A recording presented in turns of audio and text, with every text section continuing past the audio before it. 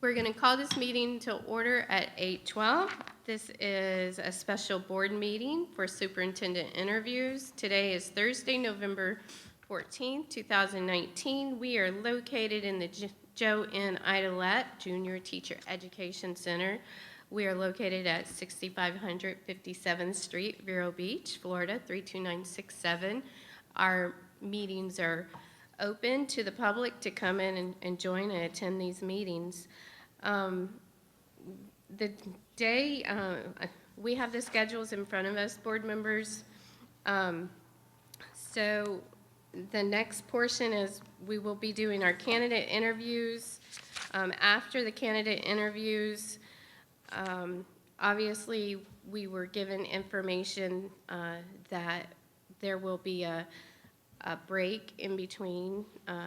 We're going to be interviewing 4 candidates, and then we're going to take a lunch break, and then we will come back and finalize the 2 interviews. And then after that, according to the agenda, we have a portion for citizen input, and then we will go into our deliberations of talking about the candidates. And therefore, at this time, I'd like to introduce Dr. Brown, who is with Hazard Young TN Associates. I appreciate you being here, and thank you for bringing us these candidates and your work. So if you'd like to briefly review what the schedule looks like with the candidates and the format that the candidates are prepared for today. Sure, thank you. Thank you, Mrs. Zork, and it's a pleasure to be here again. Today we will be meeting with each candidate for approximately 1 hour. Each board member will ask questions in one area of the leadership characteristics the desired leadership characteristics that were developed as a result of meetings with focus groups, meetings with board members, meetings with your community. I thank you all for all your hard work so far. Do you want me to introduce the names of the candidates? Okay. So at 8 o'clock, we will be seeing David Moore, and he is ready in the wings, waiting to come out. At 9:10, we will be seeing Randy Shearhouse. At 10:20, Peggy Awney. This shift in schedule is reflected with Brennan Asplin coming in at 11:40. Then we will have lunch from 12:45 to 2:15. We will begin again at 2:30 with Michael Dunsmore. At 3:50 with Peter Licata. At 4:30, we'll be gathering citizen input, and then we will go into deliberations. Our goal today, through our deliberations, is to come to 3 finalists for the position, and they will then continue on in the process. Okay, perfect. So at this time, I guess it's, we're just ready for our first. Excuse me, Dr. Brown. Sure. Since we're getting started a little late, and we're clearly not starting at 8, how is that going to get reflected in the schedule? So we're very fortunate. I think Mrs. DeGrasso, you have a timer, so do I. We're going to keep the interviews to an hour. If we're running a few minutes behind, we will. As Mrs. Zork said, what I would recommend is shorten the breaks in between each candidate a tad until we can get back on schedule. That is a normal process when you're seeing this many candidates in a day. Mm-hmm. Okay, perfect. Okay, we're ready for Dr. Moore. My apologies. I had a flat tire this morning, and I thankfully was rescued from Dodgertown staff, so I appreciate the fact that they were able to help me out and bring me here today. But I wanted to let you know I planned on being here very early this morning, but unfortunately my tire didn't agree. Good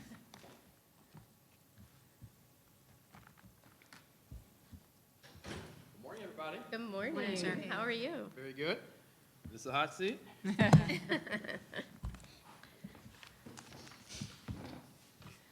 Dr. Moore, we apologize for the late delay. But, I heard. So anyways, I just want to say welcome to Indian River County, and we're so honored and pleased to have you here. I'd like to just briefly go around the table so that you know who is sitting here. We have Mrs. Jacqueline Rosario, Hi, how are you? Mrs. Terry Barenborg, Morning. Nice to meet you. Tiffany Justice, and morning, then sir. Dr. Mara Schiff. Morning. Suzanne DiAgresta is our board attorney, and then obviously you're familiar with Dr. Brown. Absolutely. We have some very key community members and that are in the audience with us right now, so I appreciate them being here as we begin this. I just want to briefly, and I know that they have the consultants have went through what today's agenda looks like.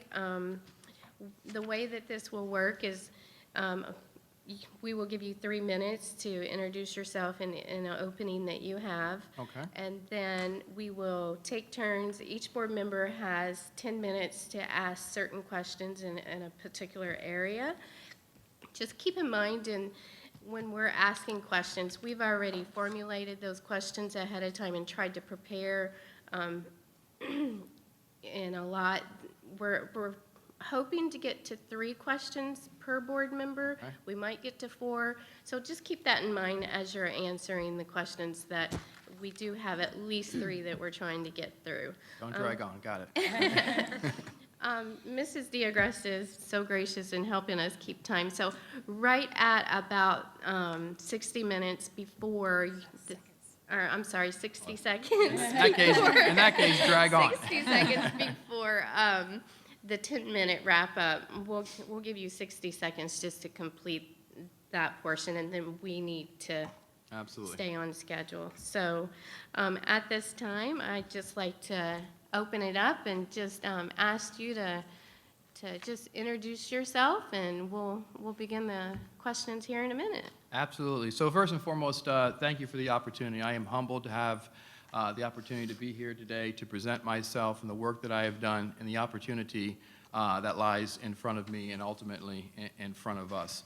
I'm an individual who has been driven by purpose, driven to do work in the best interest of children, ultimately seeking opportunities to expand my impact on the lives of children.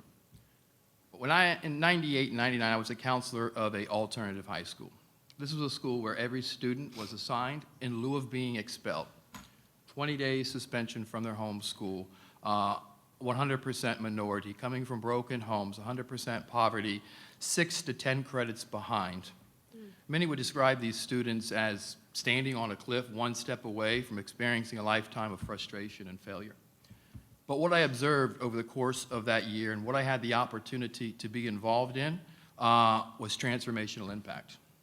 The adults in that building had an unwavering commitment and belief that all children, regardless of where they come from, regardless of what zip code in which they reside, were entitled to a public education that provided them opportunities to spend a lifetime finding success.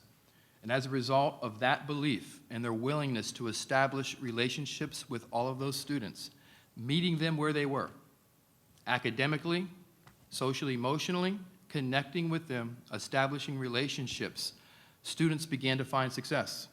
They began to find success in the classroom, expanded that success throughout the school, had opportunities to return to their home school, going on to graduate and finding themselves in post-secondary educational experiences.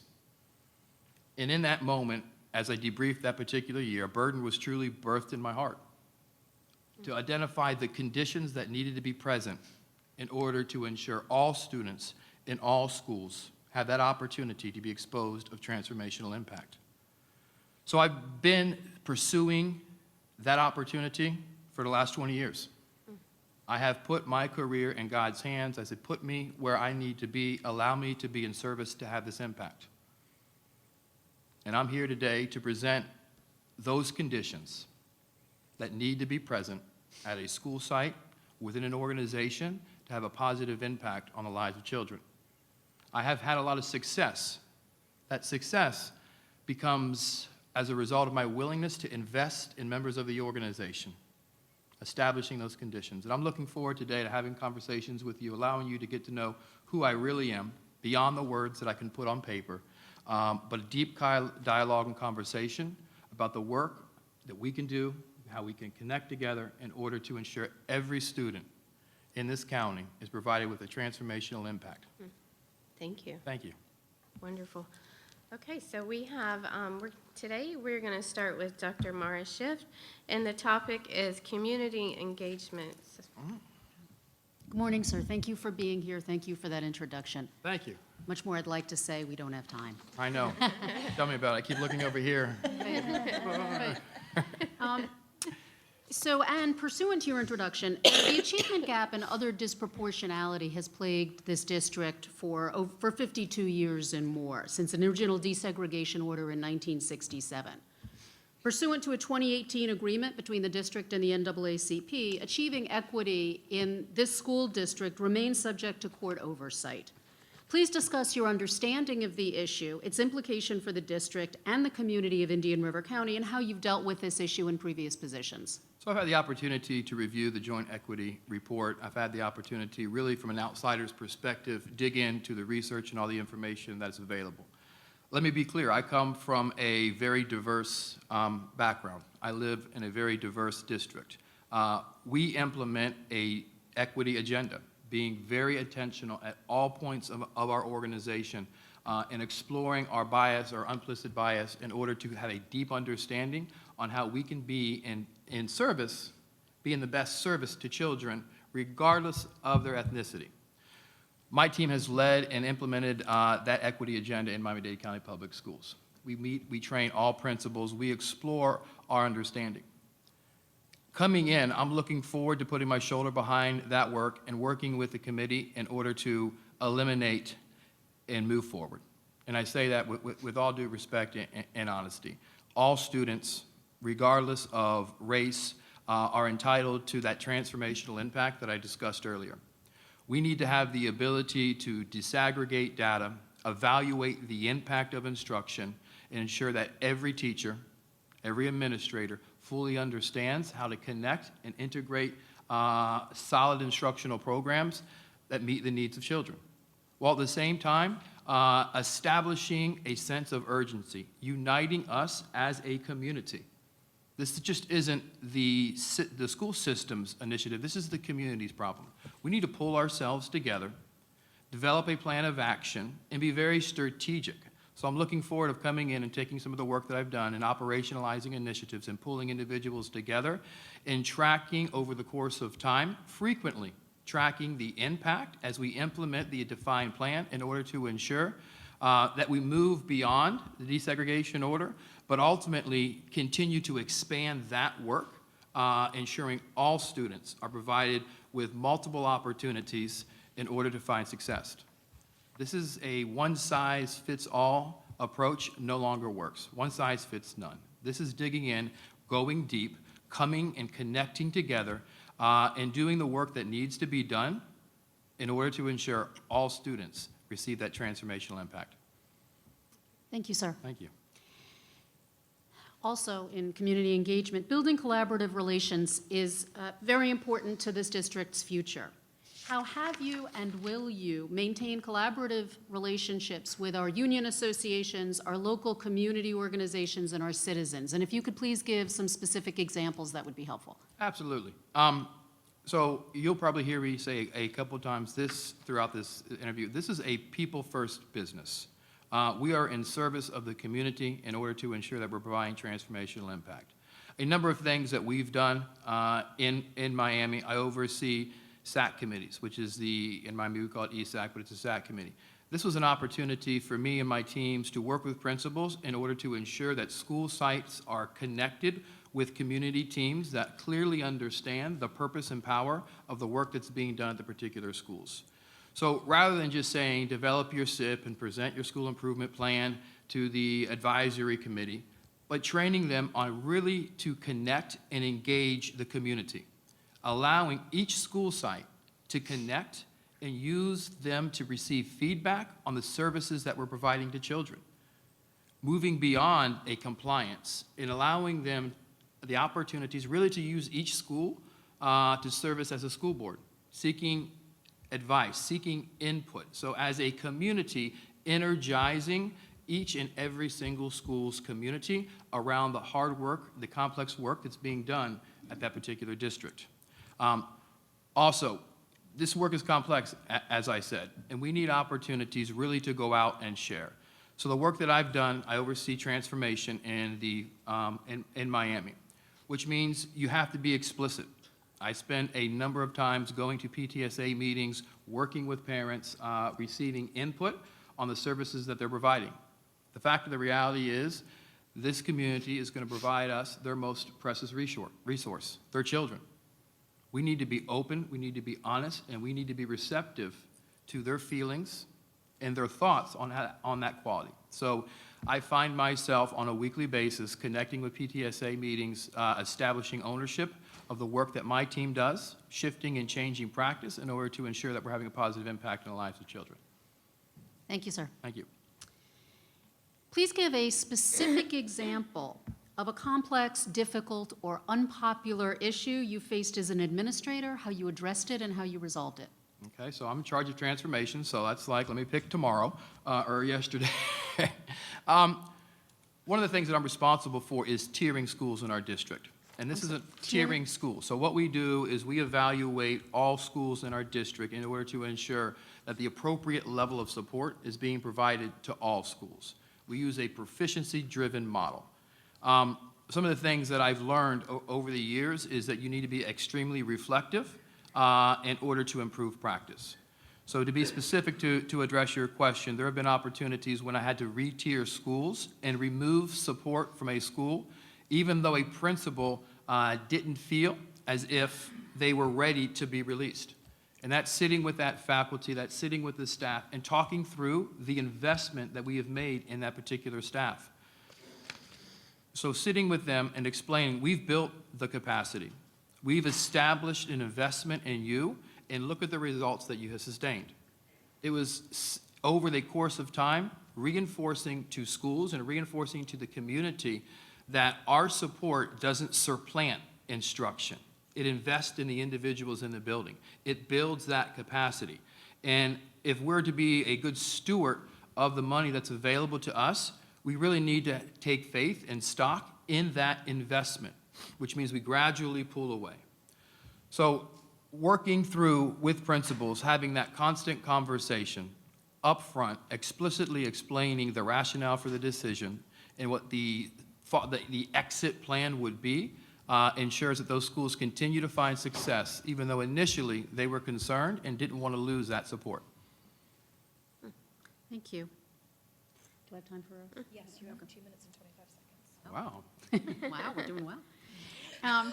When, if ever, do you feel that the use of a faculty or a citizen advisory committee is appropriate? And how might you create and use such a committee? As superintendent, I think they're very valuable.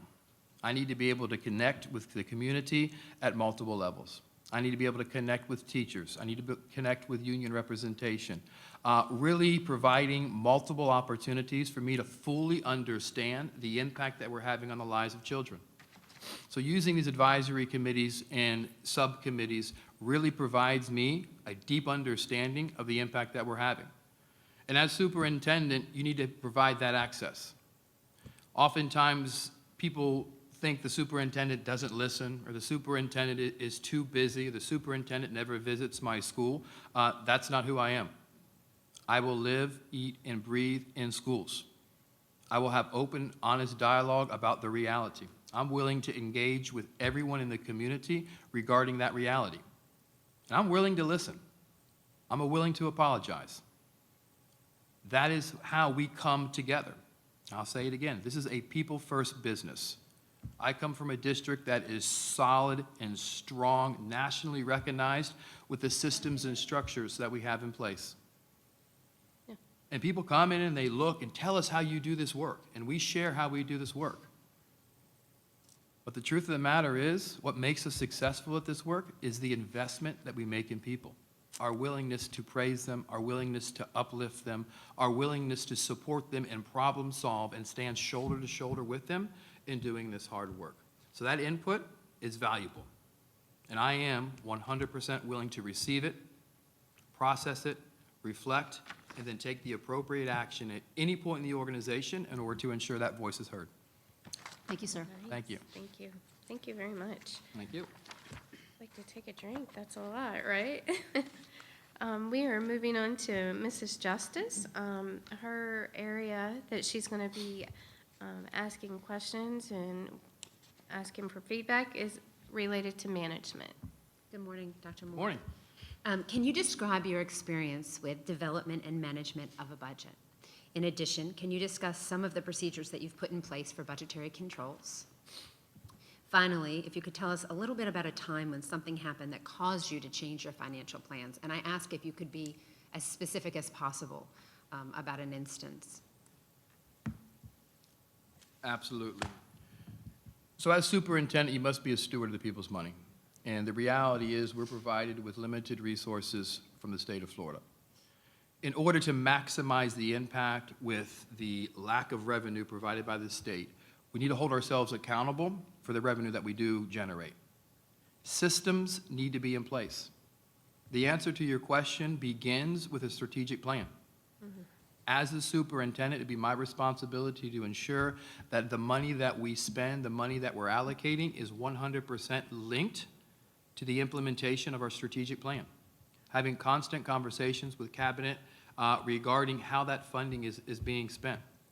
Looking at position controls, pulling in information, and having points of accountability. When I say points of accountability, it's not a negative conversation, it's a problem-solving conversation. Points of accountability with principals. So this is complex, hard work. On a monthly basis, my team, myself, we meet with principals and look through their budgets. Look through their school improvement process, which is what we call our school improvement plan, ensuring that they have the available funds identified, the available funds are being used, and they have a return on impact. So meeting with principals, putting systems in place in order to ensure that we're spending money on time, and then evaluating impact. So one of the things that we will put in place as your superintendent is a process called impact reviews. Impact reviews are opportunities to sit with principals and to sit with cabinet in order to ensure before we continue to invest in a particular resource or a tool, human capital, we evaluate the impact that we're having. Is that dollar producing the improvement of instruction and the quality of lives for children?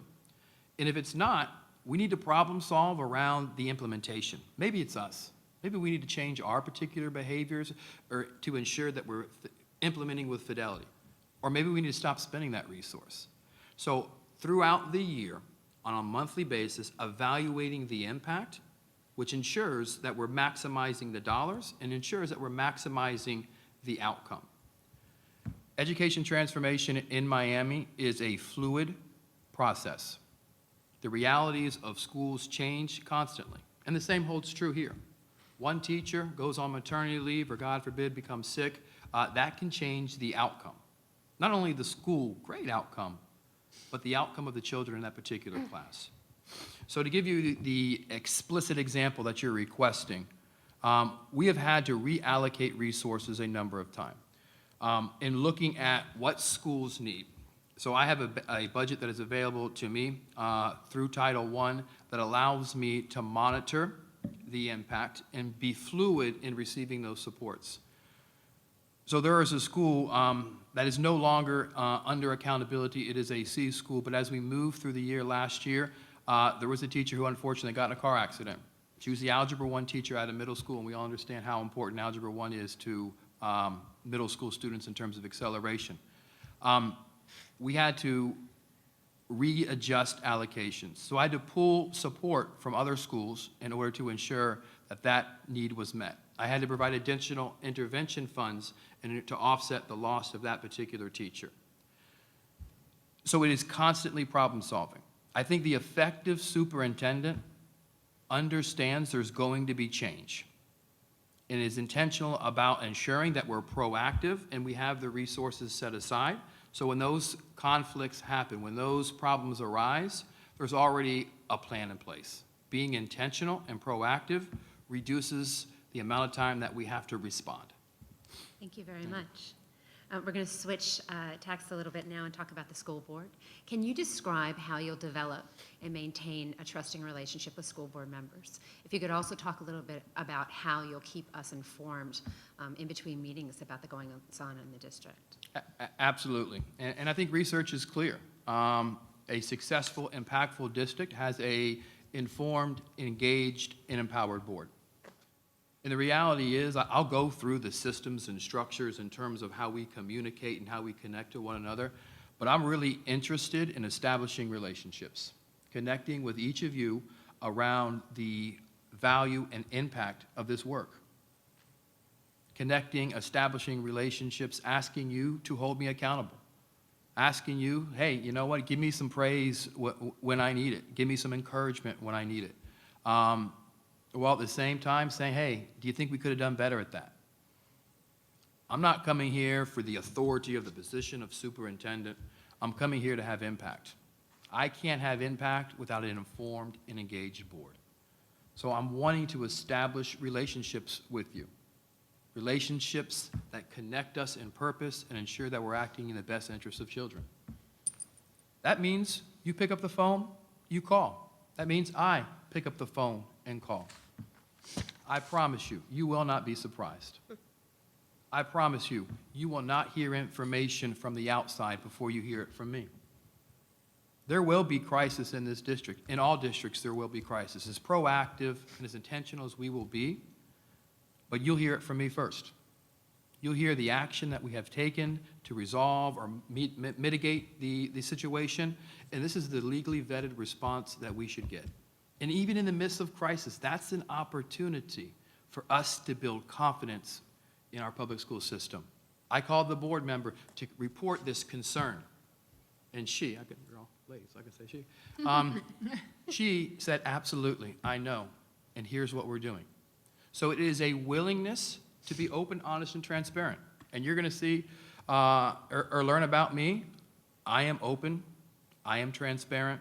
Information will come to you unfiltered, and it will come to you constantly. Now, in terms of structures and systems, I will schedule meetings with you at your convenience at intervals in which you feel is appropriate to keep you informed. These are opportunities for me to sit and have deep dialogue and conversation, reciprocal conversations. This is where I'm thinking. This is the input that I'm asking from you regarding the policy that needs to come before you to be approved. I want you to be fully informed. I want you to have opportunities to go out to your constituents and talk through the policies that you're being asked to approve and you're asking me to implement. Builds confidence. I want to sit with you and talk through personnel. I'm the new guy, and I'll be the superintendent who everyone's going to want to understand, hey, he's the boss. I need your understanding of this community. I need your willingness to be open and honest with me. In terms of how we facilitate and bring items to the board, I understand we meet on the second and fourth Tuesday of each month. As agenda items come to you, I will ensure that we're projecting forward, which means bringing items to you that are 3 to 6 months in advance. This provides you the opportunity to come together as a board, have conversations with each other, as well as with me. Taking that time, so when we get to the point where policy is being approved or systems or structures are being implemented at a policy level, we're at consensus because we've been willing to go through the dialogue and conversation. You'll receive emails from me on a weekly basis which summarizes things that are not of urgency, but things that board members should know in case you're stopped at the grocery store or as you go to the movies. So a number of structures and systems that I discuss, but me, it's about relationship, connecting to each other in order to be best by children. Thank you very much, Dr. Moore. The last question is about staff morale. As you know, staff morale is heavily influenced by the superintendent. Can you describe quickly I know, right? the actions that you would take as our new superintendent to help to improve the morale of the staff in Indian River County Schools? So I lead by example. As I said before, this is a people-first business. When I say I lead by example, I will be the one acknowledging the complexity of this work. I will be the one uplifting us as an organization. There's not a job in this district that I'm not willing to do. I want everyone in this organization to be able to walk in their purpose. When I say walk in their purpose, they understand what their job title is, and how it directly connects to the impact of children. This is a people-first business. I'm a superintendent who understands this work.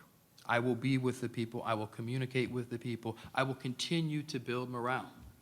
I can't build morale in this building. Okay, we're going to go with that being a solid Pretty good at, in this yeah, building. There you go. Well, thank you. We appreciate that. Okay, so we are going to go on to our next topic, which is curriculum and instruction. And at this time, we are going to have Mrs. Berenborg ask the series of questions that we've prepared. Thank you. All right. Good morning, Dr. Good morning. Back in And- more attention to this side of the room. So. Okay, there you go. First question, what does the term academic leadership mean to you? And can you give an example of how you have successfully led a project within this definition? So 4 years ago, there were 65 schools in Miami-Dade County Public Schools that were below a C, 49 Ds, 16 Fs. Today, there is one D. There's been no Fs for 3 years. I drive instructional leadership within the district's most fragile schools. We are a data-rich district. When I say a data-rich district, that is working with principals and teachers to understand the outcomes and how those outcomes influence instruction. Across the nation, data-rich, they talk about data and using data to derive instruction. They miss the point. The reality is we use data to inform instruction. As the success we've had in Miami comes through a willingness to invest. Our principals are the leaders of their schools. Our principals need to have a solid understanding of the standards, what kind of instructional activities aligned to those standards, and ensure that our teachers are provided with multiple opportunities surrounding that classroom to be provided support, to uplift them, to problem solve with them, not to be in fear, but real deep dialogue around systems and structures to improve outcomes. So it is investing in principles, ensuring that as a district, we have an intentional plan on building instructional leadership, understanding standards, and just not relying on that understanding, but ensuring that is information that we use to teach children. This is a student-first business. Our teachers need to be provided with all of the structures and systems at a school site in order to improve the quality of instruction. Our investment needs to be daily.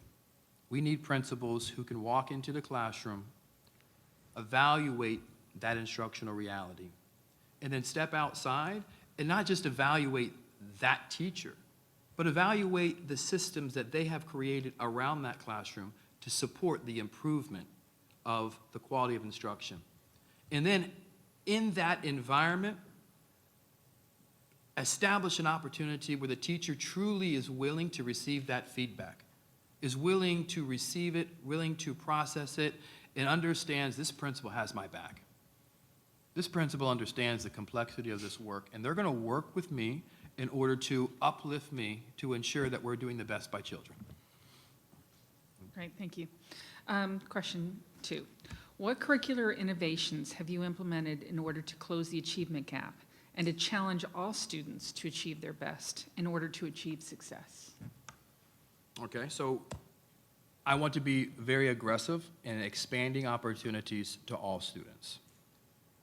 We have a STEAM program in Miami that we have implemented, and just not to identify yourself as a STEAM school, but to evaluate the kinds of instructional activities that are being provided and how we integrate curriculum.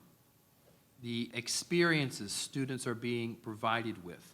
Are they preparing students to meet the needs of the 21st century? And it is a process that pulls teachers and administrators together. It's just not filling out an application so we can put the STEAM accredited sign on the school. It's working through a problem-solving process to evaluate the services and the kinds of instruction that's being provided to students. And we've seen significant results. Schools really want to be acknowledged as STEAM schools, but the outcome goes beyond the identification of a STEAM school and connects the adults in the building to a theory of action, to build ownership of implementation, and to connect teachers to truly begin to integrate instructional activities. Great, thank you.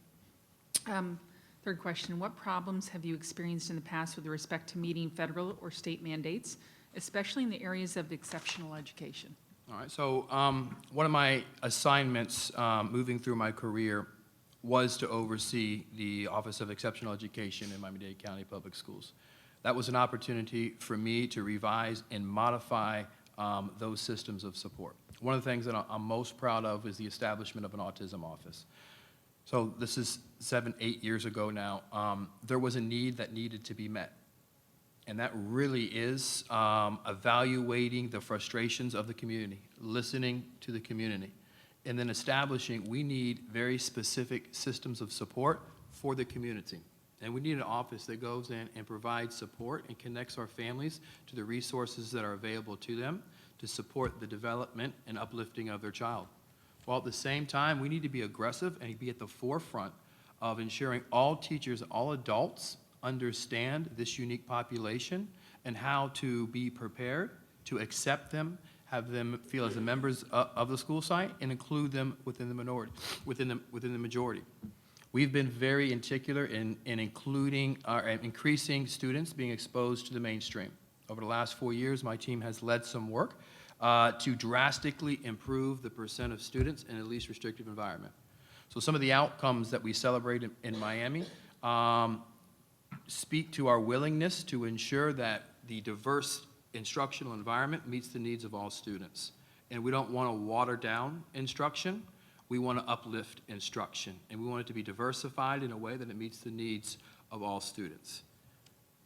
Working to be explicit in answering your question, I think you need to be proactive. I think we need to be intentional. We need to be in a system of building accountability. Funds are going to be reduced.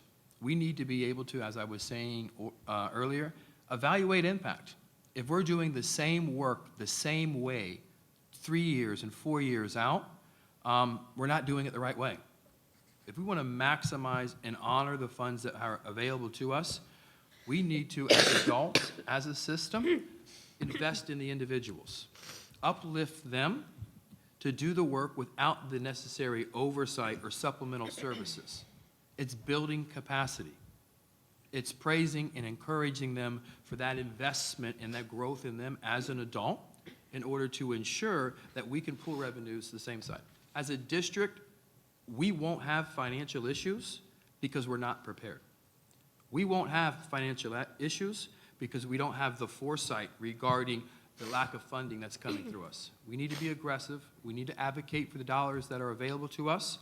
And then we need to be good stewards of our money and have a long-term plan of where we're going 1 year and 2 years out in terms of how we're going to be allocating those resources. So a forecasted budget 2 and 3 years out, presented to you, providing feedback to me, so we're not reacting. A reacting school board, a reacting superintendent is not in the best interest of our community.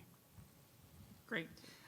Florida is undergoing a significant change in English language arts and math standards.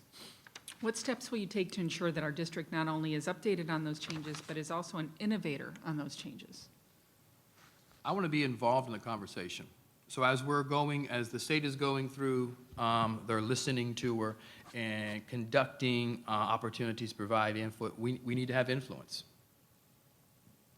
In order to ensure when these standards change, and as soon as they change, we will begin the process to change them again. The consistent variable is the change of standards.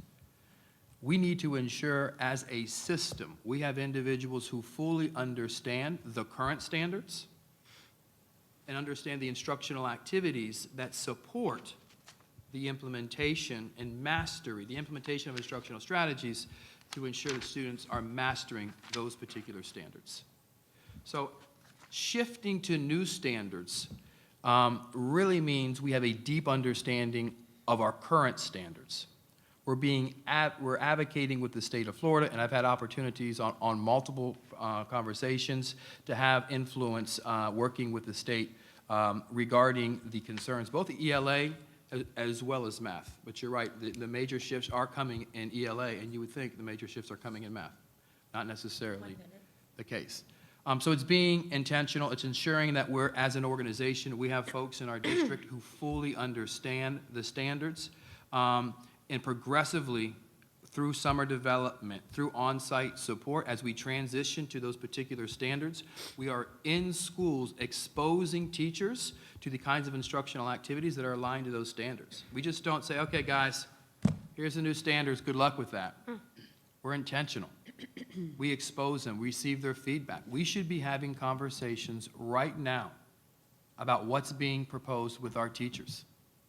We should be receiving their feedback, ensuring as we move forward, we're all on the same page, we're all informed. So once again, being proactive, being intentional, investing in individuals of our community. Thank you. Thank you very much. Thank you. The next topic that we've identified that we would like to dive into is vision and values. And Mrs. Rosario, if you Yes. would please ask your questions. Thank you.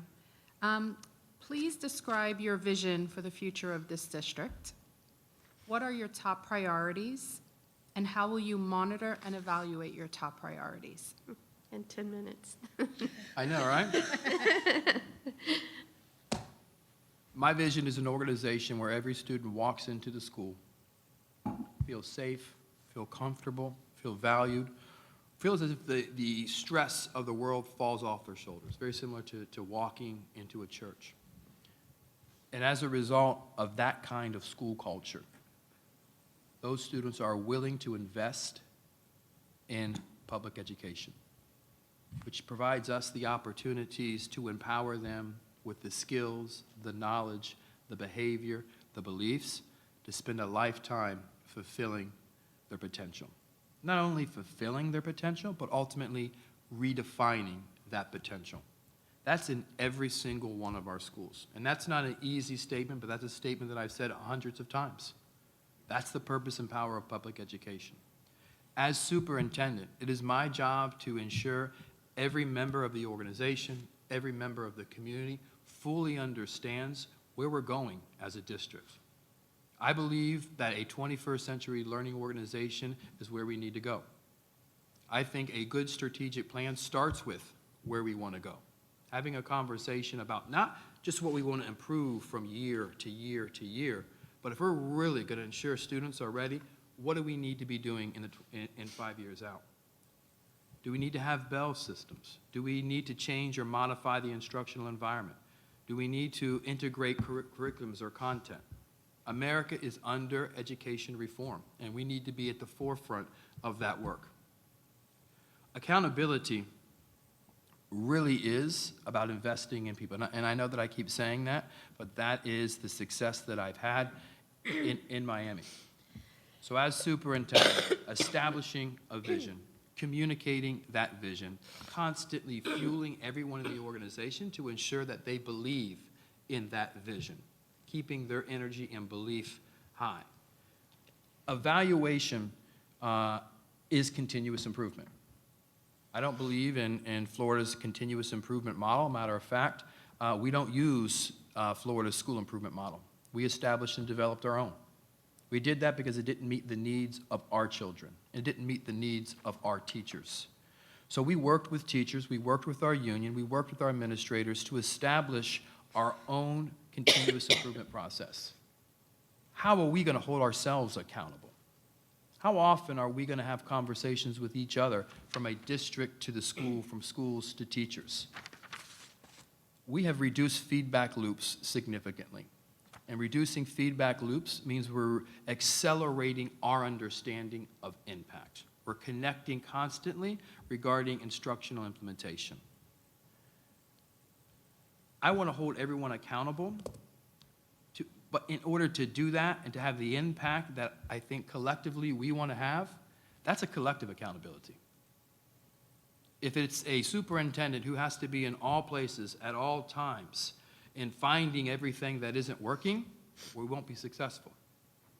But if we have an organization who truly understands the purpose and power of this work, understands how to manage up, which means I have things that impede my ability to have impact on students, I have to tell my boss.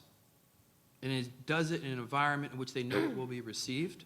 That's collective accountability.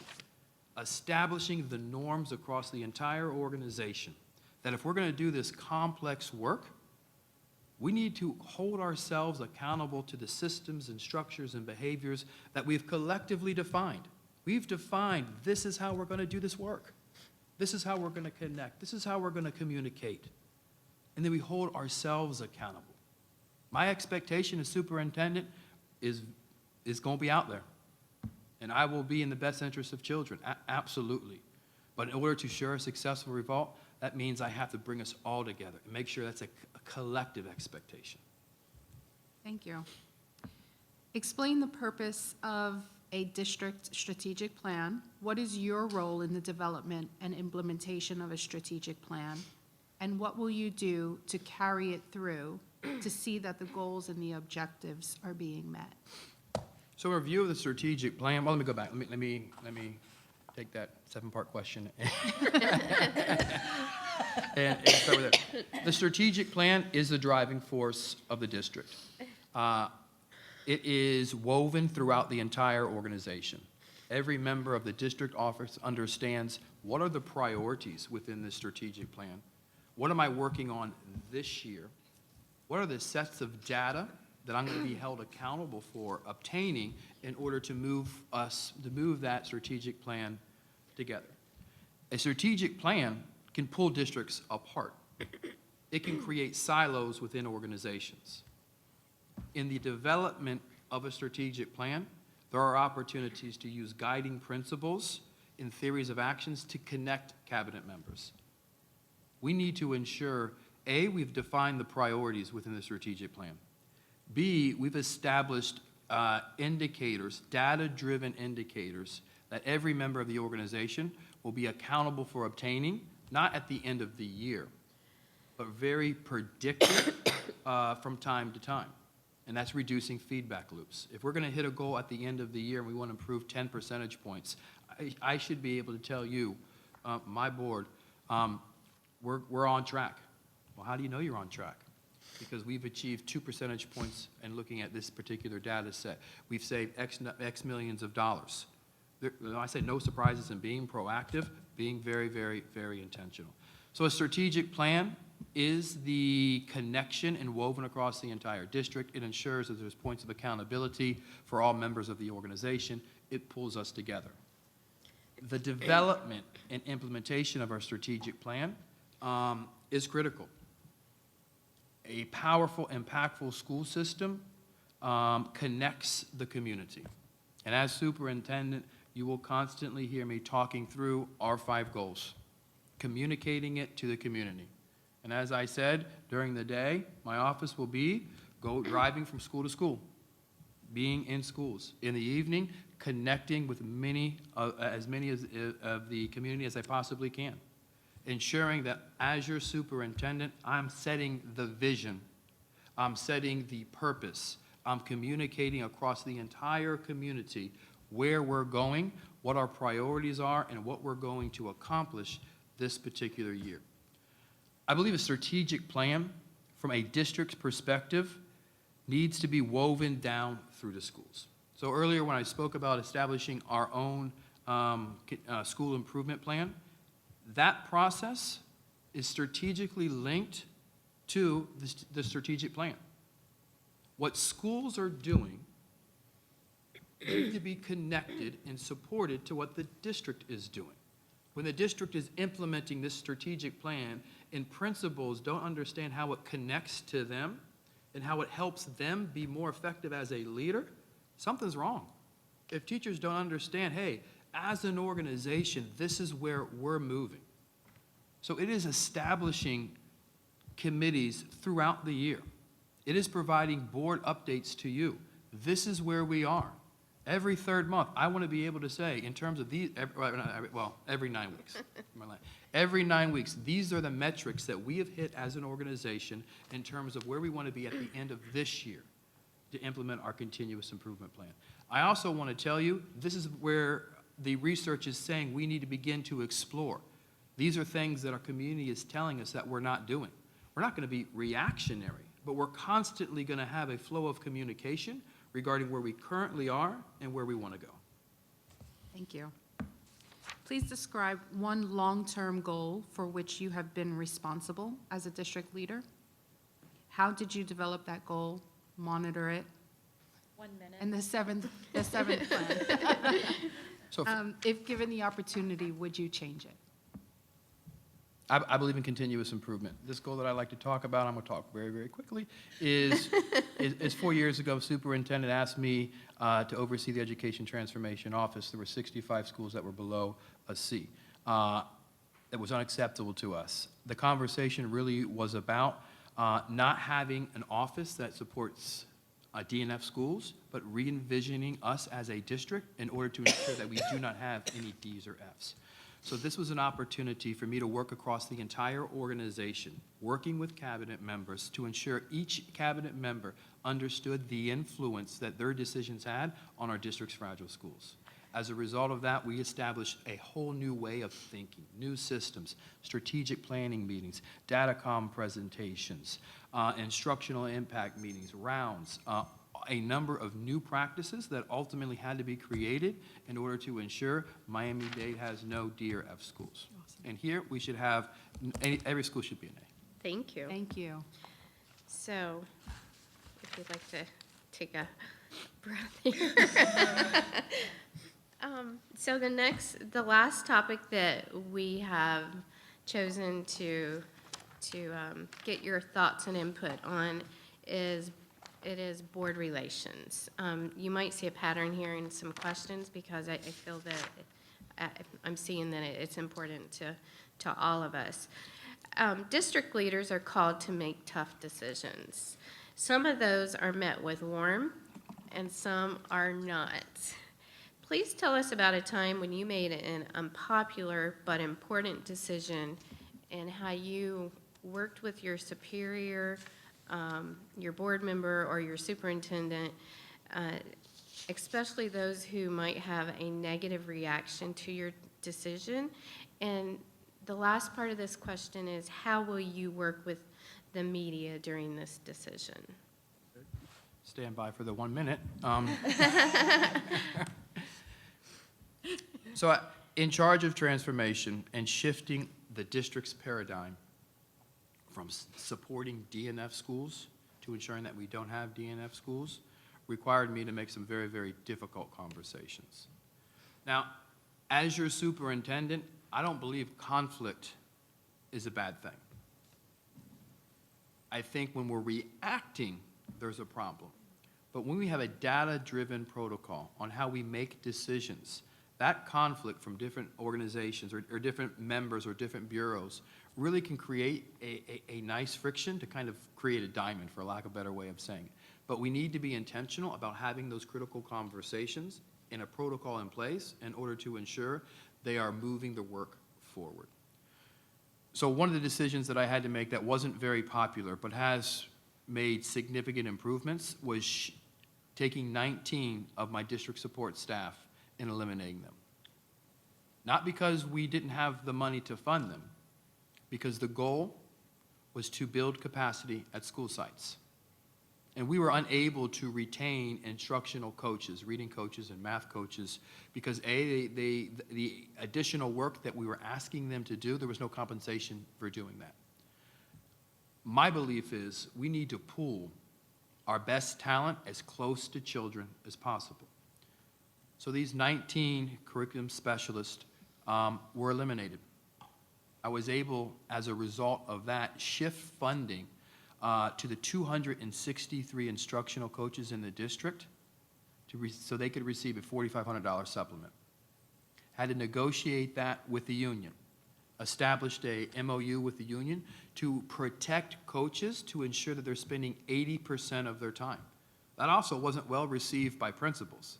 This is my coach. I want my coach to do bus duty. I want my coach to do lunch duty. No, your coach is going to invest in teachers, and we're going to protect that from a district.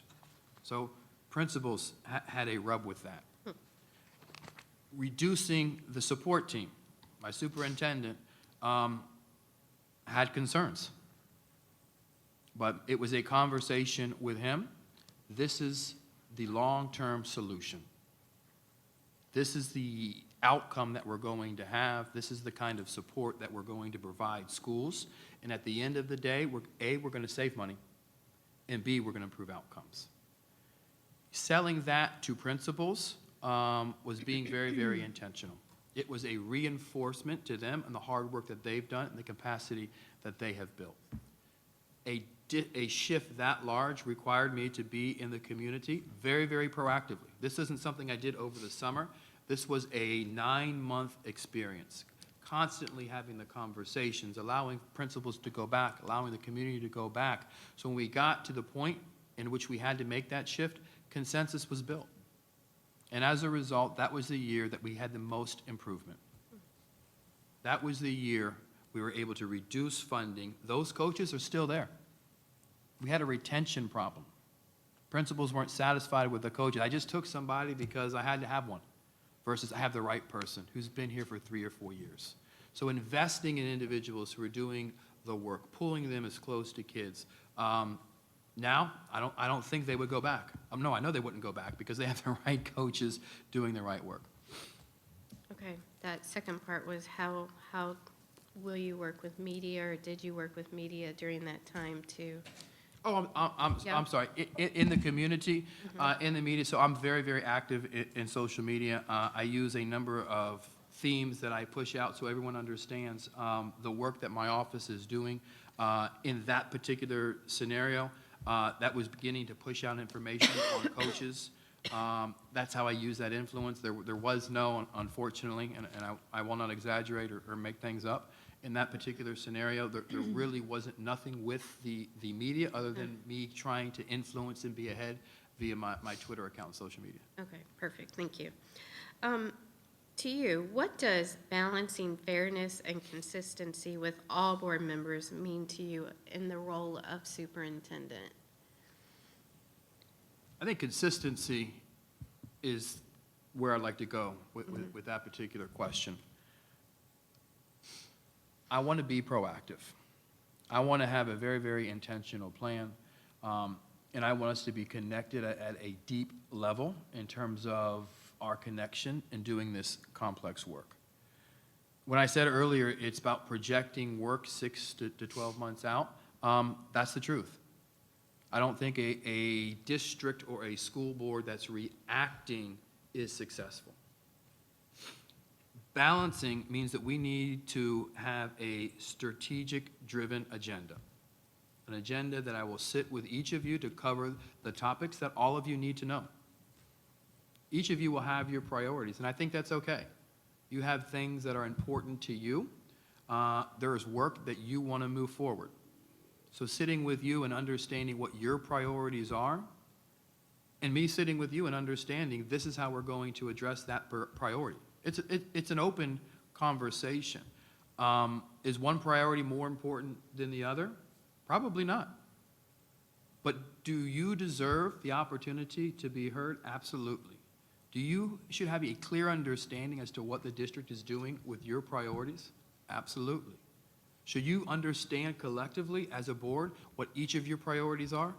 Absolutely. So being transparent, open, and honest, which I do not have a concern at all regarding this work. Sometimes saying no is the right answer, and fully explaining the rationale as to why we have to say no. Okay, thank you.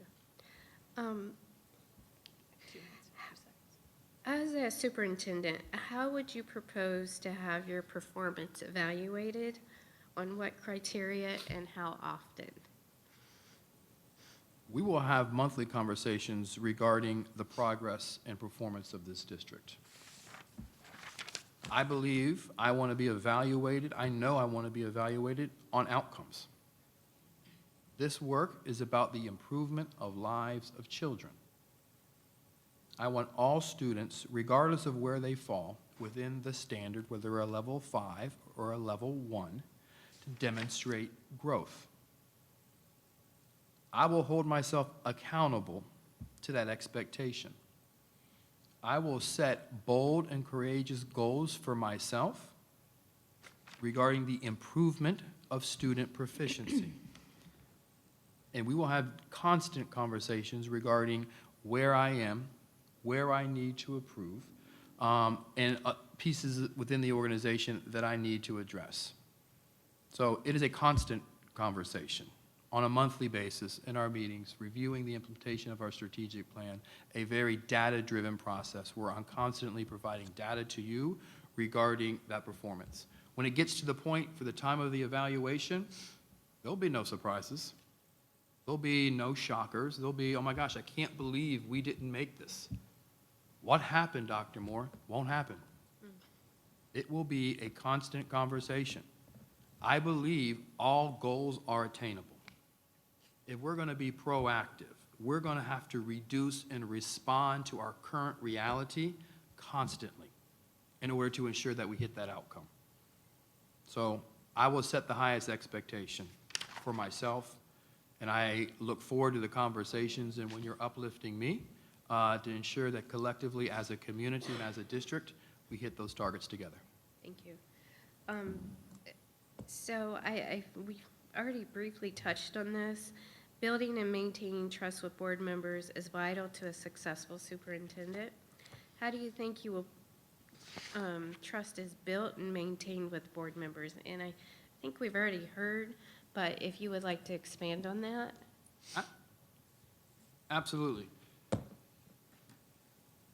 As a leader, I've had the opportunity to lead large organization, hundreds of people, as well as a very, very small alternative school. That alternative school that I was telling you about earlier, I actually had the opportunity to return, and it was my second principalship. So I've had a variety of experiences regarding leadership. I just wanted to throw that in there. Thank you. I didn't hear the 1 minute. Well done. Oh, sorry. I didn't hear the 1 minute. That's good. So at this point, that wraps up our each board member section that we wanted to cover.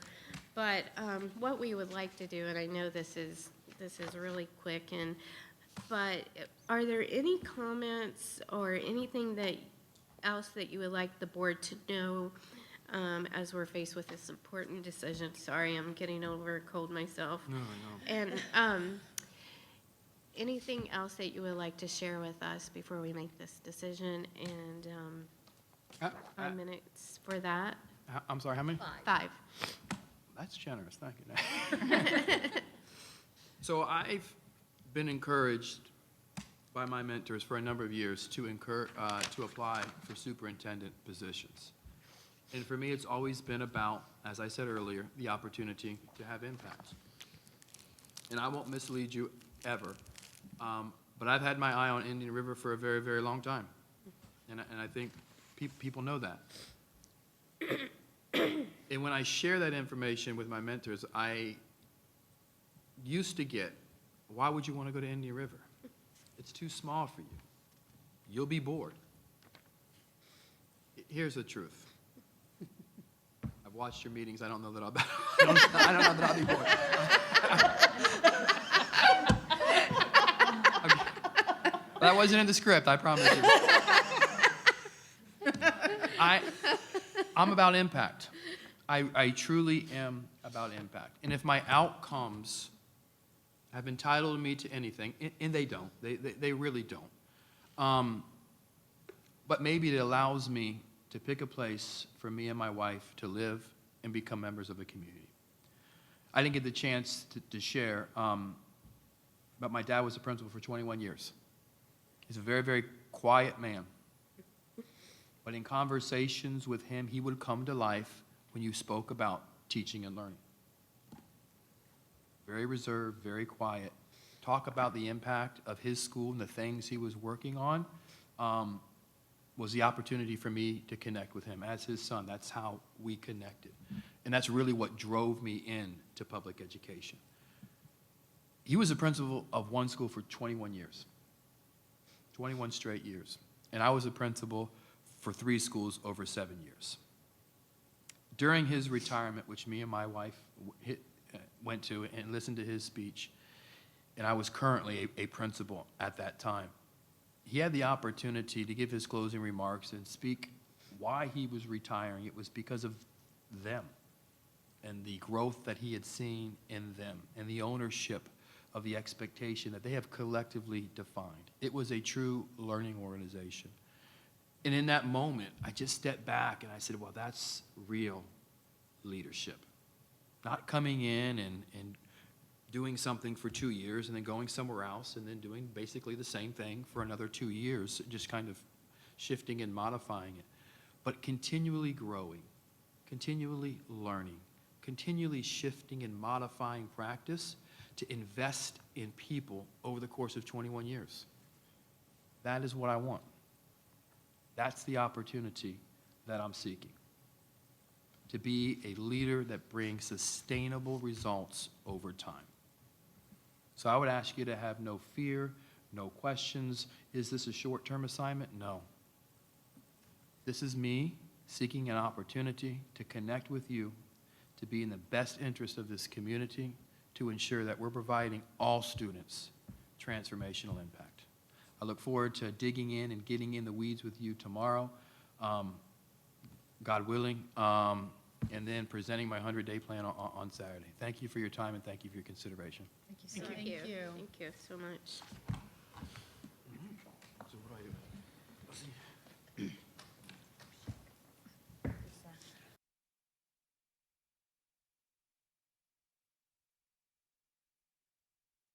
This meeting back to order at 9:28. The next item we will be interviewing Dr. Randy Shearhouse, and Dr. Brown will bring him in and introduce him. Good morning. Good morning. Hi. Good morning, sir. How are you? Good morning.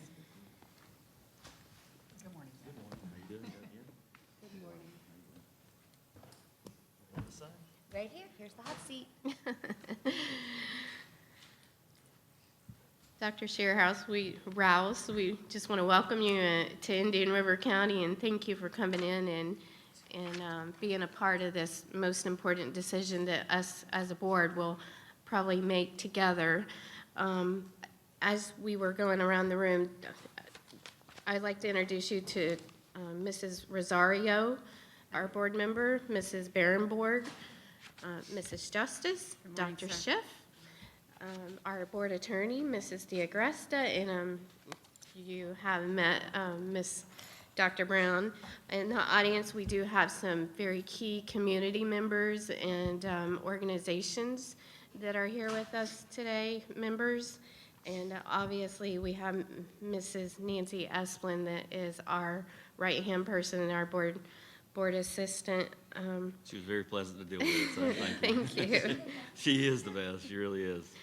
So the way that we have organized the interview process today, and I'm sure Dr. Brown's already went through this with you, we'll give you 3 minutes to have an opener and just tell us about yourself and anything that you would like to share, and that's approximately 3 minutes.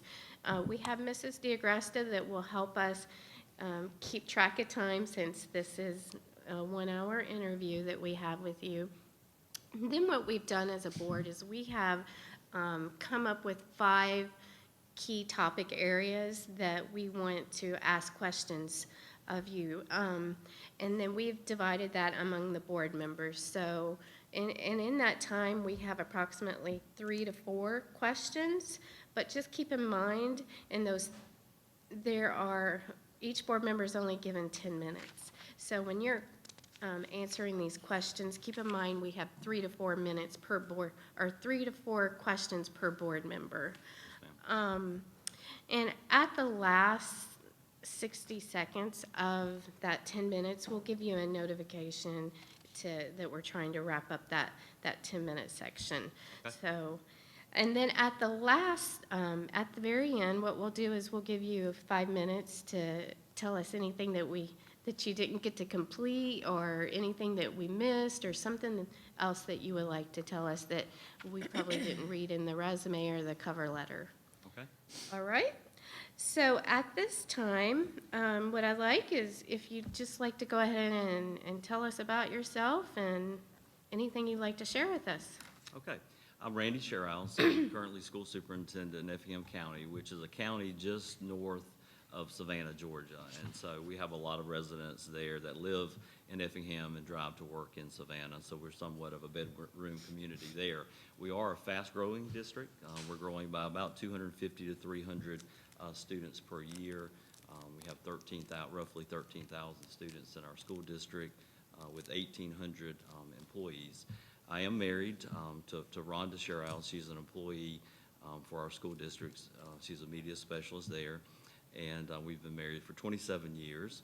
I have two kids. Both have graduated from college, thankfully, and one is actually, believe it or not, he lives in Minneapolis. He's in the insurance business.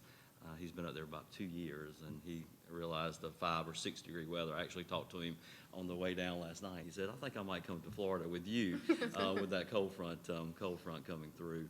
But and then my daughter Anna, she just graduated last spring, and she's teaching in our district as well. And so she's living with us again, which is a little different. If you have that empty nest syndrome and they come back, it does change things just a little bit. I did start off teaching in Effingham County in 1988. I taught social studies at the high school, and Effingham County High School at that time. We only had one high school in the district. And also coached during that time, and you always are in need of coaches in a community, middle school coaches especially, and I'm sure probably Indian River is the same way. I was fortunate enough to get an assistant principal's position at Marlowe Elementary, which was, I think, a risky move on the district's part because of my high school experience, but they knew what they were doing because they put me with a very seasoned, experienced principal, Ms. Dasher, who I still love and respect today because she taught me a lot about what was going on there. Moved on to Open Sand Hill Elementary School after that, which is a brand new school, which is a great experience. Stayed there 8 years, had great experiences there. Went on to be high school principal for 2 years at Effingham County High School, and then our superintendent, who had been superintendent for 29 years, I was able to take his place. And I told my wife, I said, it's kind of risky replacing someone that's been there 29 years, but it's worked out great. I've been superintendent since being appointed in 2005. It's been a great experience, and I have announced my retirement in the district, and we actually kind of planned that 2.5 years ago when I did my last contract, that we would come up with a succession plan and kind of move in that direction. Thank you. Nice. So at this time, what we're going to do is we're just going to go around and we're going to dive into the various topics. The first topic that we have felt that's important to talk about is community engagement. And Dr. Schiff will start us off with that. Good morning, sir. Good morning. The achievement gap and disproportionality has plagued this county for 52 years and more, since an original desegregation order imposed in 1967. Pursuant to a 2018 agreement between the district and the NAACP, achieving equity in the school district of Indian River County remains subject to court oversight. Please discuss your understanding of this issue, its implication for the district and the community of Indian River County, and how you have dealt with this issue in previous positions. Okay. I sure will. I think that I've tried to read up a little bit on the situation here, and it does appear it is headed in the right direction, hopefully, with some agreement being made with looking at the achievement gap, but also looking at minority hires within the district. And so I feel like, that's moving in the right direction. We certainly want to continue that. And just a story about our district. Our district, of course, was under a desegregation order at one point. And I think it's important that the superintendent works closely with community members, and they work together on removing that desegregation order. And in our district, you know, our superintendent at the time, the one who I replaced, he met with NAACP. They went to Judge Edenfield there in Savannah, and they worked out the agreement together. And, you know, the community felt like they wanted community schools. They didn't want students, you know, bus from one end of the county to the other. And they came up with that agreement and felt like they had a resolution, and Judge Edenfield agreed, and the order was lifted. So you have to work together, you have to be engaged with each other, and therefore you can make a difference. As far as the achievement gap, I think achievement gap, you've got to tackle that with early literacy. I saw where you have a goal of 90% reading on grade level by third grade. Very important. We have a program called Read and Recovery that I feel like addresses that, because everyone, you know, if you can read by first grade, you'll have a good step toward the right direction of, you know, being able to have achievement in elementary school, and then that will carry on to middle and high. I work closely with every principal in our district and actually evaluate every principal in our district, and I know we're a little bit smaller than Indian River, but not that much smaller, and I think that's very important. So what we do is target certain schools that have low performance, and we come up with a plan for them. The board actually puts that in my evaluation, that I'm going to work with those schools individually, and you know, it may be I provide some extra resources to those schools. But, you know, two of our schools, Sand Hill, which is where I was principal, and Guyton, I worked with those two schools the last 2 years, and both of them moved from a C to a B district in our community. And it's really all about, it's not simple, but you have to address each child's needs individually. And that's what they started doing. They would look at test results, see where their weaknesses were, have small groups, and work with them, and that's made a tremendous difference. And so you can close that achievement gap. It does take some time to do that, but early literacy is certainly a start. I know that's part of the question. Anything to follow up on that? Working with the community was a piece of that. Yeah, you know, a superintendent, I've always felt like that's the most important responsibility that I have, the community itself, and I've been very involved, of course, you know, with Chamber, Rotary. You know, I have meetings with NAACP in my district, and I think that's always very important to have that open line of communication. You know, I'm involved somewhat at the state level, you know, with legislative committee and so forth, but I just really feel like the superintendent, you know, you have to immerse yourself in the community, you have to become part of the community, folks have to know you. It opens a lot of doors, and it certainly helps when you can establish those great partnerships. Thank you. Building collaborative relationships is very important to this district's future. How have you and will you maintain collaborative relationships with union associations, local community organizations, and citizens? And if you could please give examples. Certainly. I think you have to, you know, like I mentioned, you have to get out in the community and become part of the community. You know, a first step I would take is, you know, meeting all the leaders in the community, getting to know them. You know, an example, yesterday we're building a new school, onto a new school in our district, and I had to go meet with the county manager about water sewage. There was a land disturbance issue, and, you know, to be able to get into the community and talk to them, you can make a difference in the community, but you have to have those open lines of communication, and you have to be willing to sit down and meet. And those doors are open if they know that you're fully committed to the community, fully committed to the school district. Those things will many times take care of themselves. You know, everyone doesn't always agree, but I think when you sit down and you look at each other face to face, you can come up with a compromise that will work for everyone. Nice. Union associations were part of that. Can you speak to that? Yeah, of course, in our district, we don't have a union. I did read through your union contract, and I feel like, you know, a lot of things that are in the contract are just the way you should treat your employees anyway. And I think that that's something that, as you read through that, once again, sitting down at the table, but a lot of the agreements that were made in that document, I feel like, you know, that's something that's the way we treat our employees anyway. And I think we can both work together as administrators and also teachers to have a fluid, working relationship. That's the key goal there, of course, is working for the benefit of students. Thank you. Thank you. Can you give a specific example of a complex or a difficult or an unpopular issue that you faced as an administrator and how you addressed and resolved it? I will. I mentioned that we're a fast-growing school district, and so we have to move kids around occasionally, which is never a great thing to do. You know, we have visitors at the board meetings mainly when there's, you know, we're raising the millage rate or that we're redistricting kids, one or the other.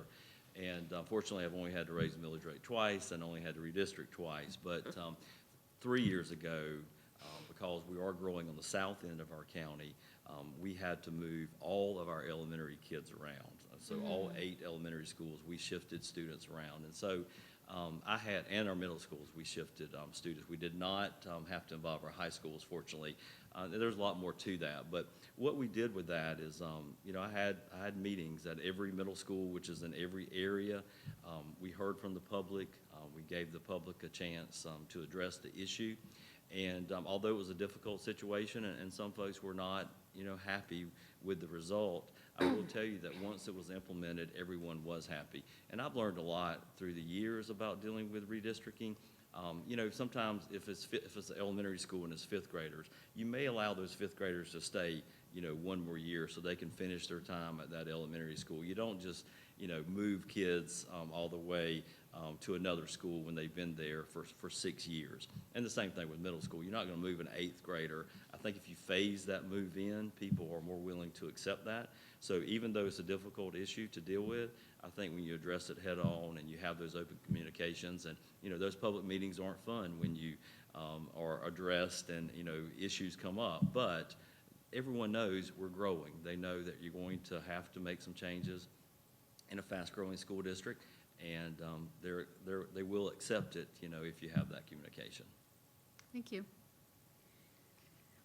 Can you talk about when, if ever, do you feel that the use of faculty or citizen advisory committees is appropriate, and how might you create and use such a committee?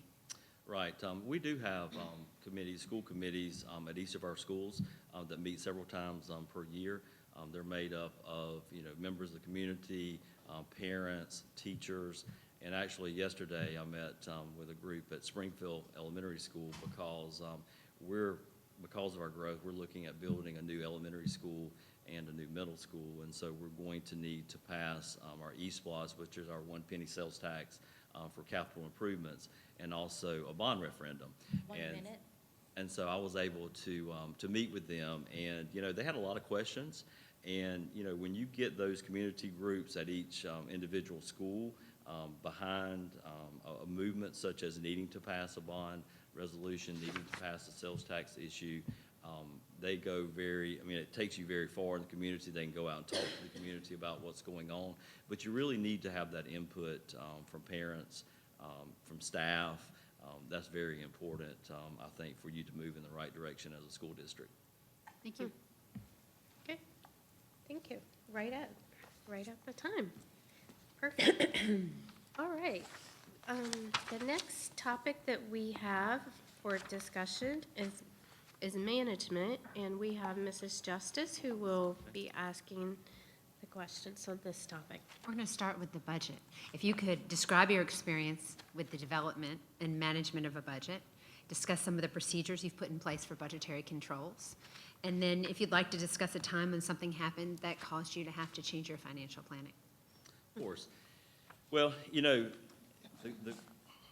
to me, you know, I moved from a high school principalship to the board office as superintendent, and so I didn't know everything about the budget globally. I knew about, of course, a high school budget, which is fairly large, but certainly not as large as the district level budget.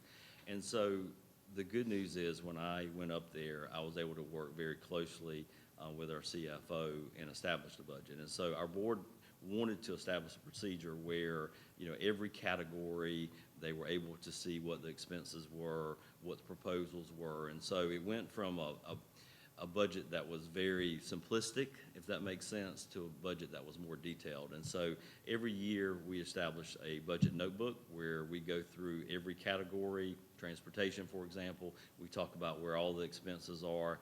And we do have budgetary controls over every area where the money is budgeted so that folks, can't go over. They can, with permission, move money around, with permission and oversight. But I think that the good news for me was when I went there, I had to dive in deeply in the budget process and get involved with that. The budget, we're about $121 million, our general budget in Effingham County.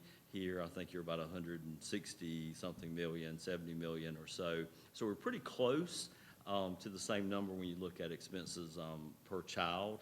It's not that much difference as far as the expenses there. But I think you have to take care of the finances. That is so very important. I think the superintendent has to be actively involved in that process.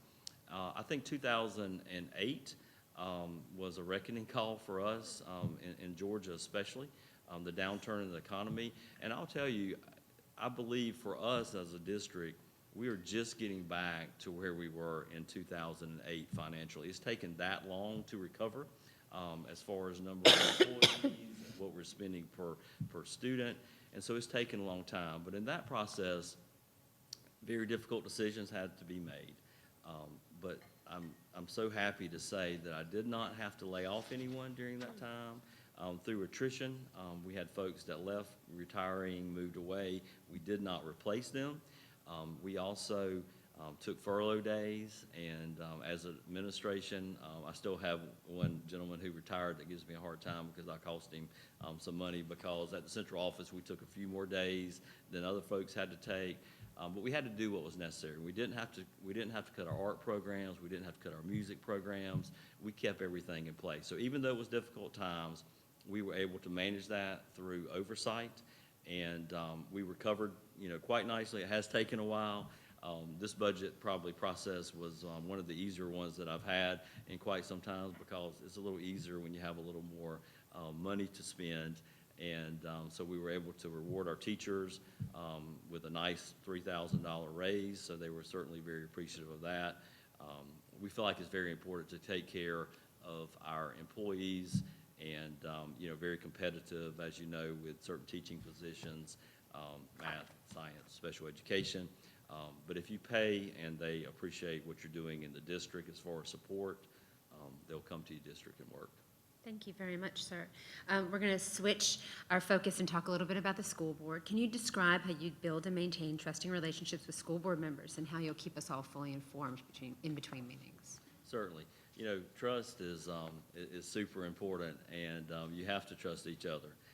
And I think it's very important. I know college basketball has just started, and, there's 5 basketball players on the team, and there's 1 coach, and, they have to work together as a team. And when you think about March Madness, when it comes around, there'll be a few teams that may be underdogs, but they'll work together, and they'll win some games. There'll be some upsets there that's unexpected, because they do work together as a team.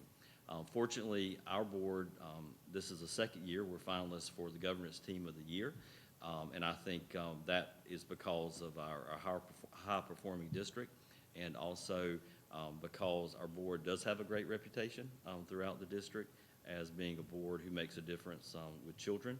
But getting back to trust, I think we have to have open lines of communication.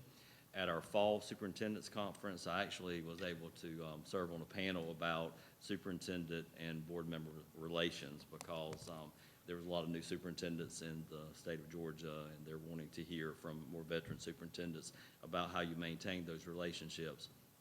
I think that meeting face-to-face and one-on-one is very important.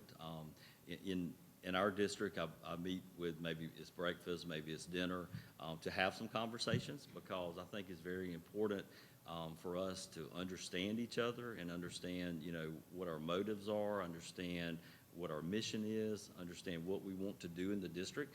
And everybody, everyone has different opinions. And our board certainly doesn't always agree with each other, but I believe that when we sit down and we make a decision, it's very important that we come out and that we're on the same page.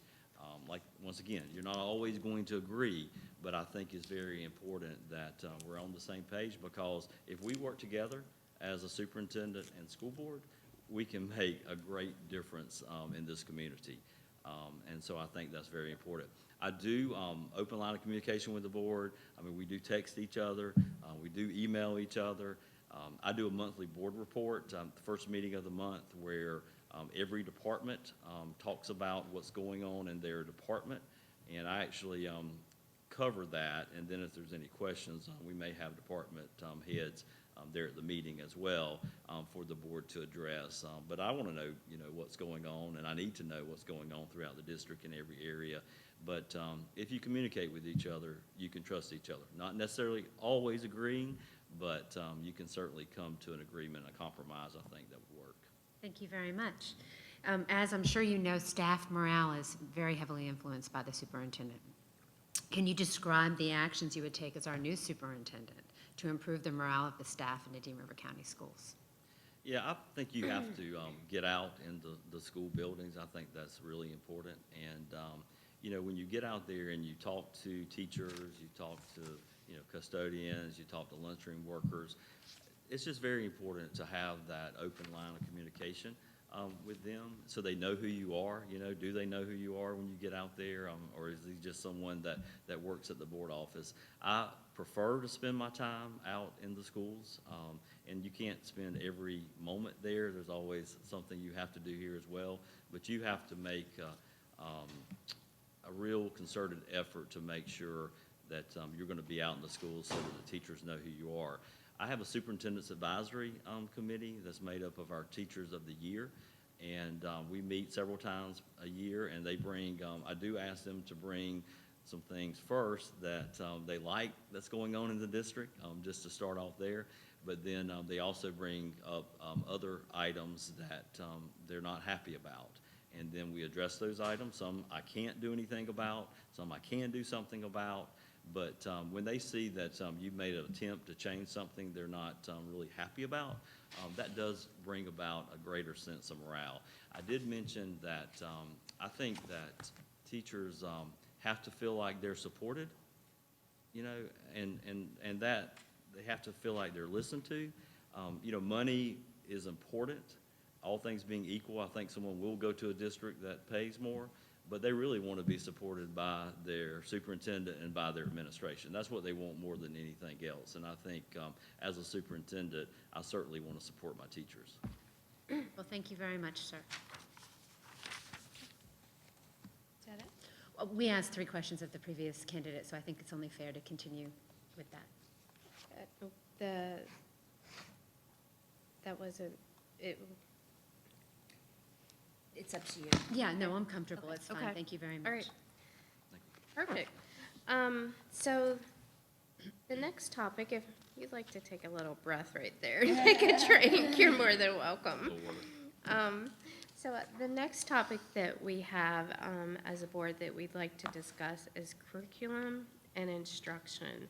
So Mrs. Barrenborn? Yes, good morning again.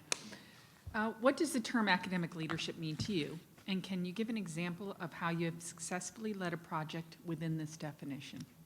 Certainly. I think the superintendent certainly has to be the instructional leader in the school district, because when I have conversations with leadership teams, they're going to understand the importance that this is being implemented. I mentioned read and recovery. We're one of the only school systems, especially south of Atlanta, that has read and recovery. And what read and recovery is a one-on-one instructional program with first grade students. So all of our students who are having difficulty reading in first grade have one-on-one instruction. And I'm happy to say, because the budget is better, we fully implemented that. There's also teams that the teacher not only works with one-on-one with students, they also work with teams and address reading difficulties as students move on to second grade and so forth. And so that's a major initiative our district has. We have literacy coaches also in place at our elementary schools, and I was able to lead that effort. We have a great partnership with Georgia State, where they actually train our coaches, literacy coaches. They train our reading recovery teachers. We actually have a teacher that we send to Atlanta to be trained for an extended period of time, and she can come back and train the other leaders in the district. And so, you know, I mentioned it's all about literacy in the early grades. We also have an initiative, instructional framework, that we have that's really just good teaching methods that teachers can refer back to. And if you go throughout our school district, you'll see instructional framework posters on every wall. And I mentioned that I evaluate every principal. That's one of their goals when they go into the classroom, to see if they see some of those instructional methods going on in the classroom. This year, my priority is engagement with students. And so when I go do their midterm evaluations, we will visit classrooms and we'll see how students are engaged, because I think that is so vitally important, especially in areas, CTE areas. You know, kids sit enough in math and science.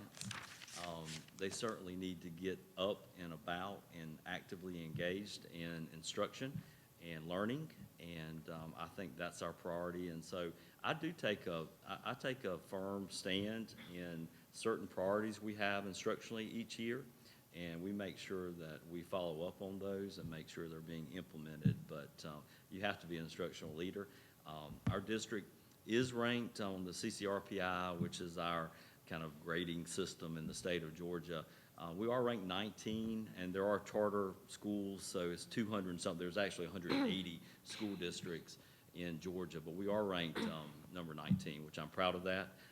We're still able to be, but we're 19 out of 200 and something overall districts. So, and I think that's because we do pay very close attention to instruction and make sure that we're following through with what we're implementing. I'm not much about programs, and I mentioned the professional development with the instructional coaches.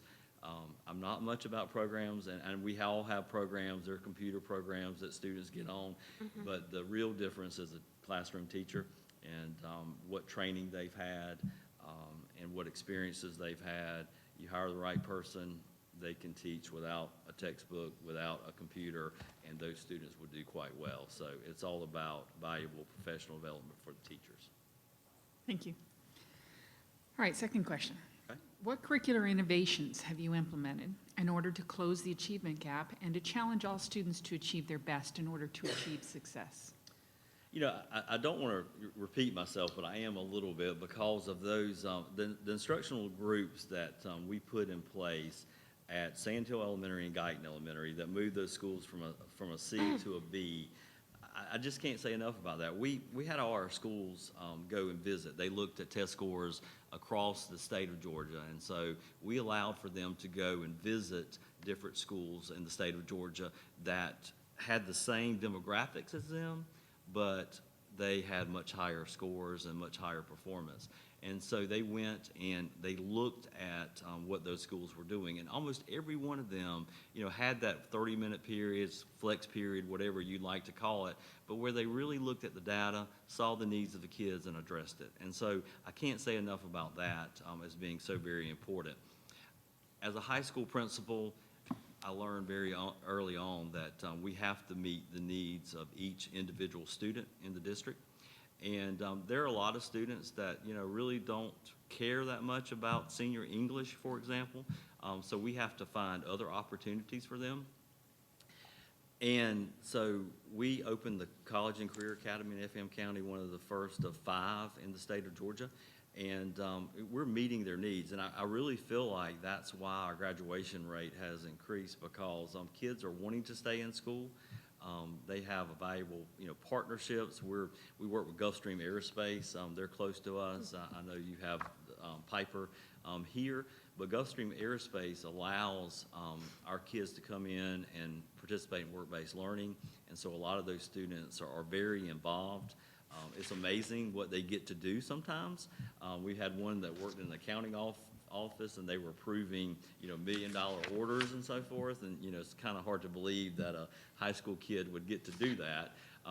designing some of the planes, working with some of the folks buying, and, we're talking about $55 million planes that they're purchasing. And so I just think you have to have those educational partnerships too, with area businesses and so forth, because that's where the real work is. And, if you can get a kid, I'm on Junior Achievement Board and serve as the chair in Savannah. And those experiences that students get when they go out into the business world and actually get to work with others, they'll remember that forever. They're not going to remember, sitting down and doing that worksheet, but they will remember that activity they get to go out and be involved in. So there's lots of, we actually purchased a farm in Effingham County called Honey Ridge. And so all of our first grade students go out to that farm and they participate in field trips. They plant while they're out there. They're so excited about that experience. And, ag is, we don't have that many farms in Effingham anymore, but, ag is pretty much the #1 industry in most states. There's so many different jobs related to farming, and I know you have the oranges and grapefruit down here. I actually signed a purchase order this week to purchase some. Our ag department always sells Indian River produce for Christmas. So, Very nice, very nice. and I have to approve any expense over $5,000, so it was $7,000 and something dollars from the school account. So I thought that was interesting that it came through this week. But providing those opportunities for students, and they're endless. They really are. But you'll make a difference. Last thing I want to say, the most innovative program that I'm probably most proud about, and it just occurred actually last year, our alternative school. Kids that get in trouble and unfortunately can't do what they need to do in the regular school setting.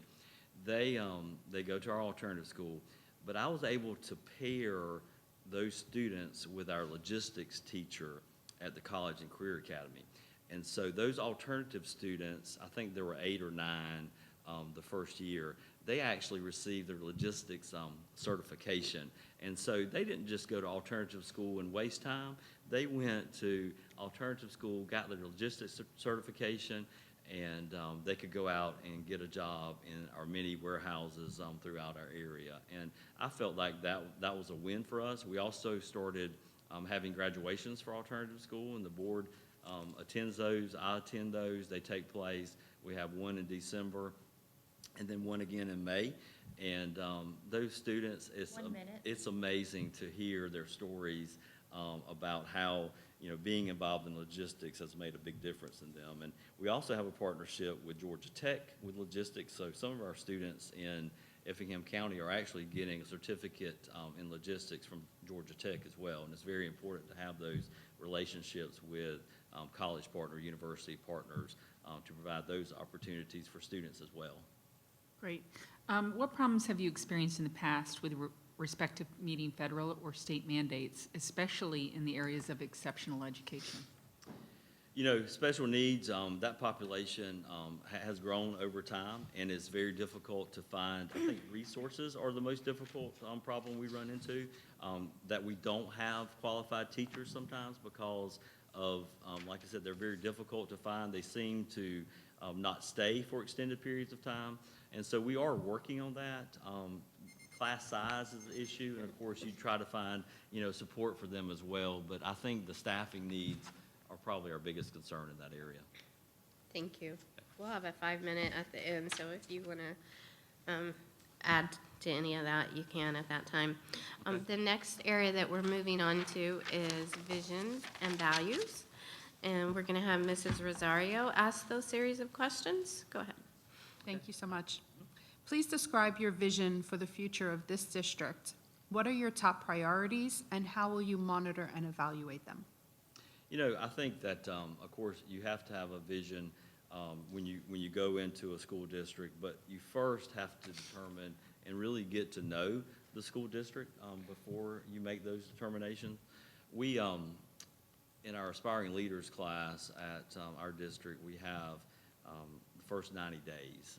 That's a book. I don't know if you've ever been familiar with that. And actually, the United Methodist Church uses that for new preachers coming in to their congregation. And we also, fortunately, our state organization adopted that book for new superintendents as well.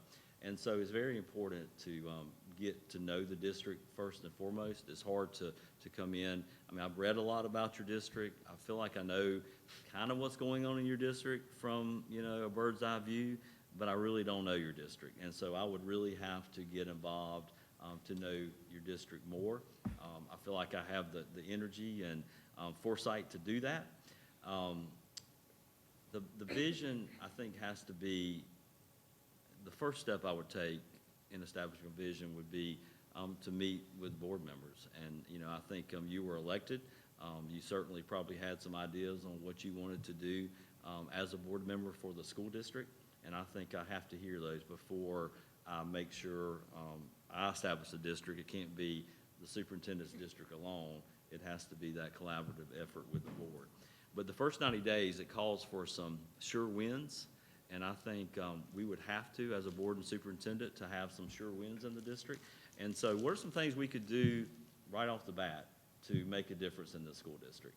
And so I think we have to say, we could do this, and this would make people very appreciative. It may be the business partners, it may be our teachers, it may be our parents, but what can we do that would make folks happy? Let's get off on the right start. And from there, I think we can establish our vision. I think we have to have goals as a district, and I read through your strategic plan. It's very important to have those goals, and you have 5, which is manageable. I want you as a board to tell me, Superintendent, these are the 5 things I really want you to work on this year, and let's, visit those, make sure that we're on the right track, and then, next year, maybe we take a couple goals off. Being involved in the community is one thing my board has always said. Well, they've kind of taken that off because that's just one of those givens, But we have one school that's not performing well this year. They put that specific school on my evaluation for me to work with that specific school. So I do think it will take time, to establish a vision, to really get to know the district. But you have to have a plan of where you're going, but it does have to be a collaborative plan. Thank you. Explain the purpose of a district strategic plan. What is your role in developing and implementation of the strategic plan, and what will you do to carry it through? Right. Well, I think you have to have, like I mentioned, a plan of 3 to 5 goals for the district is very important, because we want everyone should be able to tell you pretty much what the goals are for the district and how you're going to achieve those. I think that everyone has to be involved in that. And I know we've got a good crowd today, and so I think there's plenty of folks that you can involve in developing that plan. There are many different groups that facilitate those type of plans, and I think that's important. But you've got to have board members at the table, you have to have community members at the table, you have to have teachers at the table, administrators at the table. Everyone has to be involved in developing that strategic plan. And then, once again, you have to revisit that. It's not a 5-year plan that you put on the shelf. And do we have a strategic plan? I really can't remember. It has to be something that's a living, breathing document for sure. As a superintendent, I have to make sure that we're adhering. Hopefully, our policies fall in line with our strategic plan. It shouldn't be a conflict with anything else that we have in the district. Everything we have should work together, and that kind of goes along with district policies. I mean, do we have district policies that we don't enforce? Do we have district policies that need to be taken out, revised? Everything has to work together, because you really want it to run like a fine old machine. You want everything to work together. Your strategic plan gives you that direction, and you have to follow up to make sure it's being followed. Thank you. Please describe one long-term goal for which you have been responsible as a district leader. How did you develop that goal, and what did you do to monitor its success? Well, graduation rate's always been a main goal in my evaluation, improving graduation rate. And I'm really happy to say that in 2006, the graduating class, our overall graduation rate was 60-something% at that time in Effingham County, 60-something%. And African-American graduation rate at that time was 40-something%. Awful.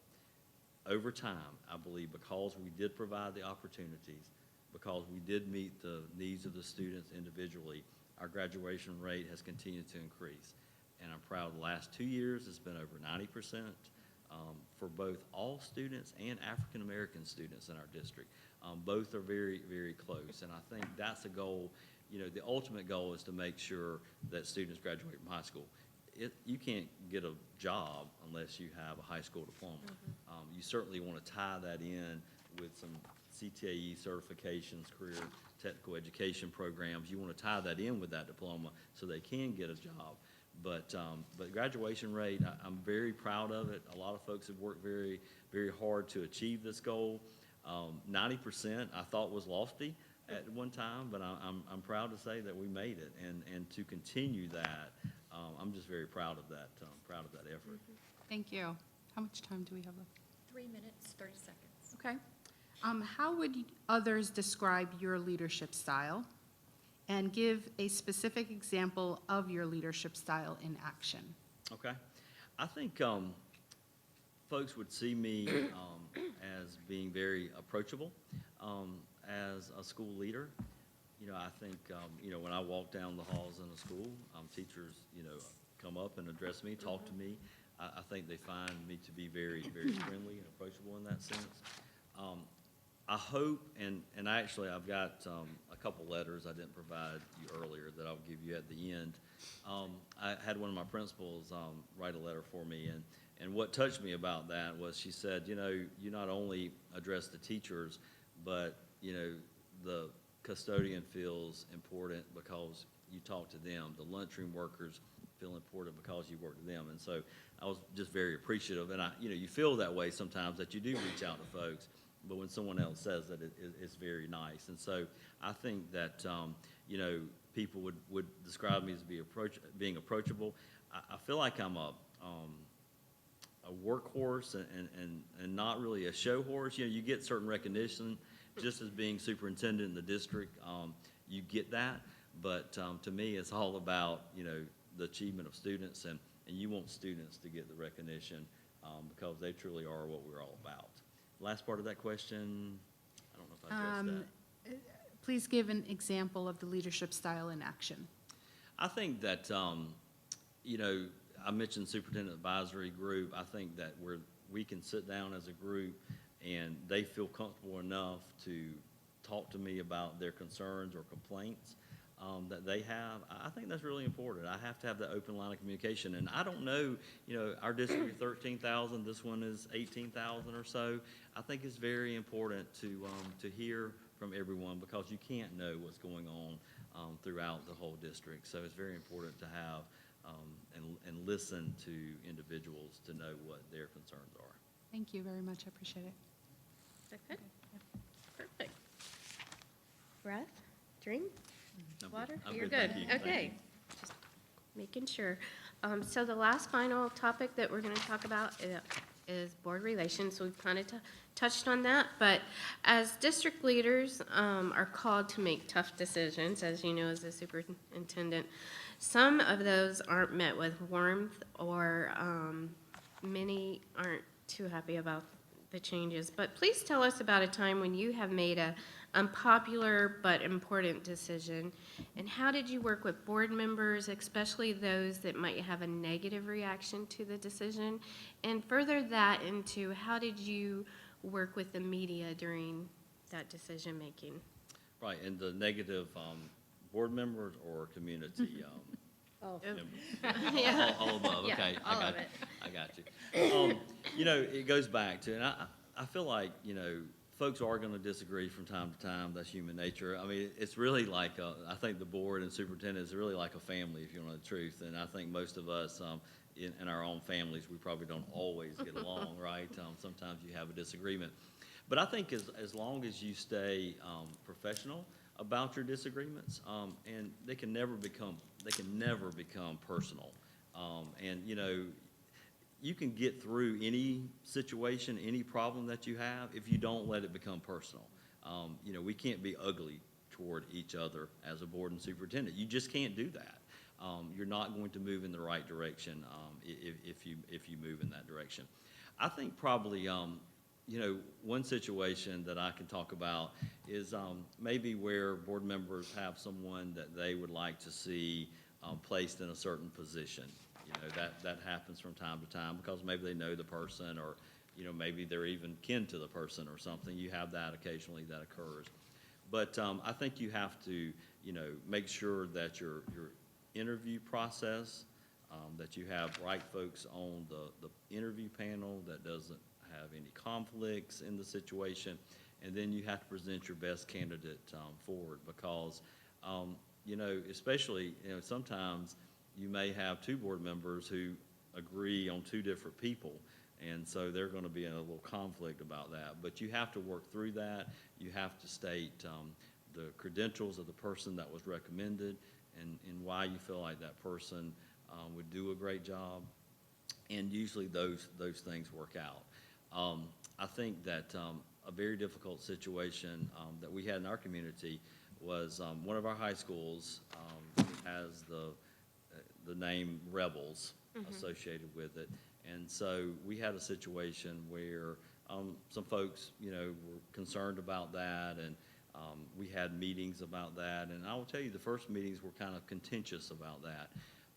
But once again, we sat down, and from that, we established a diversity committee, which we have more minority employees now than we've had in the past.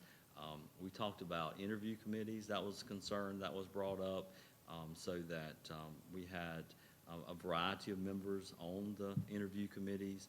And so, you go through a lot of situations that are difficult, but if you approach them the right way, just as in that situation, I think we came out of that a lot better off than we were before.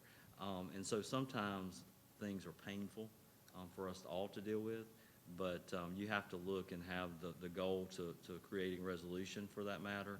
And it worked out for us, thankfully. And I think we're better off because of that. And we have a parent university who actually is made up of African-American retirees that kind of run that program. And so we have a great partnership with them. I'm actually an honorary graduate of Parent University because I've only missed one during the whole time that it's been established because I felt like it was very important to be there. My daughter had some recognition at UGA, so I wanted to attend that one time. But I felt like it's always very important to attend those meetings. They're Saturday morning, and sometimes, Saturday mornings, like, I wouldn't mind skipping that, but I think they're that important. So difficult issues have to be dealt with head on. You have to think about what the resolution is going to be. And out of that, I think you come up with a great situation sometimes that you can actually work together more fully after that event. Nice, thank you. What does balancing fairness and consistency with all board members mean to you as a superintendent? Well, I can't communicate with one board member without communicating to all board members. If you ask me, one board member asked me for some information, I want to provide all that information to every board member.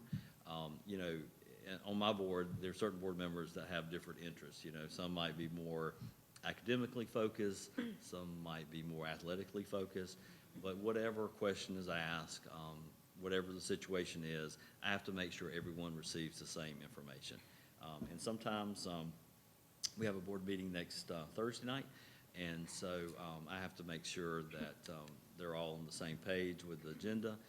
The chairman, of course, comes by, and we meet about the agenda before the meeting, but every board member, and if they have a question about an agenda item, they call me and ask me about it. And I think they have to understand, board members need to understand, there is an open line of communication, but I'm not giving, the chair or something, I'm not giving the rest of the board members. I think everyone needs to get the same information.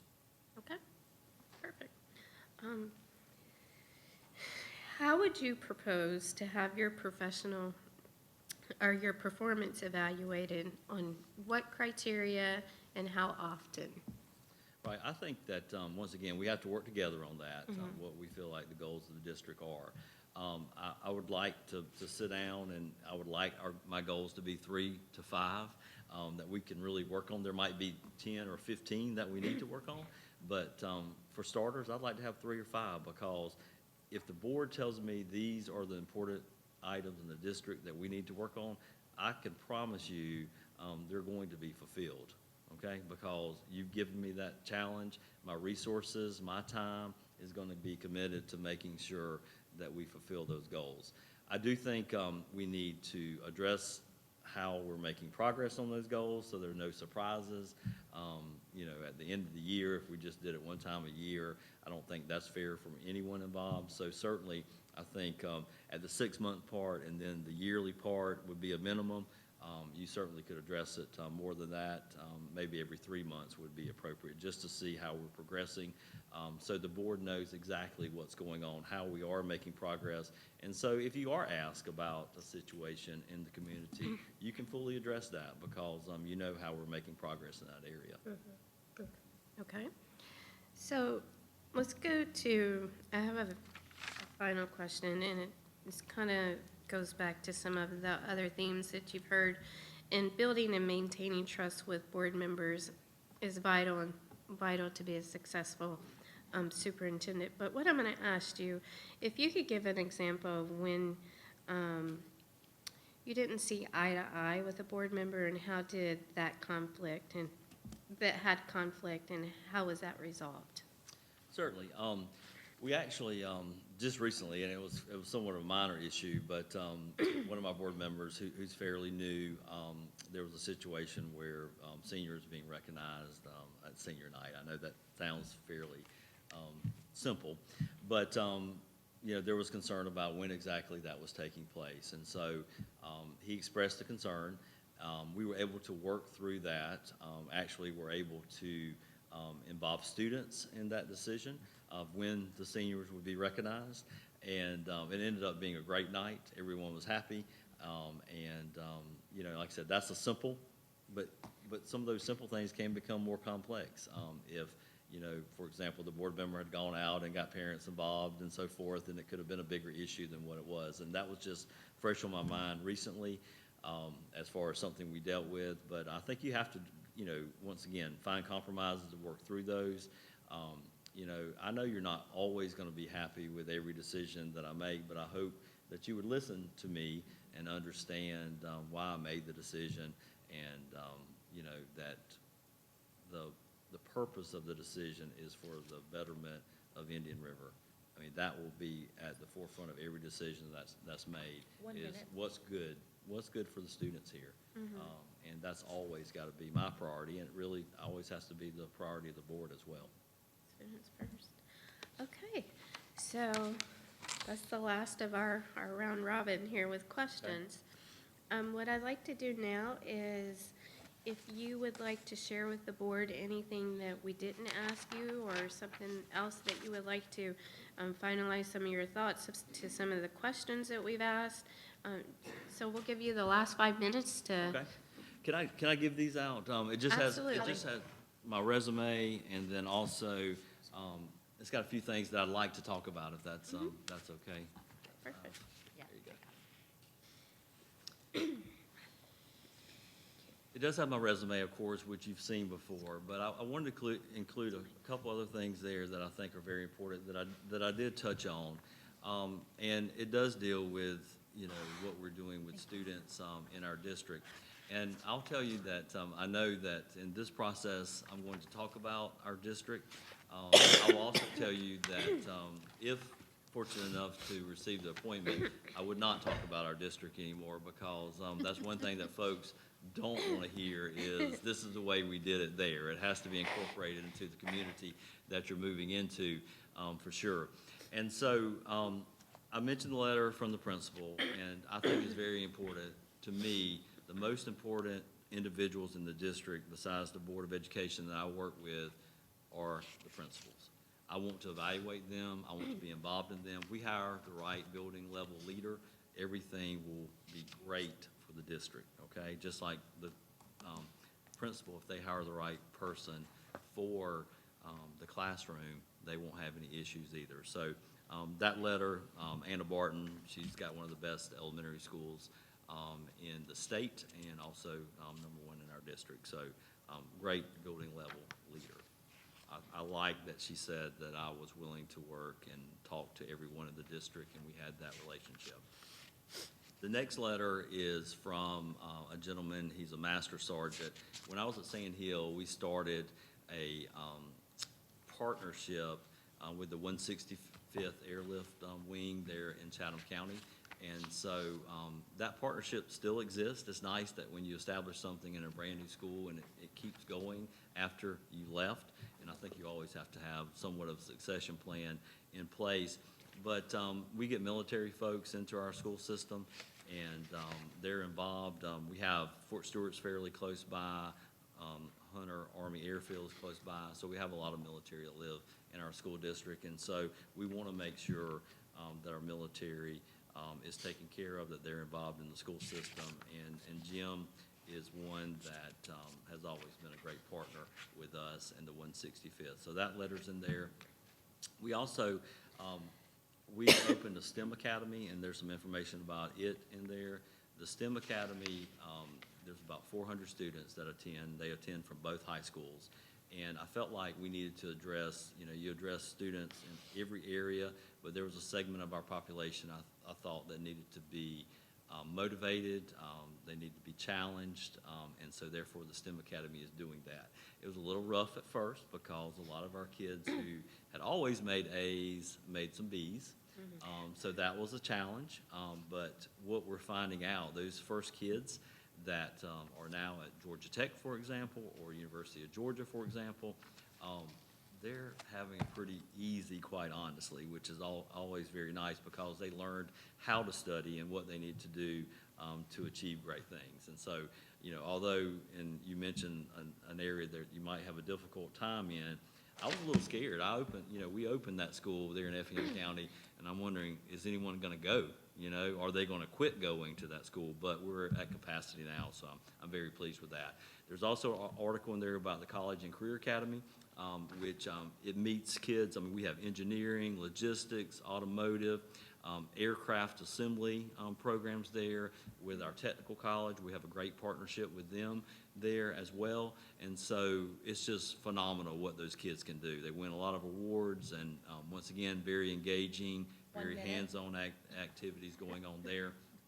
And then there's an article there in Georgia Trend magazine. We were recognized as a school district. That's a stately magazine, but it talks about our school district, and the good news there, it talks about why folks are moving into our school district because of the great academic programs we have, but it also mentions Honey Ridge that I mentioned before, the farm that we bought, and all the opportunities that are being provided students there. And there's one article in there that talks a little bit about me.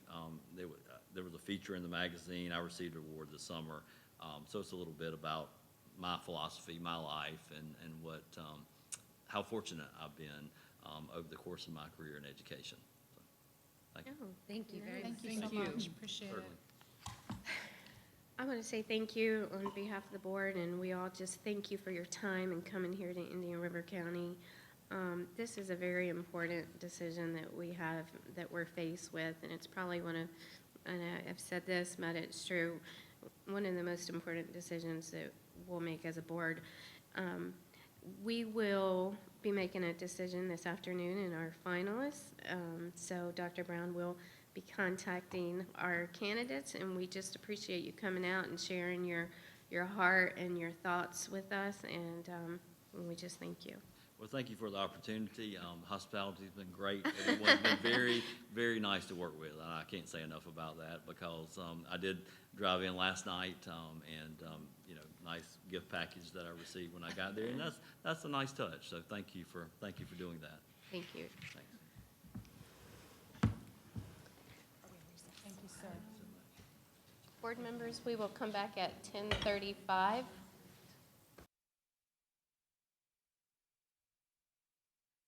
We're at 10:39. At this time, this is a special board meeting, and we are interviewing our top 6 superintendent candidates. We have previously interviewed 2 candidates, and at this time we have Dr. Peggy Ani, who we are now going to invite in so that we can meet her.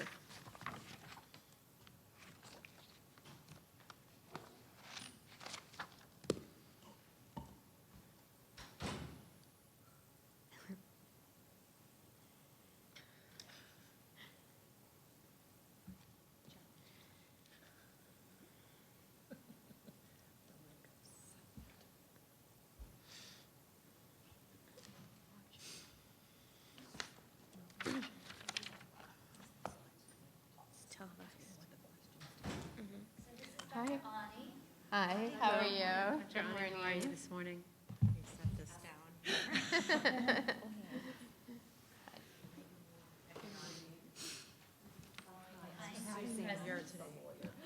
Well, nice meeting you.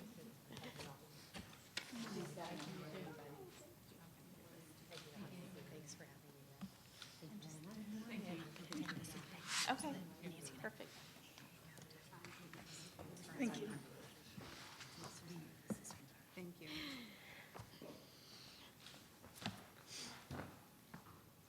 So we have some water there, and so we'd just like to welcome you to Indian River County, and thank you for being a part of this process with us. It's one of the most important decisions as a board that we will be making.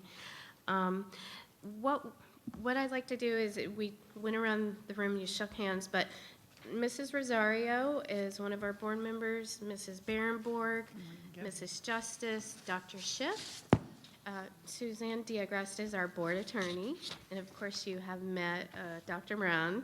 In the audience, we have some very important and active community members with us today, and then also we have Mrs. Nancy Esplin, that is our right-hand person for the board.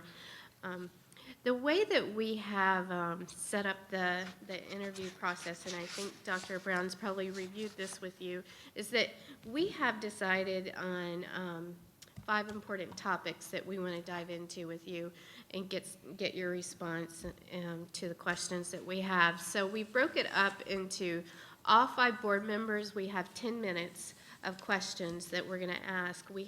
We formulated 4 questions if we could get to them, but we're hoping to at least get to 3 of them. And just keep in mind, each board member has 10 minutes in that section, so when you're answering the questions, you'll want to keep that in the back of your mind. And then at the last part of the 10 minutes, in the last 60 seconds, Mrs. Diagresta let us know we're 1 minute away. And so we'll just try to get those thoughts wrapped up so that we can be on time to move to the next board member. We're going to give you 3 minutes to open up and just tell us about yourself, and if you could. And then at the last 5 minutes of the interview, what we would like is there anything that, you were getting through the questions and you didn't finish your thought, or there was something else you wanted to add to it, or we didn't ask you something that you wanted to share with us. So that last 5 minutes is yours to just share with us. So what we'd like to do at this time is just open the floor up to you and just tell us about yourself. Well, first, thank you for the opportunity to be here today. I wanted to share a little bit that maybe doesn't come through on paper, and to share that, I grew up in Southwest Florida, an early start in Syracuse, and really come from a family of educators. My grandmother was a Latin teacher and a school counselor. My mom's a social worker. My dad was a school counselor as well. But there was a decade of retail in there where he realized a dream to come down to open some t-shirt and surf shops in Florida. So that's how we came to be in Florida. And after that time, he did later return to school counseling. I share this with you because the education background is certainly what has inspired a lot of my work and the dedication to service. But my years working in that retail and the family business and later jobs also inform my approach. In working in that business, I learned the value of relationships, customer service, individualizing the experience, and also being willing to learn all aspects to ensure success. And to elaborate a little bit on that, building strong relationships is based on trust, communication, and really integrity, and this is developed through small interactions in a sustained way. So it takes time to build that trust, and it happens in informal ways and in more formal settings such as this. But really considering the whole person that you're talking with and knowing that they're bringing their whole self as well to that conversation and considering that in any type of setting. With customer service, and that kind of goes directly to being in a business setting, but I also see it in education because we need to have an approach to service and be of service to students, to parents, to community members, to our colleagues, and also have a sense of urgency in helping to individualize the experience, because for students, it's their time, and we're all here to support that. So that's about that individualizing that approach. And also, I mentioned honoring many different roles and being able to do anything within the organization. That's from being a teacher to honoring the role of principal and school leader to those that work in nutrition services and transportation. Every role is essential. Maintenance, facilities, to make really the mission and vision of an organization work well. So those are some of the things I've learned over time and that I try to bring forward every day in my work. And I just wanted to share that a little bit of additional information with you and really see that it aligns to the vision and mission here in Indian River as well. Thank you very much. So what we're going to do is we're just going to dive into our 5 topics, and our first topic is community engagement. And Dr. Schiff has prepared a series of questions, if you would.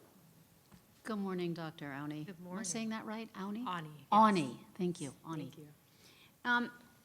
The achievement gap and other disproportionality has plagued Indian River County schools for more than 52 years, but 52 years since an original desegregation order in 1967.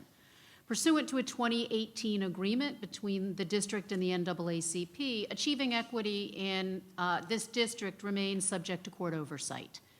Please discuss your understanding of this issue, its implication for the district and the community of Indian River County, and how you've dealt with this issue in previous positions.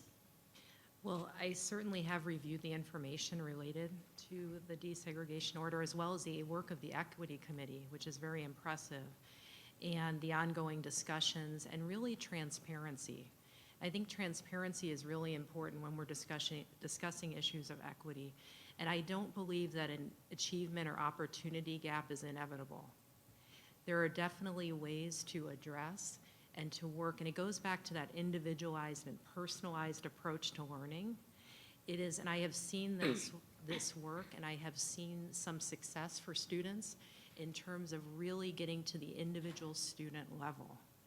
And that becomes just a way of work and a systemic approach to looking at data, but not just looking at data, but seeing patterns in the data, really progress monitoring student success, and then making real-time adjustments. And with that, I've seen real growth in my work in graduation rate for students with disabilities, students identified as migrant, students that are in various subgroups within the accountability formula. And data is important, but it goes back again to the relationships that I mentioned earlier. And that's about really developing relationships with students and empowering staff to make those connections. Some success I've seen, and certainly when in reviewing some of the data here in Indian River, would be continuing to look at increasing attendance, decreasing disciplinary issues, and that's the goal of every system, and increasing achievement for all students. That can be accomplished through, again, the relationships. So an example, connection coaches have seen success in students that have some chronic absences or other struggles. Having a dedicated person that is non-graded, non-evaluative to check in with that student at the elementary, middle, and high school level have seen success in increasing attendance and also decreasing that disengagement in the school process, bringing families into the process, and really ensuring that they're part of the planning to make that student be successful. Have worked with a series of student success plans at the elementary and middle school level, which helps students to see their own ownership of their learning. And then at the high school level, graduation success plans for students that may be struggling to meet those requirements. How do we individualize what they're experiencing? Another important piece around the equity committee work that I saw is certainly in recruitment and retention of administrative leaders as well as teachers that are reflective of school population. That is extremely important and a passion area of mine. So some of the efforts that were outlined in the equity committee work of visiting colleges and universities to actively recruit, to look at succession management and pipelines for success from non-instructional staff members moving into teaching roles, teachers that maybe want to move into school leadership roles or be master teachers. All of that is exciting work, and it looks very much approachable, and that the equity committee has really laid out some ways that those things could be achieved. So I would look forward to joining that work, having open and transparent discussions around where we're going, looking at data together, involving the community to be part of the solutions. So I'm excited about that. Thank you. Building collaborative relationships is very important to this district's future. How have you and will you maintain collaborative relationships with union associations, community organizations, and citizens? And if you would please give some examples. Absolutely. So another passion area is really working closely with the community. In Collier County, I've been part of a collective impact effort, which is over 60 community organizations coming together regularly. It's called Future Ready Collier. And it's really getting into the room and talking about the goals around early learning and college, career, and life readiness. And we've seen some really substantial accomplishments out of that work. Some examples include increased FAFSA completion for high school seniors, because we know getting ready financially will help students to really have a pathway upon graduation. Increasing on-time kindergarten registration and a kindergarten toolkit so that families are able to really help prior to school starting. There was a great landscape analysis done around early learning. So where are and this was through Future Ready Collier, where are the early learning centers in the community? Where are our pockets of need as it relates to kindergarten readiness rates? And how do we start replicating best practices across the county so that students birth to 4 are even more ready to walk into kindergarten? And that's been part of the collective impact work. So those are a few examples that readily come to mind.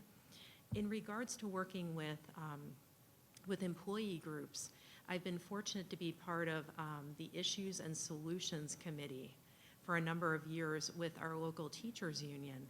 We get together in a setting in which we can bring forward, this is an area of concern, or hey, let's give this a try, and it's an open dialogue.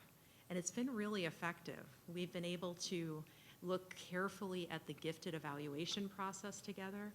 We've looked at the lesson planning expectations and talked through that. So I've really enjoyed being part of that process, as well as being part of negotiations for over 10 years and being part of that process and learning through that. Also was in human resources for 2 years, and that really kind of led to my dissertation work around high quality teacher recruitment and retention.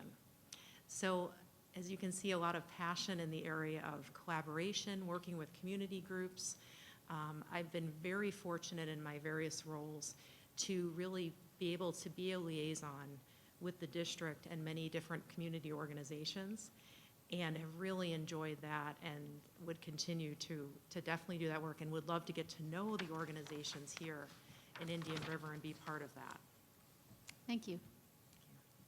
Can you give a specific example of a complex or a difficult or unpopular issue that you faced as an administrator, how you addressed it, and how you resolved it? So something that comes to mind is certainly whenever we look at new programming, we always have to look in the landscape of the immediate needs the short term, and then the long range. So something that comes to mind is we are currently in Collier County, a district that has Cambridge wall-to-wall, which is Cambridge ACE. And I know here locally, advanced placement and international baccalaureate are used for advanced studies. So Cambridge ACE is a somewhat commensurate approach. And so we really worked to align the expectations for scheduling across elementary, middle, and high school. And as there's always passion around student scheduling, programming, training, professional learning, that was a process. We really had to change strategy, change approach, get feedback, conduct focus groups. That was really important. So instead of what was originally maybe planned of, we're going to have this timeline and we're going to adhere to this timeline, we had to step back, make adjustments along the way, and then kind of retool the approach. But ultimately, I think by slowing the timeline a little bit at the elementary level, we were able to make it even better. We've had some really great professional learning in the summer. It was originally designed just for teachers that would be working with the Cambridge program. But it turned now to any teacher interested in learning the strategies because they benefit all students. So I use as an example that an original plan was altered, revised, changed along the way to roll out Cambridge at the elementary level. But I think ultimately the success was that everyone had that input and were able to buy in. Thank you. When, if ever, do you feel that the use of faculty or citizen advisory committees would be appropriate, and how would you create and use such a committee? Quickly. Of course.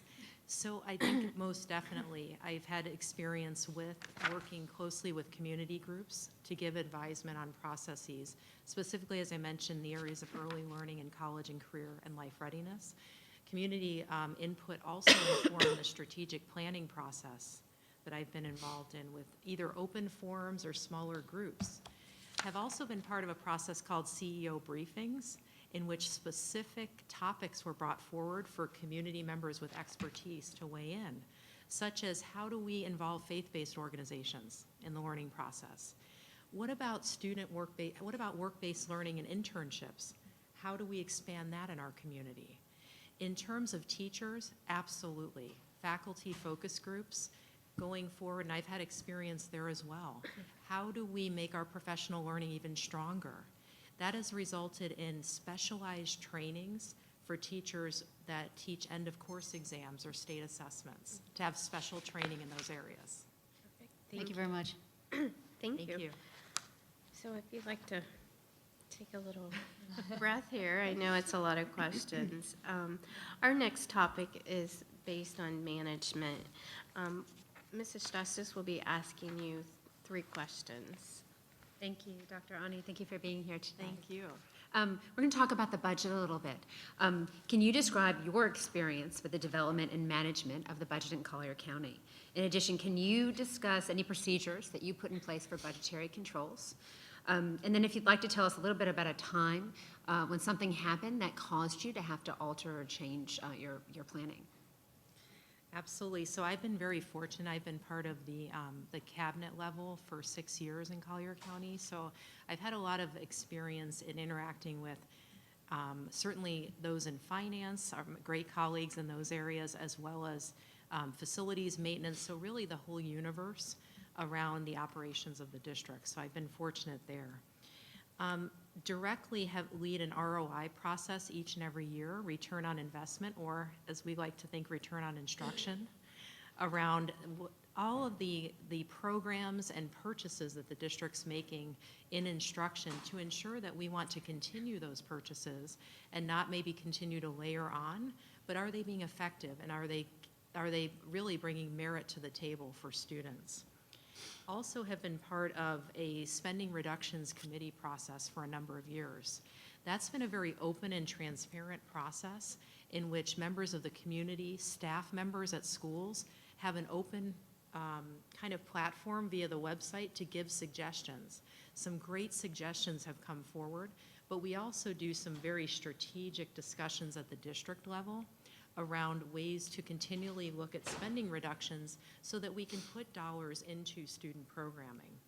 Some examples of that include, and I took a look at the energy per square foot with Indian River versus Collier County and then the state average. And there's certainly some areas where, in my experience in the district where I currently am, we have seen some significant savings with a number of ventures. Some of those examples include energy conservation captains at each school and in different departments. And it sounds like, well, what is that about? It's really bringing forward and keeping front burner that we're all here to direct those dollars to other things, not to the energy bill if we can. Automatic shut-off for computers at 6 p.m. Using off-peak times for the chillers and the cooling systems at schools. All of this can result in significant savings. The state average is about $1.04 per square foot, and the districts I took a look at are right around $1.30 to $1.40. So there's a lot of room to grow there. Those are a couple examples. By using those dollars strategically and cutting energy costs, those can be, through capital improvements, that can be moved into the operating budget. I've also been part of a resource analysis committee process, and that's when positions come open specifically at the district level. We look very carefully if those positions need to be continued, or maybe there's a way to look at some combination of efforts, or even the length of the calendar. So they're very carefully analyzed to ensure that we're not just automatically filling positions, because we know staffing is one of the most significant costs. Was also excited to see in the final budget book for Indian River that there's some planning around the staff allocation model. And I've had some good experience there where we're looking at school-based allocations and how to help schools best leverage those allocations. And using a dashboard system, which I've been part of developing in Collier, helps every school to monitor the staffing process, because we know that staffing is the most significant cost in the district budget. Another thing I wanted to share as well, if I may, is, as you asked, an adjustment that's been made. So when we're looking at spending reductions, we had to look very creatively to maintain some positions by seeking additional grant funds. So we're able to seek additional grant funds to continue positions and move the funding for those positions off of the operating costs. So being very proactive in seeking other funding, either community-based philanthropic funds or grant funding, to really make Indian River stand out in terms of student programming and supports. So those are some of my experiences. Wonderful, thank you very much. Suzanne, can we have the time? 5 minutes, 16 seconds. Wonderful, thank you. Staff morale is heavily influenced by a superintendent. Can you describe the actions you would take as our new superintendent to help to improve morale of the staff in Indian River County Schools? Absolutely. It's definitely about, and this would certainly be part of my entry plan as well, would be listening and learning. Really getting out and having conversations. And to go back to, I mentioned earlier, informally and formally. So it's those one-on-one conversations. It's sitting together, really sitting with groups of teachers, other employees, community members. I would ask all of you to give some significant contacts that would be good to definitely meet with and spend time with, to grow that network and understand more about the community. That's really important. And I think really, too, I was talking with a couple staff members, really great welcome here this morning, and sharing the pride in 45 years, 20 years almost in the district. And I think those should be celebrated, been part of a process in which that's recognized on the badge of the number of years of service. Special notes on birthdays that come out. These seem like small things, but they add up to really positive culture. Employee recognition events, really important and something that I really enjoy being part of. Those can be as simple as organizing, sitting together at a baseball game, to celebrating at a school, the retirees that year, to larger district events such as a STEAM Expo, in which we're coming together to showcase what's happening at every school. those are some of the things I think that lead to a really positive culture, not only in the district, but at each and every school, and make parents, students, community members, and staff feel really welcome and part of the mission. Wonderful, thank you. The last question is going to be about board relations. Mrs. Zork is going to ask you a little bit about building and maintaining trusting relationships with school board members. I'm going to be a little bit more specific and ask, how would you keep school board members informed in between meetings about the goings-on in the district? I would definitely, really appreciate getting to meet with each and every one of you on your preferred communication, but certainly regular meetings, one-on-one, and then also being very proactive in letting board members know when there's something happening and something that either positive or something that's a struggle and a challenge, and being really transparent in that communication and what steps have been taken. I was fortunate to, with 2 newly composed boards in Collier County, be selected to facilitate the opening workshop around governance, board relations, and priorities.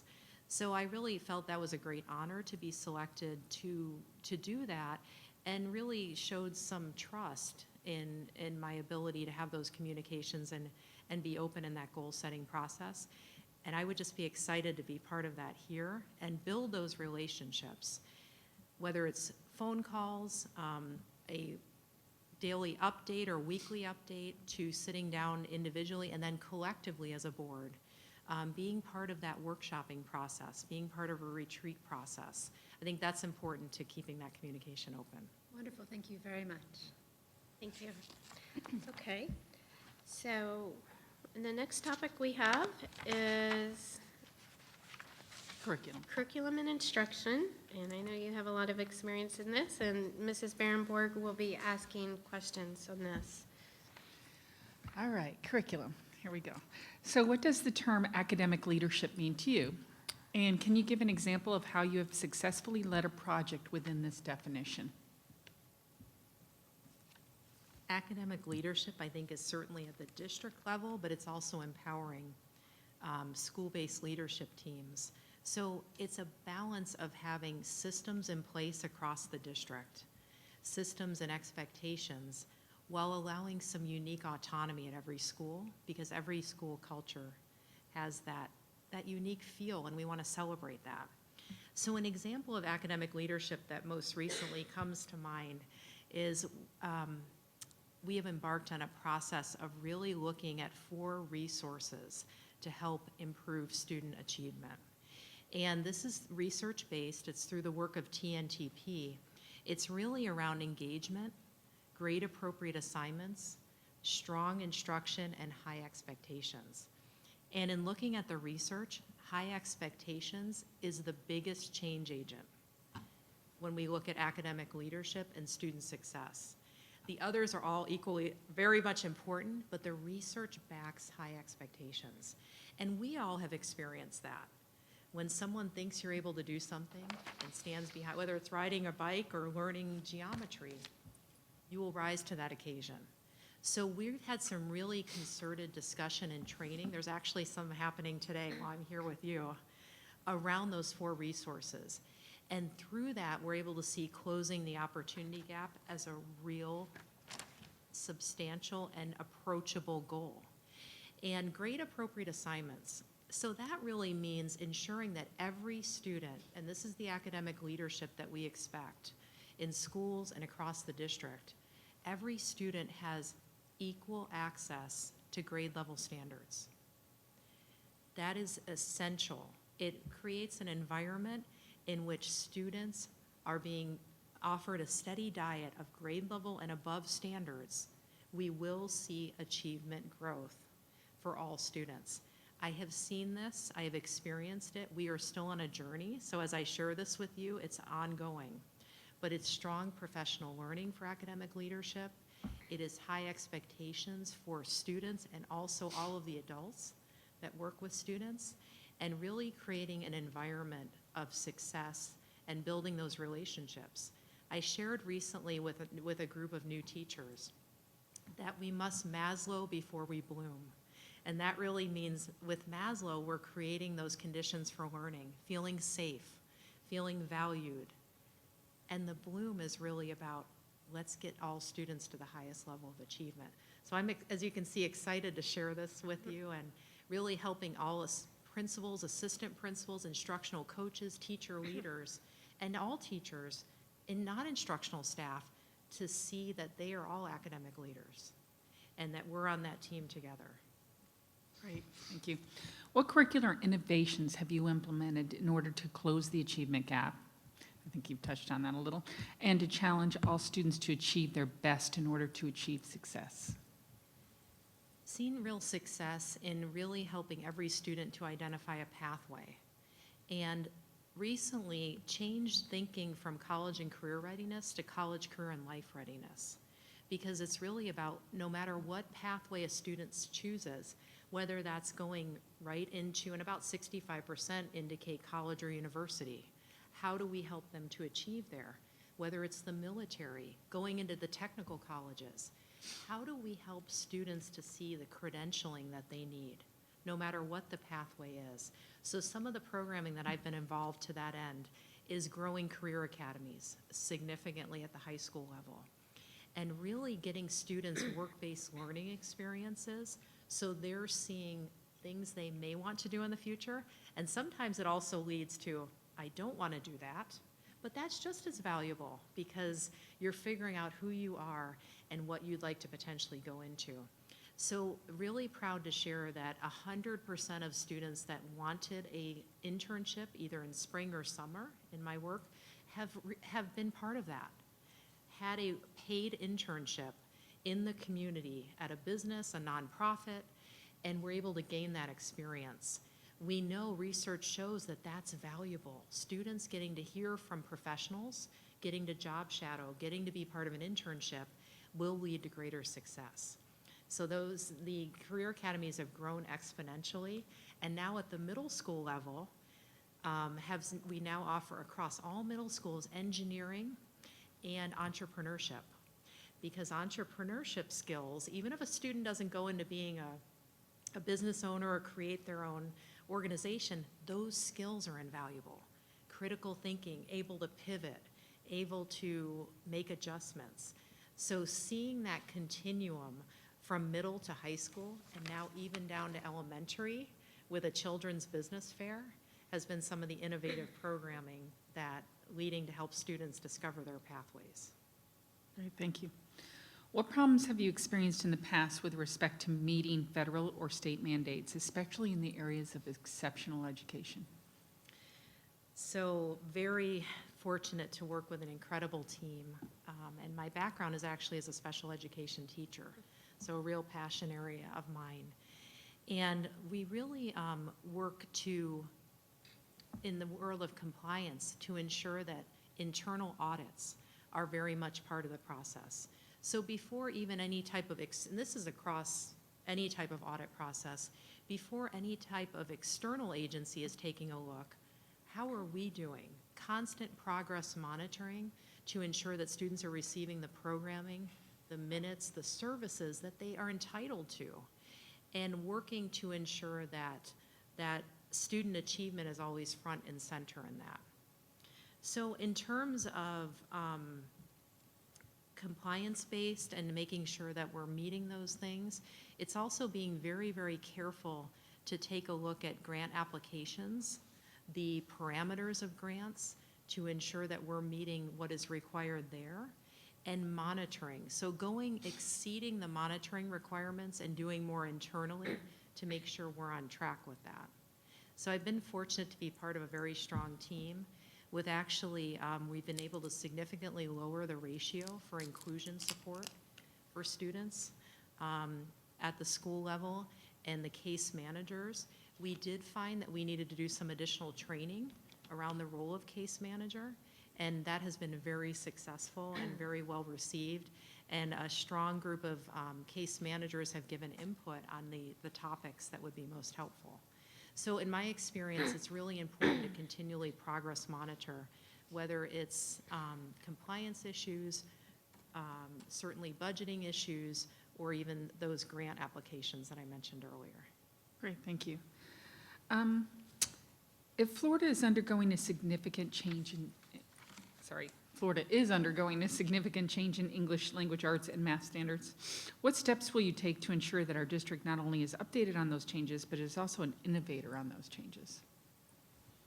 I love the word innovation too, because it doesn't necessarily mean something new and distinct, but making something current even better. So I think that certainly with the standards, it's ensuring that we have really strong and robust curriculum guides in all courses, and then we'll have to undergo, as we see what the new and revised standards are, to ensure that professional learning is in place, so that teachers feel fully, and school leaders feel fully supported in and confident in relaying those standards to students. And also, just wanted to share, I was part of the planning for one of the listening tour stops. So we're able to host one of those and interface directly with the Florida Department of Education representatives, and was really pleased and happy to see the receptivity to being part of that process. So curriculum coordinators were able to really talk directly with and be part of the solutions-based to creating the very best standards we can have for our state. So I'm excited at the prospect of, it always gives us a chance to retool and look at our current methods, such as the curriculum guides, other resources for teachers and classrooms, and make any adjustments as we see fit. So strong professional learning will be key. Great, thank you so much. Nice. Thank you. Right. Our next topic that we have chosen to dive into is vision and values. Mrs. Rosario. Thank you very much. Please describe your vision for the future of this district. What are your top priorities, and how will you monitor and evaluate them?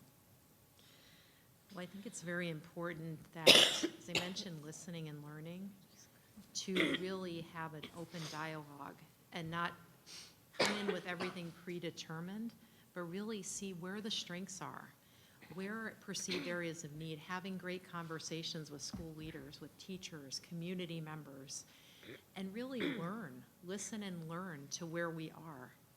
The current strategic plan, very strong in terms of the areas that have been identified. Certainly opening the dialogue to how can we introduce additional accountability measures and ways to measure some of those areas. I think there's some real opportunity there. In terms of some of the community support around early learning, that's exciting. The priority to look at third grade reading, which we know is an immediate indicator to school success, and how can we wrap supports around in that area, is compelling. And it's similar to some of the work that I've been doing, as I mentioned, with Future Ready Collier and the collective impact around early learning and college, career, and life readiness. So really that vision goes back to some of the things that were mentioned before, and I think that we would share that, is really that engagement for all students and employees in the process, great appropriate assignments, strong instruction, and high expectations. And I mentioned as well a little bit earlier, relationships, building a great culture and climate at every school that's already there. I was excited to see the PBIS Gold School celebrations. So there's great things happening, capitalizing on those, and also having conversations around what are some next steps where we can even make things more enhanced or better. Thank you. Explain the purpose of a strategic plan. What is your role in the development and implementation of it? And what will you do to carry it through to see that the goals and objectives are met? Well, I've been fortunate to be part of 2 different strategic planning processes, and really that communication and ability for many different stakeholders to give input is essential. So identifying through the use of data, what are some of our areas of needed growth, looking across the district and having those open forums and conversations to determine what our next steps are. And then really thoughtfully looking at an overarching goal. I found success in the strategic planning process in that way. Currently, the plan that I was just part of developing is about being college, career, and life ready. That is, if you're familiar with Covey's work, that's the wildly important goal. And the measure is increased graduation rate. But everything else under that folds in. Early learning leads to that. Fiscal responsibility, a strong workforce. So everything leading into an overarching goal, and that's exciting to me. So monitoring, regular monitoring of the plan. And I've seen really some success with an electronic dashboard system in which we're measuring key performance indicators. And both the public and the board and the school communities are able to see the success and what's happening and coming forward with those along the way. And then, of course, more formalized reporting each and every year, and then revisiting those and making sure that we're on track. And if we're not, what adjustments need to be made? So just to mention as well with accreditation, because they somewhat go hand in hand, have been very much a part of that process too, where we really look at strong system accreditation and the ability for the strategic plan to really be aligned with that. Thank you, I appreciate that.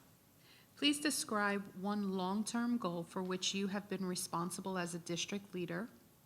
How did you develop that goal, and how did you monitor its success? Well, it's definitely exciting to see here in Indian River the growth in graduation rate. And that is to be commended, and it's really through collective work. And I know firsthand how challenging that can be, and that would be a long-term goal that I would like to share with you, is that the district, Collier County, has realized a significant increase in graduation rate to a current rate that's right at 91.9%. And of course, we're all awaiting the 2019 rates. But most significantly within that is looking at the increased graduation rate for students with disabilities, which we recently received is over 92%. And also students with Collier County having the largest migrant program in Florida is well over 90% as well for students identified as migrant. Those are really significant because we know that the high school diploma, while a starting point for students' next steps, is still an essential marker. And any delay in that can be a challenge. So have been really excited to see that long-term goal come to some fruition with a rate well over 90%. And here in Indian River, we're at that same point. So now how to disaggregate that and look even more specifically at student subgroups and getting to that individual student level. So that's some of the work that I've been engaged in and have seen some success, but it's an ongoing, definitely an ongoing process. Thank you. Do we have time? We have time? 4 minutes. Okay. How would others describe your leadership style? Give a specific example of your leadership style in action. Well, I've actually asked that question to some of my colleagues recently and said, please be open and transparent with that. And the word trust came forward. And reliable, consistent, and those words, although they seem base, they meant something to me because to be consistent and to be able to be trusted in decision-making and follow-through is really important to me. So I was glad to hear that. We also have fun in our work, and they shared that with me too. Humor is part of it. And we need to have fun both at, and enjoy what we're doing, and passion. And that was shared with me as well too, and I was so glad to hear that. A passion around student learning and student growth, and also in creating a great environment for adults. Because you can't give what you don't have, and if adults don't feel valued and part of the process, you really can't relay that to students. So I was glad to hear that come through as an area of my leadership style.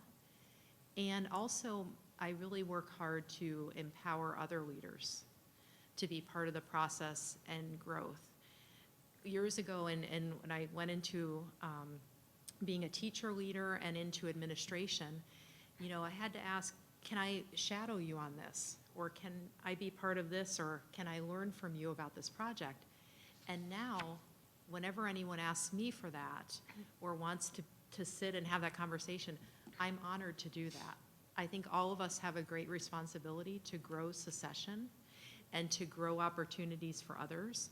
And that includes looking at the school level, how do we help teachers develop? How do we help non-instructional staff develop into the next role if they so choose? And how do we grow great leaders in our school system to really support students?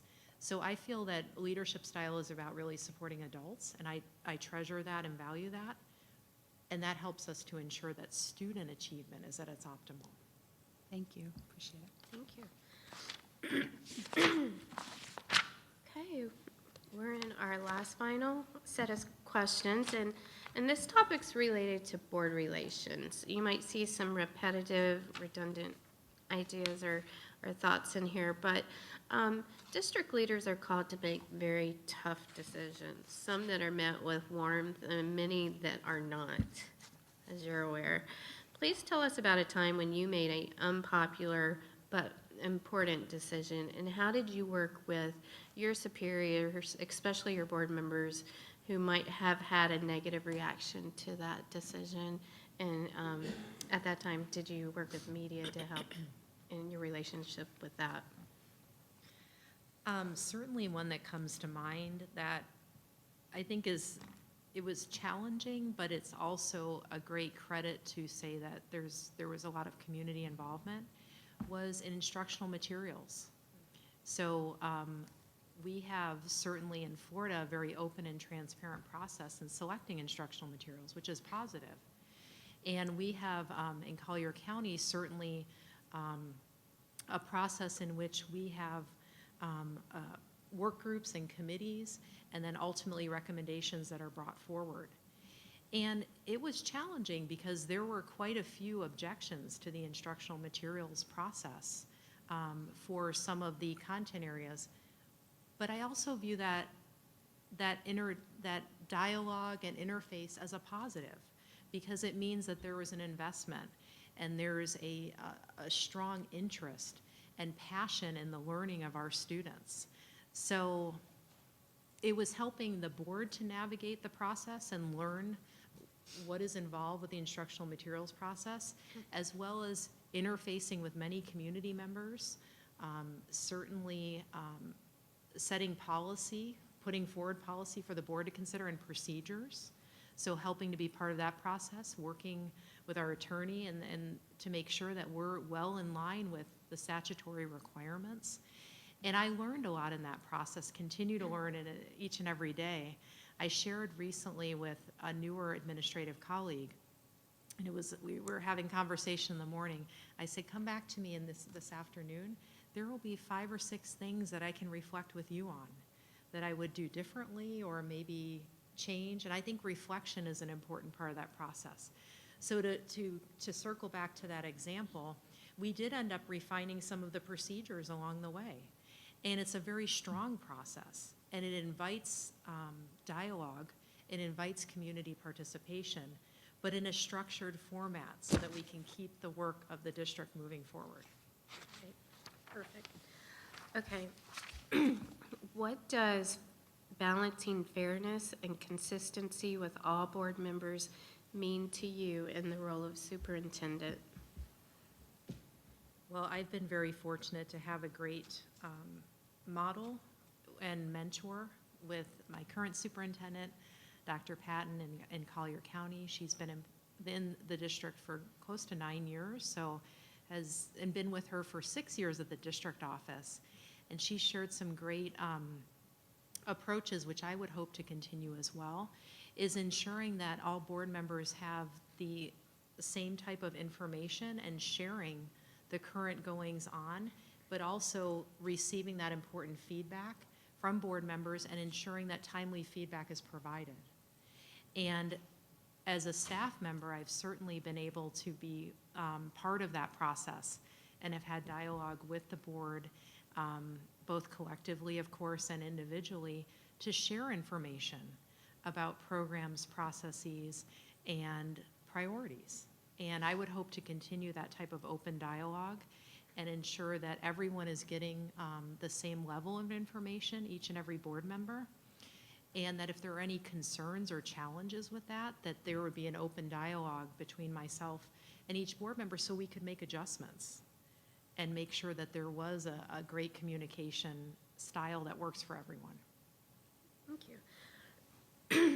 How would you propose to have your performance evaluated? On what criteria, and how often do you envision that? So I mentioned with the strategic planning process, certainly some accountability measures that, because really the work of the district should be driven by that strategic planning process, and ultimately the evaluation process of the superintendent, and that's my view, with additionally some goals that may be specific to that year. So while the strategic plan is kind of an overarching over several years, some goals that would be specific to the priorities of the district in that year.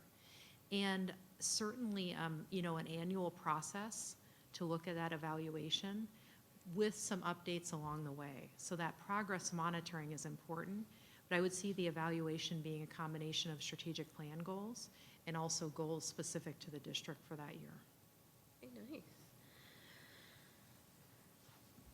Building and maintaining trust with board members is vital to a successful superintendent. How do you think trust is built and maintained with board members? Please provide some examples. And there was, in addition, if you have any examples of when you didn't see eye to eye with a board member, how did you resolve that conflict? I've not had that experience per se, but I think that really trust in any relationship is built, and you mentioned consistency a few moments ago, and really being transparent and open, and it's built over time, so it won't happen immediately, but through those many small interactions, both formal and informal. And I think really being open in expectations is important for both the superintendent and the board member, both individually and also collectively. And certainly if there's going to be, if there's a concern or a challenge, it's a consideration for both to really have a dialogue and be able to try to work through some of those things so that there aren't surprises. I think that's important. That can't always be minimized, but when possible, I think having that regular, consistent, open communication will minimize those things from happening. And that's through a regular schedule and also just informally, as needed, having that quick talk, visiting schools together, going to events together. I think that's really important, and that builds the relationship as well. Nice. So at this point, we are just wrapped up all our board questions. What we'd like now is if there was anything that you ran out of time that you were trying to get through and you want to go back to, and then we want to give you the opportunity to just tell us anything about yourself that we didn't ask you or something that you would like to share with us. You have 5 minutes for that. Oh, very good. Thank you. Well, first, thank you for the questions. They covered a great scope, and through your questions, too, it helps me to learn about Indian River, and I've enjoyed learning about the district. I know that didn't come through as much in the questions, but really some significant academic achievement here, but I think there's some real opportunity for even greater growth. Some of the areas with immediacy that I've been part of and have seen some significant growth in is acceleration, ensuring that students at the middle and high school level have the ability and really equal access and participation and pass rate with higher level courses such as advanced placement, IB, ensuring that students have access to industry certification courses. There's some real opportunity for growth there. Those career credentials are invaluable, and they can sometimes open the door to another whole aspect that students haven't even considered. I think certainly some of my work has been around as well in pre-K through primary and strengthening early literacy. And we've actually been successful with some literacy academies during the summer where teachers are coming together to gain their knowledge in phonics, phonemic awareness, and those foundational skills that are so essential for all students.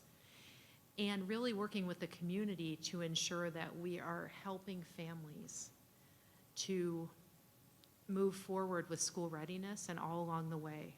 Many families are in survival mode and are struggling, and that's not a negative, that's where we are. How do we help every family to feel that the school is an equal and open place to come forward to ask for assistance? We didn't talk too much about social emotional learning, mental wellness, and safety, but that is an absolutely key part of the discussion, especially in Florida. And I think being in Florida, we have a unique perspective on some of the challenges that we have coming forward. But there are also opportunities. We're looking at students growing in grit, sense of belonging, resilience. I love that Indian River is using Panorama to measure some of those things. And in reading over the mental health plan, some of the community partnerships that have been forged to really help students that maybe have some more significant challenges to get the supports that they need. And that includes families to receive those supports. So I think around safety, it's really a multifaceted approach, looking at the campus, classroom assessments, but also creating a sense of safety through mental wellness, through looking at what students need, through having mental health professionals support us in that work. So I just wanted to share that as well, because that's a real passion area of mine and some significant work in which I've been fortunate to present locally and at the state level around mental health and wellness, essential to student achievement. Also, we touched on teacher recruitment and retention, another passion area. A high-quality teacher in every classroom. It's about people, not programs. That's going to make the difference. We have to have all the great resources and materials in place. I don't mean that, but it's about empowering and ensuring that we have strong professional learning, great working conditions, and a good, solid, positive school climate at every campus, which I'm excited to see. Much of that is already well in place. So to be part of that would really be a great privilege. So just to close, as I kind of started out to share, the building of strong relationships, 1 minute. personalizing learning for students, really that service approach, that servant leadership approach, and also valuing the essential roles that everyone plays in the process will all help students to achieve. Thank you so much for your time today. Thank And you. inviting me here. I very much Thank you. appreciate it. Thank you. We truly do thank you for coming out today, and it's been an honor to meet you. At this point, we'll finish up our interviews, and then Dr. Brown will notify you and give you an update and status of where we are. But we really do truly appreciate your time today. Thank you very much. Thank you. Thank you. Let's see. Board members, let's have a recess and come back at 11:45, okay?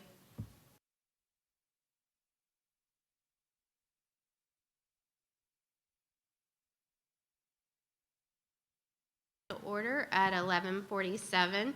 We are in the midst of our superintendent interviews. This is a special board meeting. At this time, we are into our fourth candidate, Dr. Brennan Asplin. And at this time, Dr. Brown will bring Mr. Asplin in. Isn't it Dr. Hassman? Dr. Asplin, yes. Did I say doctor? You said it first, and then you said Mr. Okay, Dr. Asplin.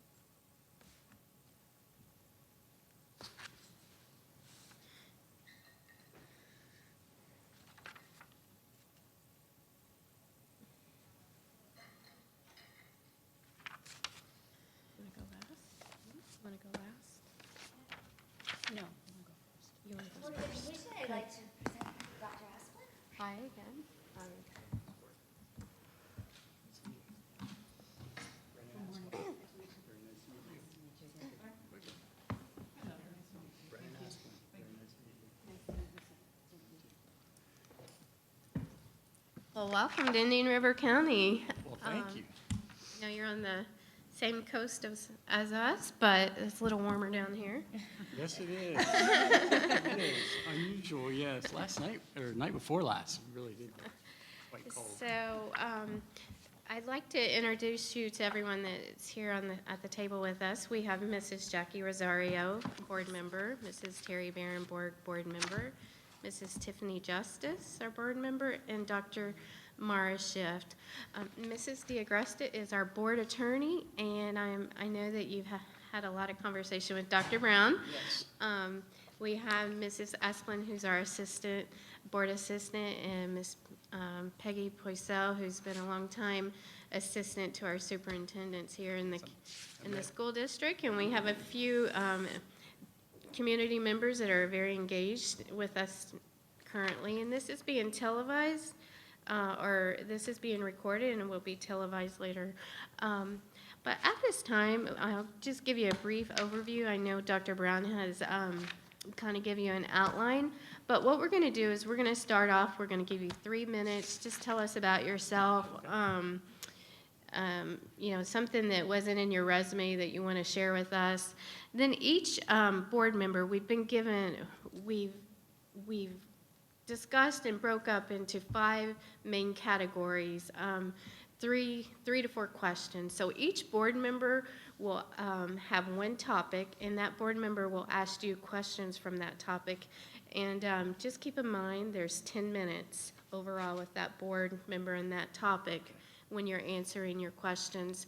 In addition, we have Mrs. DeAgresta here, that's so gracious, that's going to give us a notification at 60 seconds that we're finalizing that area. So you will hear that 60 seconds. But at this time, we'd just like to welcome you and go ahead and open up. Sure, sure. Well, thank you very much. I really appreciate you providing me the opportunity to come and speak to all of you today and have this discussion. I really do. And thanks for the accommodations as well. They were very nice over at the hotel, and breakfast this morning. People were fantastic, actually. I have been in education for 31 years, and I was in Seminole County for 18 of those years as a teacher and a dean and an assistant principal and a principal and a coach. And then I also was an adjunct professor at Seminole State College for that 18 years in the evenings. And then I was there in Seminole as a principal in 2 different middle schools. And after my 18 years, decided, hey, you know, I think there might be something else out there in the world. Let me take a look. And I found St. John's, and I applied to a high school out there. And Dr. Joyner, I don't know if you know who Dr. Joyner is, but I met him, and he hired me there at Bartram Trail High School. I was there for 5 years. And then he brought me into human resources for 4 years, and then brought me over to academic and student services now for the last 4 years, I believe. And so I've been in St. John's for 13. My wife also works in our district. She is a CTE administrator at Ponte Vedra High School, and she's been in education for 20 years, was an English teacher, and now is doing the CTE. And my kids are both with me up in St. Augustine, even though they are older now, which I'm very fortunate for that. My daughter's 26 and has our first grandchild. He is 1 year old, trying to learn how to walk now. And then my son, who is 24, and he lives in Jack's Beach area, and he works for an HR company. And so that's my background. That's my 2 sisters are also teachers, and they are in Seminole County. My mom was in Seminole County as a teacher as well. So we have plenty of teachers in our background. But I think that would be what would be new that wasn't in my application. So. Okay, nice, thank you. So at this time, we are going to start off with the first topic, and that topic is community engagement. So Dr. Schiff, if you'd like to ask your questions. Sure. Good morning. Good morning. How are you? I'm well. I'm well. Thank you. The achievement gap and other disproportionality has plagued Indian River County for 52 years or more, frankly, since an original desegregation order in 1967. Pursuant to a 2018 agreement between the district and the NAACP, achieving equity in Indian River County remains subject to court oversight. Please discuss your understanding of this issue, its implication for the district and the community of Indian River County, and how you've dealt with this issue in previous positions. Okay. When I was in Seminole County as a principal, we went through this, and we did receive unitary status. In that particular district, our superintendent was Dr. Haggerty, and he did a great job of he created magnet schools. That's when we first started having our magnet schools, and then he introduced students to the busing, and we actually bused students to other schools to even out some of the population. So in our schools, as we reached unitary status, our schools really leveled out with our student population. The other thing that we looked at too was our teachers and the diversity of our teachers in our school district. And he again did a great job with that. Now that was when I was a principal, and so I was working that from my school level. When I went to St. John's, we were also under a DSEG order, and Dr. Joyner was the superintendent at that time. And I was the associate superintendent for human resources. And so it was my job to bring minorities into our district as teachers. And so I worked heavily with our HR department and our principals to have hiring fairs. And once the DOJ or the Department of Justice comes in and talks about this with you, you are allowed to have a fair, for instance, just for minorities, which I thought that was very interesting. And so that's what I did. I invited any minorities who would like to come to a fair to a room over in Flagler College, very nice room, and we had lots of nice food, and I had all the principals there, and they were able to meet all the folks in the community. I probably had 100 people who showed up, and we were able to hire quite a few folks during that fair. The other thing is we would travel to colleges and universities around the country, especially historically black colleges and universities, just to see, you know, if we could find folks there and have them come to our district. One of the things that we had to do was actually look at sophomores and juniors in college and start talking to them then and talk to their families. Because when they were in, let's say, FSU or FAMU, traveling all the way to St. Johns County was a long way, and the parents really wanted their children to stay, and so we had to kind of talk people into moving. And so we did that, and we kind of recruited them over time so that they would feel comfortable coming to our district. When we did bring folks to the district to interview, I was able to set them up with different families in the community who wanted to accept them and talk to them about our district and what was needed and so forth. And so we did raise our percentage. At that time, we had 8% student population of African-American students, and we were able to raise our teacher population, minority teacher population, to 8 or 9% at that time. And then we became unitary, and now St. John's is in good shape. Thank you. Yes. So busy writing, I forgot to look at my question. Oh, that's okay. Building collaborative relationships is really important to Indian River County's future, the school district's future.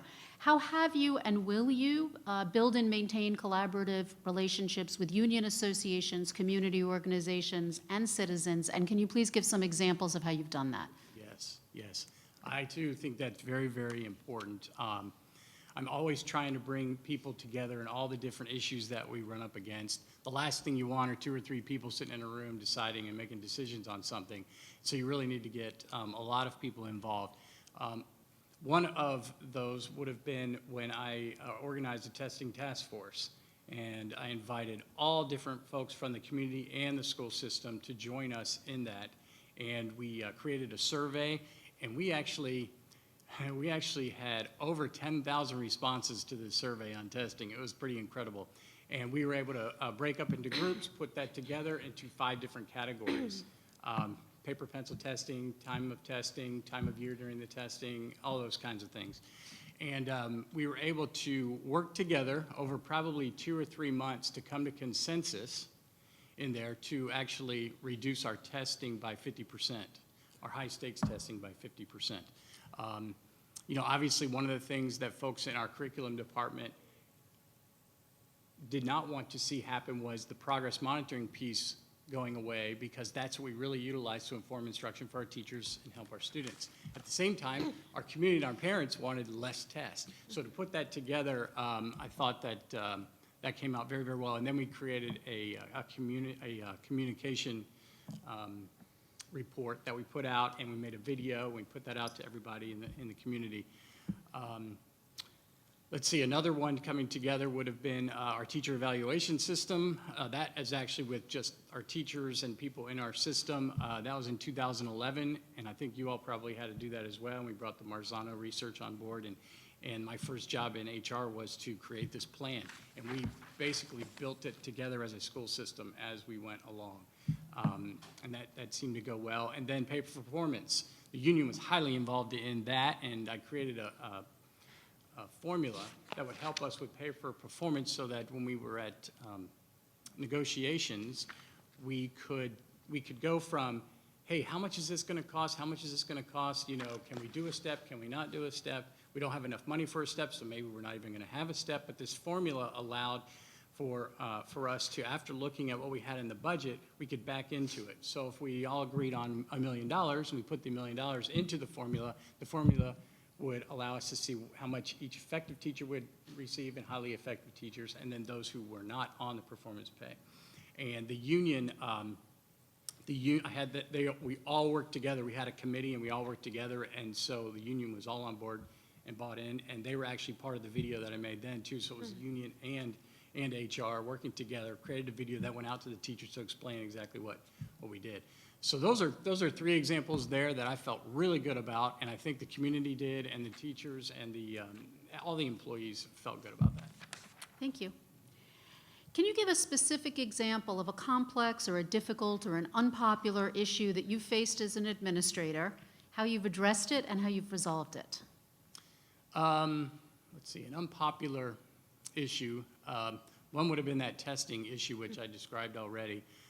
Another is when I was in human resources, you know, one of the hardest things to do is release people when it's time for them to go, okay? And it's very difficult to do that. And when you have certain policies and certain people do certain things, that all of a sudden they find themselves in that situation, you're sitting across from them saying, okay, here's where we are. This is one of those items that you're going to be released. And it's a very difficult situation, very difficult discussion. But working with the union to look at progressive discipline, working through progressive discipline and having them understand, when we get to this point, this is what's going to happen. Or if this happens the first time, this is what's going to happen. I don't enjoy it. I lose sleep over it. I do.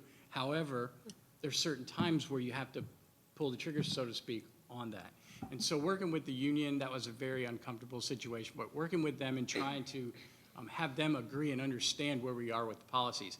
So now when they come in, I'm not in human resources anymore, but when we have serious, difficult situations, I still get involved in that because I have that background. 1 minute. Now when a person comes in and the union comes in with them, everybody knows at the table, and the union basically knows where we're going with this, and conversations before, so they understand my side and what we have. And then I try very hard to listen to the other side of it, all different angles, to make a good decision. But at least everybody knows where we stand. It's not a surprise. And I think it used to be sort of a surprise. Thank you. Thank you. 25 seconds.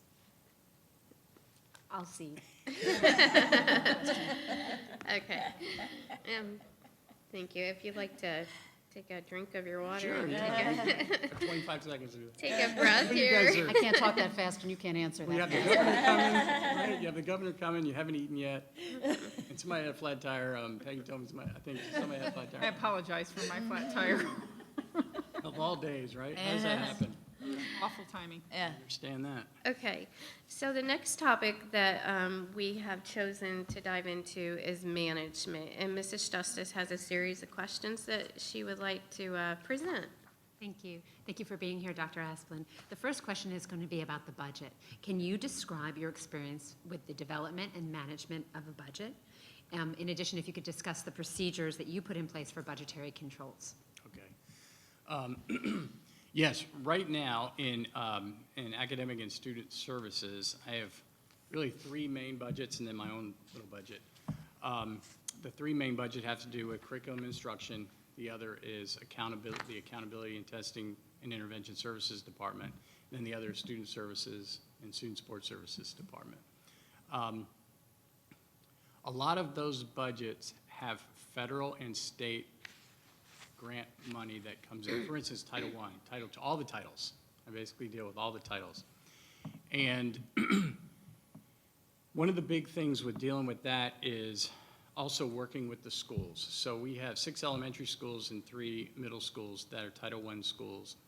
And I have to make sure that we are calculating that Title I funding correctly and trying to figure out, did the schools, certain schools, make the percentage they needed to make to get the funding? If they didn't, what are we going to do to help them out? So,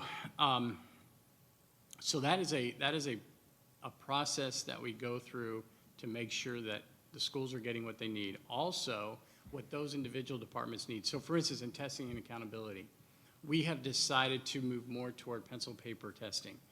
We're trying to make sure that we can wait till the very last minute and do less days of testing, and paper pencil testing seems to be the way to go on that. Well, there's a huge increase in funding that you need for that because you have to make more tests, you have to shred the tests, you have to, they have to be transported to the schools. There's a lot of things involved in that.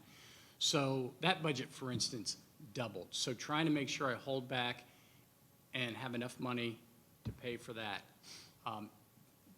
The 3 people in those departments, they're associate superintendents. They've all been past principals. They're amazing people. They do a great job of bringing their budget in and explaining to me what they want to do, what they can do, what they can't do, and then for me in talking with the CFO, what we can and cannot do.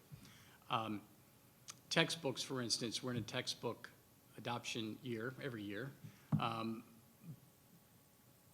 But with that, trying to figure out how much money do we have to spend and what do we want to purchase, the way that I look at the budget is what do we need to purchase that's really going to help the students and the teachers, and how much is that going to cost, rather than how much money do we have and we'll make that fit. And when it doesn't fit, I go into the CFO and say, it's not working out, but we really need this. And so there's a lot of negotiation there when we meet. One of the things that has saved us a tremendous amount of money is our staffing of folks. So every year in April, there's a little committee, and we meet with each principal individually during the month of April to go through their entire budget, including all of their folks, make sure we know exactly who's at the school and who we're paying. And then looking at the openings, looking at the projections, and trying to make sure that the principals have exactly what they need to meet that projection. What I found too was if we are over by one teacher at every school, because we have 43 schools, one teacher at every school, that's about $2 million. And so we were able to cut $1.8 million out the first year. And it didn't hurt or negatively affect in any way the schools, but paying very close attention, because 85% of your budget is people. And in your district, I noticed, or in Indian River, I noticed that it's around 75%. So I wanted to talk to the CFO about that just to see how does that work, because most are about 85%. Yours is around 75%. I was just trying to understand what else is being paid for. So anyway, that's what I do with my budget. All those there's early childhood is involved in that as well. And there's some Title I money that goes there. There's Perkins grants with the academy.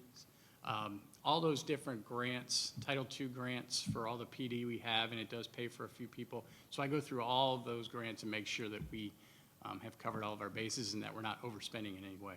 Thank you. Those are some good examples. Thank you. Next, we're going to talk a little bit about staff morale. Okay. Staff morale, as you know, is very heavily influenced by the superintendent. Can you talk a little bit about what you'll do as superintendent to increase the morale of the employees in the school district of Indian River County? Yes. So, so when I was completing my doctorate, you do a lot of research when you're completing your doctorate, right? And Dr. Schiff, you know that.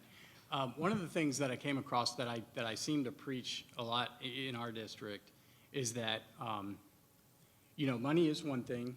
We need to make sure that we're competitive. But teachers need to feel like they belong, and they need to feel like they have a purpose, so that there's some interdependency with other teachers and their students. Now, teachers love their kids. They're going to come to work, they're going to be there and serve their students because they love their students. But what makes the rest of their day great? What makes them say, okay, I want to stick around, morale is great? I think it has a lot to do with belonging and having a purpose. And I think principals need to understand that, let's say morale is dipping a little bit, or you have certain folks that maybe are allowing morale to dip a little bit. You really need to look at other things that they can do, other leadership opportunities, other committees they could be on, things that give folks a purpose to be there and enjoy their job. I think that's very, very important. I also believe in, and you'll probably hear more about this, but the PLC process, or the collaborative process for teachers. For us, since we've really started that and pushed that and made that a priority over the last 3 years, it went from compliance to don't ever come in and break up my little group of teachers because we all love each other and we were here and this is the greatest place ever. And so I think by teachers getting together in their collaborative groups to really serve the students and do great work with their professional practices and so forth, or best practices, I think I think morale is boosted just from that. Now, there's other things that you can do too. Administrators and others, I used to walk down the hallway with donuts every day, just to say, hey, thanks for being here. This is a great place. Little notes in boxes, having barbecues every month for all of our staff so that they can make sure that they get to know. That's the other thing is, every year you have new staff in different groups, and now they're trying to get to know each other. I think that morale has a lot to do with getting to know everybody and feeling like you belong. It's where you love to be. That's where you like to work, and the morale will be great. That's been my experience. Wonderful, thank you. Mrs. Zork's going to talk a little bit more about board relations when we get to her, but I would like to ask you, from a management perspective, how will you keep school board members informed in between meetings about what's going on in the district? Yes. Very important. That's probably one of the most important things ever, right? I think phone calls, emails, weekly, if not more than weekly. I seem to be talking to board members quite a bit. It seems like every day I'm talking to at least one, depending on the district, and then if they all need to know something, I talk to them. They know I'll pick up the phone. They call me. They call me in the middle of the night because something they heard on Facebook or something, and so I need to know about that. So I think, meeting frequently, meeting weekly, making the phone calls, making sure that you are not surprised by anything. So if something is going to make it to the newspaper, then you all should know about it before the newspaper knows about it. And so making sure that you're not surprised in any way is very, very important. I think the fact that I would be open 24/7, because I am right now, board members can call me anytime for anything, and so that we can solve problems. What I like is when a board member, if a constituent has a problem or an issue, the board member, if they want to try and talk through a little bit, that's great. But to feel confident that you can just say to that person, okay, I will tell Asplin tomorrow, and he will investigate this and handle this, and then we'll get back to you. I'd rather that happen than you find yourself in a terrible situation with a constituent, especially if the information was a little bit different than you thought it was going to be. But frequent conversations, frequent meetings definitely need to happen, especially before board meetings. You don't want to sit in a board meeting. None of us want to sit in a board meeting and hear something that we haven't heard yet. Definitely don't want that. So anything that I know, you'll know before any kind of board meeting or workshop. Wonderful, thank you very much. Nice. Okay, thank you. Our next topic that we're going to dive into is curriculum and instruction. Mrs. Berenborg, if you'd like to ask your three or four questions. What does the term academic leadership mean to you? And can you give an example of how you have successfully led a project within this definition? Yes. So I think academic leadership really means that once you've created a plan, after getting everybody together to create a plan, you need to make sure that you are moving that plan and have everyone focused on that plan to move it forward, even when there's resistance. And one thing that I've noticed during my experience, my time, has been watching other superintendents that I've worked for, Dr. Vogel, Dr. Joyner, Tim Forson, watching them hold tight to what the decision was and we're moving forward, because you can't be wishy-washy. You can't, even when there's a lot of resistance. So for instance, professional learning communities, that was a priority we had 3 years ago. That was something that was difficult. People were being compliant, okay, we have to meet, it's our unencumbered planning time, or I don't get enough unencumbered planning time, you know, that kind of thing. And just trying to say, okay, well, look, but you all need to work together, and here's why, and here are all the things. And I know you'll probably have another question where I can talk more about that.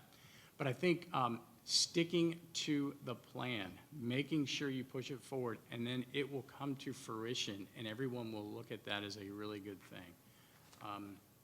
I do think that needs to happen.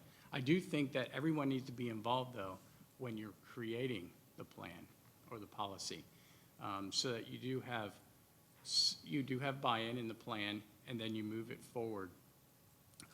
But sticking to it, I think, is management's responsibility. And part of that also is communicating it properly and often so that everyone understands. I think a lot of times you don't have compliance because people don't understand the policy and they don't understand why you're doing it.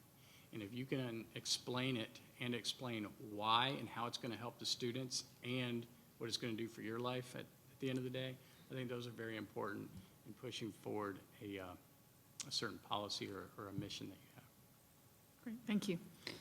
What curricular innovations have you implemented in order to close the achievement gap and to challenge all students to achieve their best in order to achieve success? Okay, so let me start with pre-K. And I start with pre-K because I know we've been working on that for a good 10 years, and now you see your fruits after 10 years. Okay, but starting with pre-K, first grade, second grade, very, very important. We have a very strong pre-K department. We actually doubled our numbers last year. We went from 400 to 800 pre-K students. But I think it's very, very important to get out there and bang on doors like we did. Actually, when babies come home from the hospital, we provide those families with information. But starting there to change to help with the achievement gap, because here's what happens. So I was middle school principal, high school principal, teacher, and by the time students get to you in 9th grade, 8th grade, and let's say the achievement gap is here, well, we have excellent teachers who are doing a fantastic job, and we're raising it on both sides of that. And so as you raise it on both sides of that, everybody's getting better, but the achievement gap's not closing, right? But at pre-K time, we can make that as even as possible. How can we make that as even as possible so as we move through the years, everybody's moving up together? And so, we're always working on the achievement gap. There's never going to be a time when we're not working on the achievement gap. But I know we've closed a little bit, and I think it has a lot to do with that pre-K piece. The moonshot moment that you guys have, I was looking at that. That looks really tremendous, actually. And the Learning Alliance is behind that. I actually told our curriculum department we need to look at that. But getting all those folks involved to be a part of that is amazing, and I would hope that would help with the achievement gap as well, especially during that K-3 time. Our third graders we only had 60 out of 3,000 that didn't pass this year. But I think it has a lot to do because we're doing so many things at the young years, okay, first, second grade. And our teachers are incredible at diving into the data and looking at students individually and helping them individually. And the more individual you can get, the better, I think. So that small group instruction is very important. The smaller, the better. But then you have to figure out how you're going to do all that. But that moonshot moment, I don't know where you all are with that. I noticed on some of the schools show that there's underperforming. I kept seeing that on the moonshot. I don't know if the principals, I don't know. I'd have to see how is it being incorporated into the schools and what we can do to, because it sounds like everybody in the community really wants to be on board with that. And the Learning Alliance does as well. How do we move that forward to do what's best for those kids, K-3, on top of what the teachers are already doing? I think that would really, really help with the achievement gap. Got to do it K-3 to really get it down. Once, like I said, once you get to middle school, it kind of is what it is. And it's hard to really, kids moving, they're doing great, everybody's moving along, but it's not getting smaller. At least my experience has been that. Okay. What problems have you experienced in the past with respect to meeting federal or state mandates, especially in the areas of exceptional education?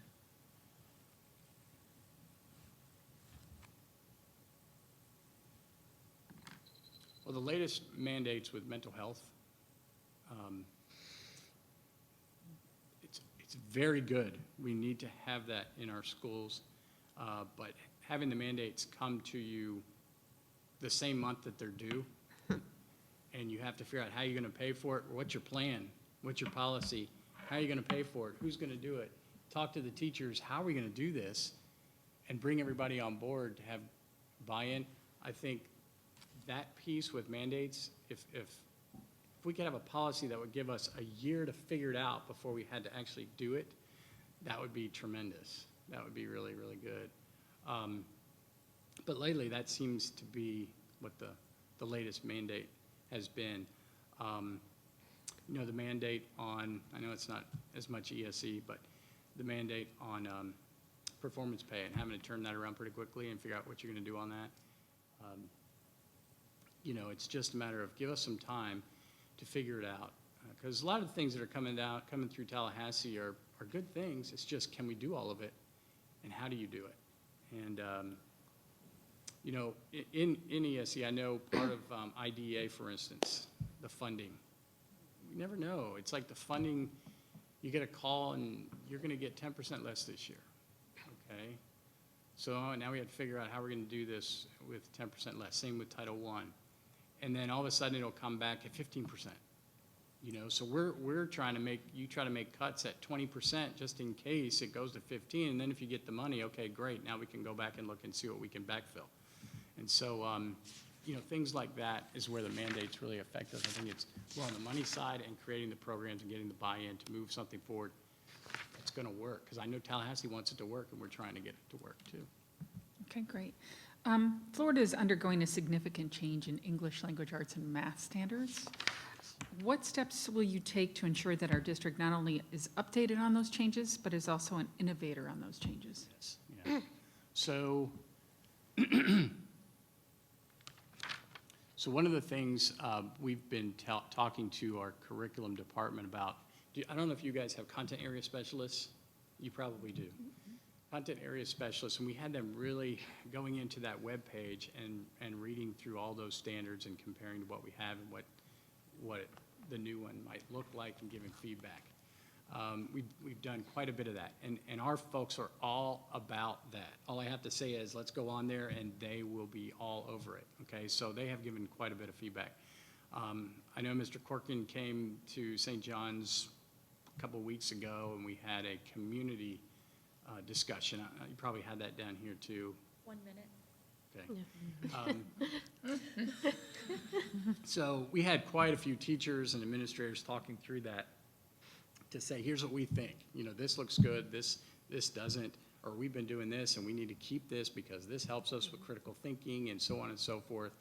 And so we've been given quite a bit of feedback there. Our teachers are always ready to since they know there might be changes, they're ready for that to happen. But the one thing that we have in our district is we've built so much trust and we have those collaborative teams, that if we have to make minor adjustments, we can do that, and it's not going to be a problem, I think. Testing, however, if we have to go and change tests and all that to match different standards, that gets very costly, very time-consuming, takes a while. Thank you. Nice. Finally heard the bell. Thank you. Hopefully that answered your question. Thank you. So our next topic is vision and values, and Mrs. Rosario has several questions prepared here. So Mrs. Rosario? Yes, thank you very much. Please describe your vision for the future of this district. What are your top priorities, and how will you monitor and evaluate them? Well, first of all, looking at the data, let's just say the FSA data, first of all, I noticed that I know there were 10 C schools, 7 B schools, and 6 A schools, 6 A schools, or 7 A schools and 6 B schools. And just looking to see also at which schools maybe fell back, which stayed flat, and which moved forward. And there were a few that really moved forward and did a great job in their numbers. And I really want to talk to them about what they did, because there were some numbers that really grew, and it was very, very impressive. And then there's others that were a little bit flat, and then others that kind of fell back a little bit. And I think that would be a priority, is how can we raise those categories on the FSA, not just to raise them just for a grade, but if you're doing that, you're helping the students. The students are getting better. They're understanding the standards more when your numbers are going up. So I think talking to the principals to drill down and have instructional reviews, so to speak, to say, okay, here's what your data looks like. I know you know this. What are you doing in your school to help your teachers raise these numbers and have these students pass the standards? One thing that I think would be very important is I'm not sure how collaborative the teams are until I get in there to see. But I really, really feel like that is a solution, is making sure we build that so teachers trust each other, they're open with each other, transparent, they help each other. I think that needs to happen. When you start looking at the students on an individual basis, you get down to those numbers, that's what's going to move the whole ship. So I think that's definitely very important, is looking at that. Another area that I saw too was in finance. I really want to talk to the CFO. I noticed the fund balance is getting a little low. And maybe over the past couple of years, it's gone down a little bit. And then going into next year, looking at the future or next year's balance of what it could possibly be, it looks like it might be around the 5% range. And so I just want to find out. I'm sure that there's something that has occurred that I would need to understand so that we can continue to kind of turn that around. I know we don't want to get into that too much, but I know that's something I definitely really would need to take a look at. The other thing is, I'm not sure where you are with growth.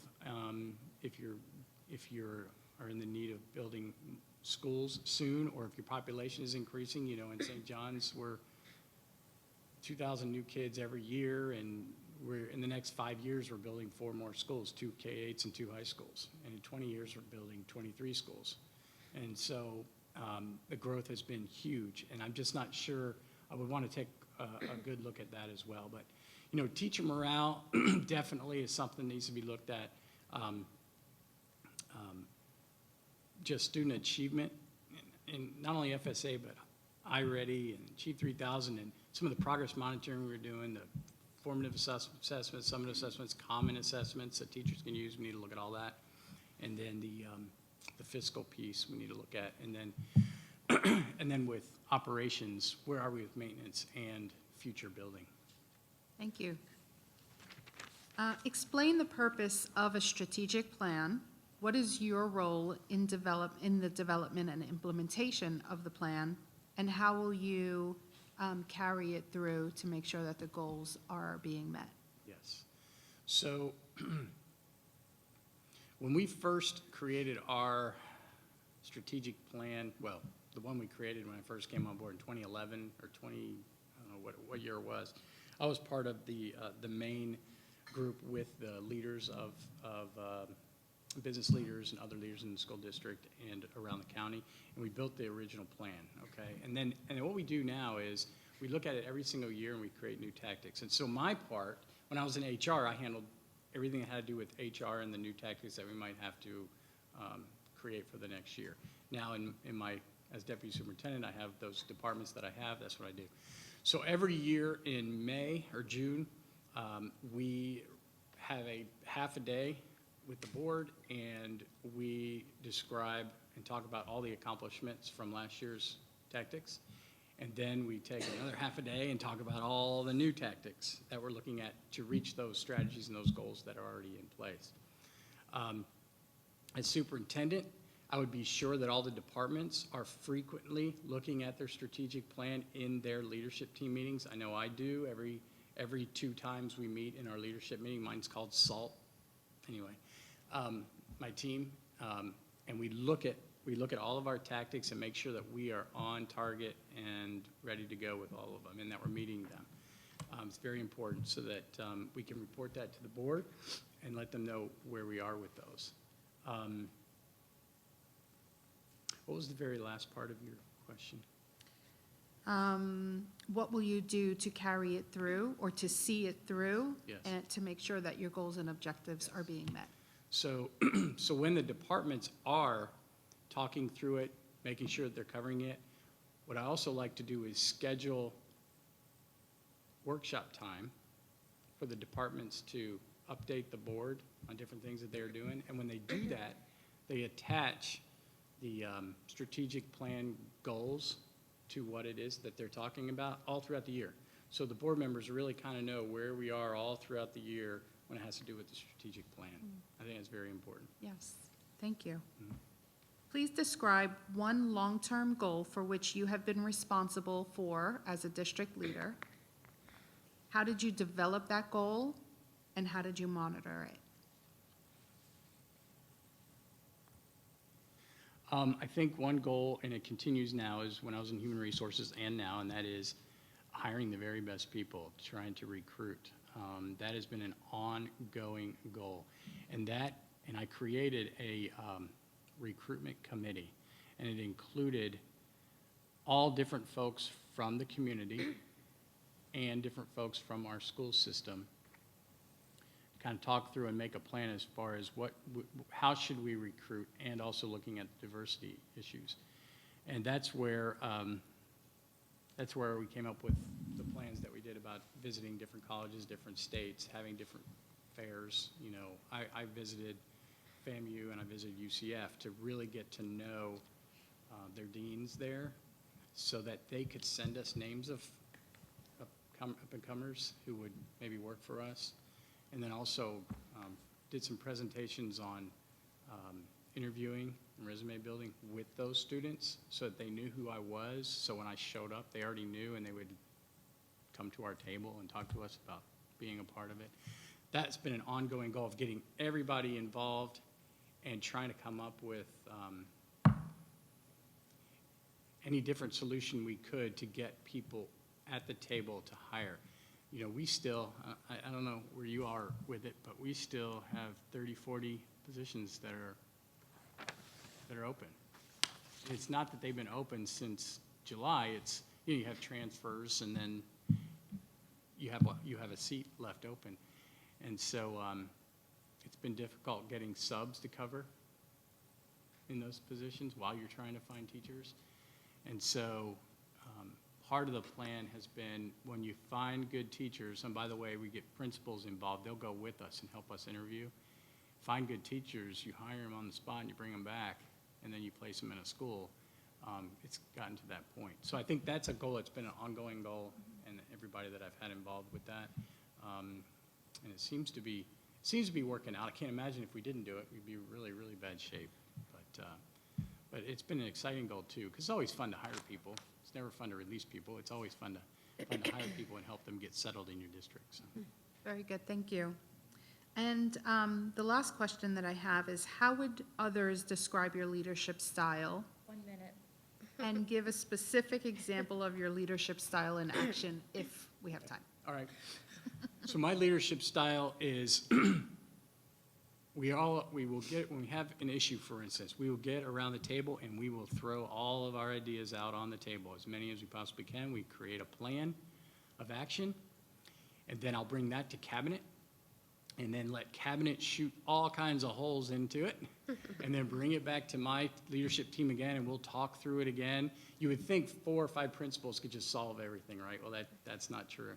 And so bring it back, try to cover those holes and figure out what we're gonna do. I think putting that all together,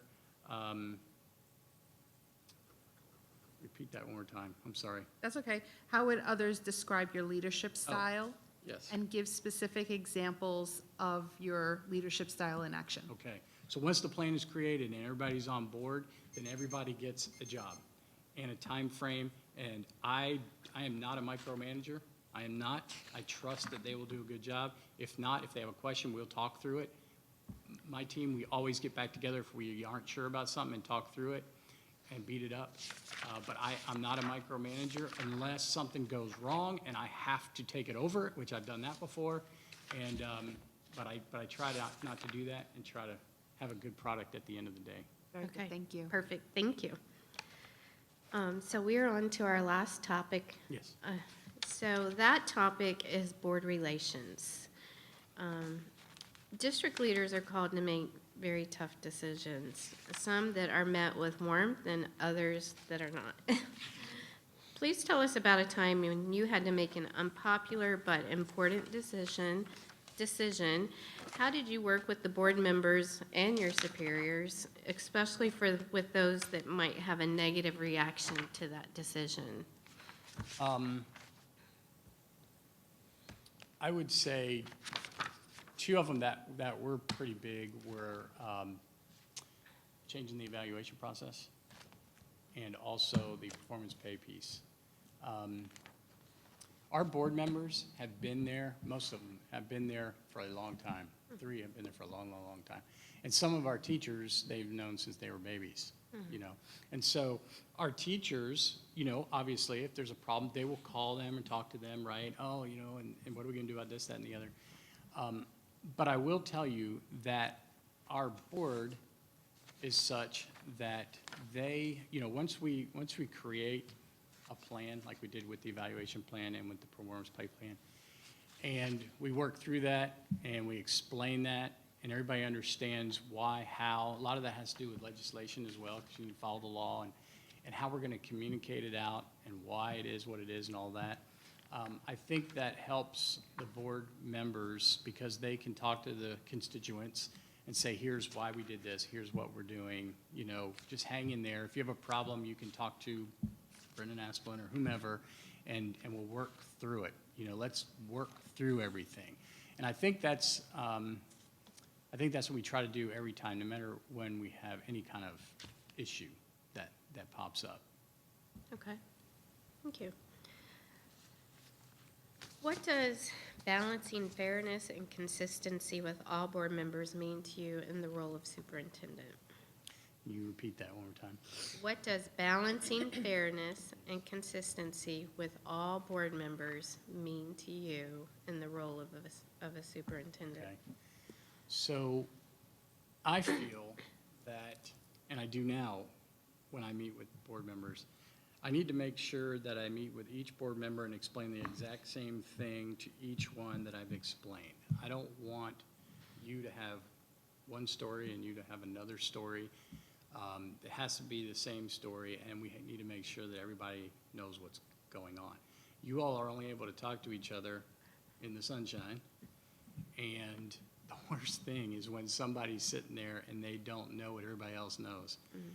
So for consistency, that's where I'm at, making sure that each person really, really understands, you know, what is going on. I think building the relationship with each of you, I think I need to spend time with each board member and really build that relationship and that trust that's needed because of all the scenarios and issues that are gonna pop up. We need to be able to trust each other and kind of understand where you're coming from or how you think, where you think, Dr. Schiff, and all that, so that I can make sure we're moving in the right direction, explain it properly, and have good discussions with you all. And you all definitely need to know what I'm thinking. So, so I think building that relationship, that close relationship, making sure we do that with each person, and then making sure that each person has the same information is very important. Thank you. Yes. Okay, how would you propose for us to evaluate your performance? On what criteria and how often? Every day. You need to hold me, I am a human being. And I will tell you, if I mess something up, I will tell you I messed it up, and I will try to fix it, and I will fix it. Done it many times. You can't go through a whole career and not do that. But I think, you know, admitting that you messed up and that you're gonna change it and get some input, what do you think we should do on this, or what should I do? I'm not above that, and I love feedback. So, holding me accountable every single day and knowing that you can call me at any time and say, I think you screwed this one up, let's talk about it. I am not opposed to that. I think that's wonderful. I would rather, I'm the type of, I don't want to know at the end of the year what you think. I want to know all year what you think, so there's no surprise at the end of the year. It is what it is. But we've been working together the whole time as we go through the school year. Another part of that, how would you propose your performance? I guess that's how you performance evaluated. Okay, let's go to, and we've kind of touched on this, and you have, building and maintaining trust with board members is vital to the success of a superintendent. How do you think trust is built and maintained with the board members? Please provide some specific examples of how you would build and maintain trust with board. Sorry, I can't speak. No, that's okay. You know, there's a lot of things I learned from Dr. Joyner and my current superintendent, but Dr. Joyner, he is a true servant leader, okay? And he has the utmost integrity. He makes decisions on what is right, not what is the easiest thing to do. And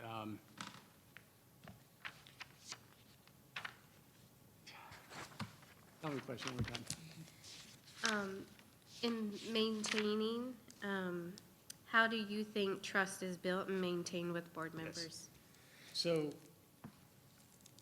trust is the most important thing. It really is. Trust is the most important thing. And the only way to build trust is, you know, while you're building the relationship, you have to make sure you do what you say. And if you make a promise, you have to keep your promise. And so I can tell you that whatever I tell you I'm going to do it. If I can't, I'm going to tell you I can't, and here's why, and is there another way? But I am really what you see. I have no hidden agenda. I am genuine. I'm positive. I try to look or put myself in other people's shoes to kind of look at all the different angles when making decisions. But you get what you see with me. And if I don't keep a promise for some reason or something of that nature, you need to hold me accountable to that and tell me that, because I do not want to do that.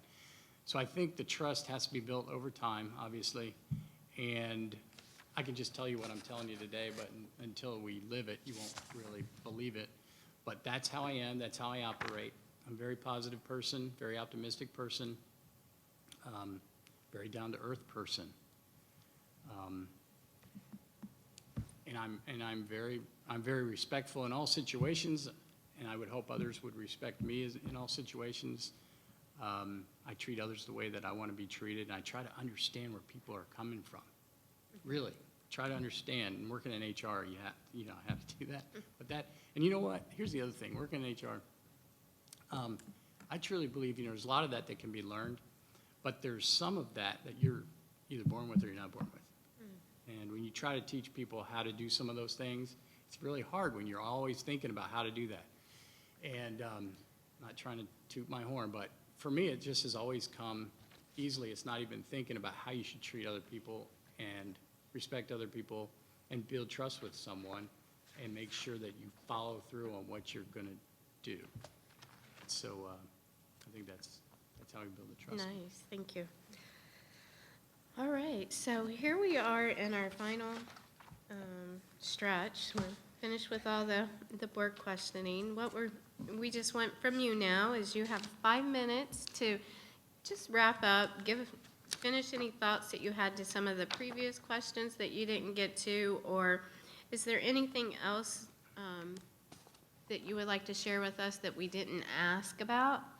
And I'm going to go ahead and give you 5 minutes, and Mrs. DeAugustus will give us the 60-second buzzer whenever we get close to that time. All right.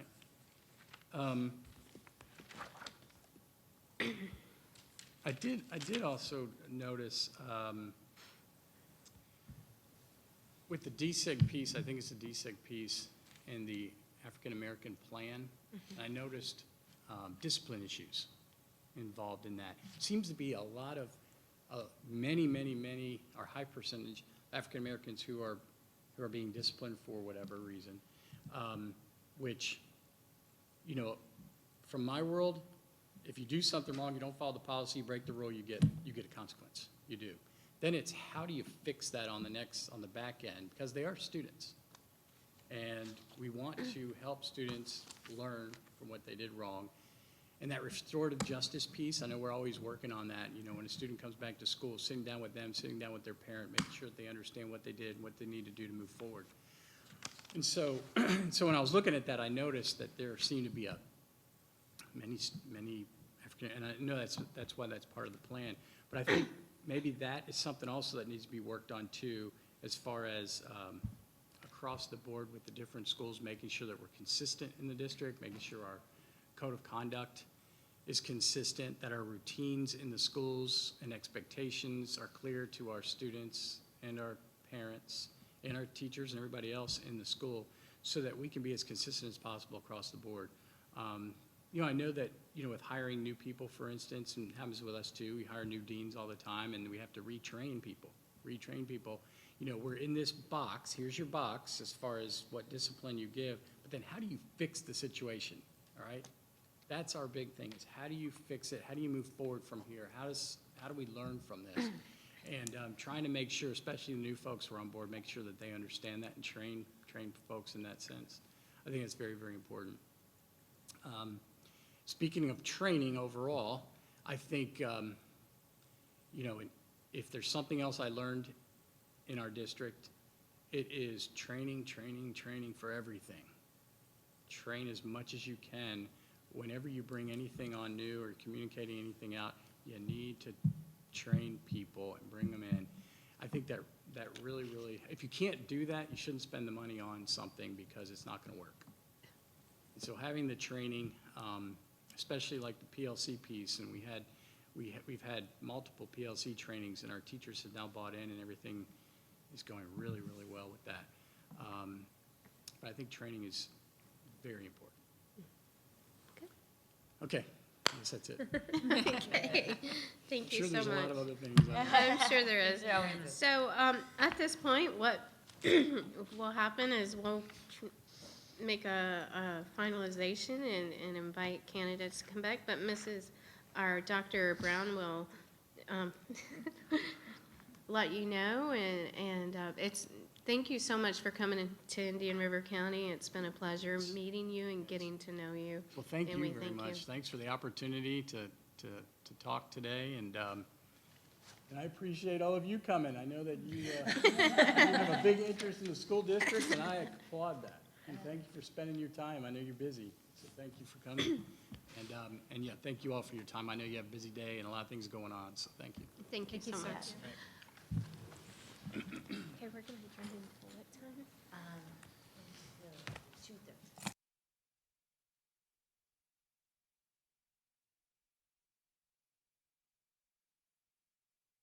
We're going to call this meeting back to order at 2:33 after a short lunch that we had. We are in the middle of our special board meeting for our superintendent search. This morning, we have conducted 4 interviews with 4 of our finalists, and we have 2 more candidates to interview. And at this time, we have Dr. Michael Dunsmore. So if Dr. Brown, you'll please bring him in. Thank you.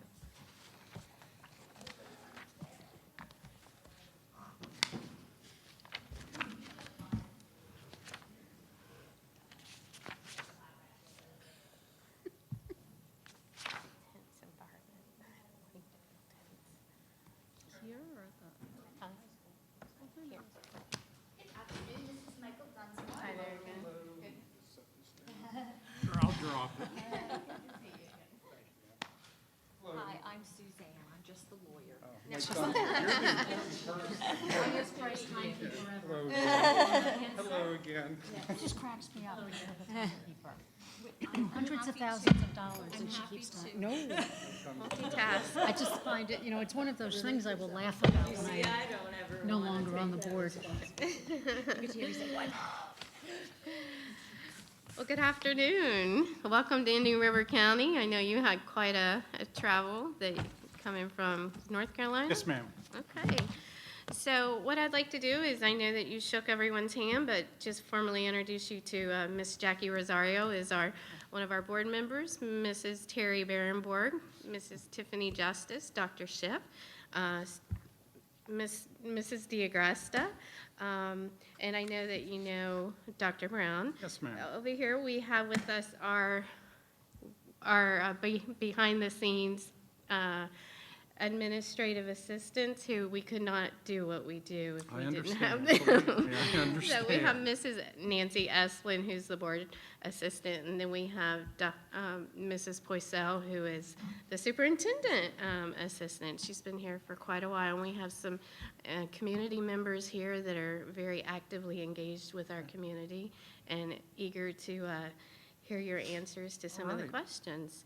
The process that we have, and I know Dr. Brown's probably went through this with you, but we have identified 5 key areas as a board that we'd like to dive into and just get your thoughts and input on. And the way we have it organized is that each board member will have 10 minutes to ask questions within that specific topic. We have approximately 3 to 4 questions per 10 minutes, so you just keep that in mind as you're answering the questions. And then we have Mrs. Diagresta here that at the last portion, at the last 60 seconds, she'll tell us we have 1 minute left, and that'll help you kind of wrap up your thoughts and complete them. At the very beginning, what we'll do is we'll just have a 3-minute opener. We'd love to just get to know you a little bit more. We've read your resume, your cover letter, but if there's anything else that you want to share with us in your opening, or if you would like to highlight some of the stuff that you put in your cover letter, that's great. And then at the end, we have 5 minutes that as we go through, and there's a lot of questions, if you want to finish your thoughts on any of the questions you didn't get through, that's a time to do that. Or if there's, you were expecting some questions that you would like to present to the board, that's a time that you can touch on that area and just complete your thoughts in those 5 minutes. Very good. So at this time, I'd just like to say welcome, and you can begin. Well, you probably read everything about me. Grew up in South Central Pennsylvania. Both my parents were educators. When I was graduating in the late 70s, education wasn't real attractive back then. So I have a degree in criminal justice. I was an intensive juvenile probation officer. So I was really on the front end of the SROs. But I went back and got my degree in counseling and started because I was coaching. My father was my high school wrestling coach, and I wrestled through college and coached for 17 years is what brought me back into education. My wife and I, high school sweethearts. Her father taught me 3 years in algebra 2 and geometry. And my father, he retired at the same time. So I've been married 38 years. I'm still in training, as my wife will tell you. We just had, probably the only thing I didn't share on that, we just had our first granddaughter. She was 12 weeks premature and is out and doing wonderful, growing like a weed. She sends me a picture every morning, and I just got a really, I'll gush later if you want to see it, picture. So my wife and I now are just excited about this opportunity. We're empty nesters. I have a youngest son. It's a park ranger out in Colorado. My middle son, if you're familiar with the CTE, the Skills USA, was a national runner-up in commercial baking and pastry and went to the Culinary Institute of America. He's in his 3rd round of interviews up at Disney. He's been at a resort in Pennsylvania where he's done commercial wedding cakes. He does high-end wedding cakes for, his chef at that place is working at Disney and is recruiting him down there, so we're hoping he'll be able to come down here also. And my oldest son is in Williamsburg, Virginia. He's marine sciences that he works out on the coast. Might get him here too, right? He probably would. He's got a pretty good job up there. He really likes where he's at. And that's, he's the father of our grandchild, so right around that Norfolk area, the neonatal unit's probably some of the best in the country, and all her doctors are up there right now, so I don't think I'll get him down here anytime real soon. Okay.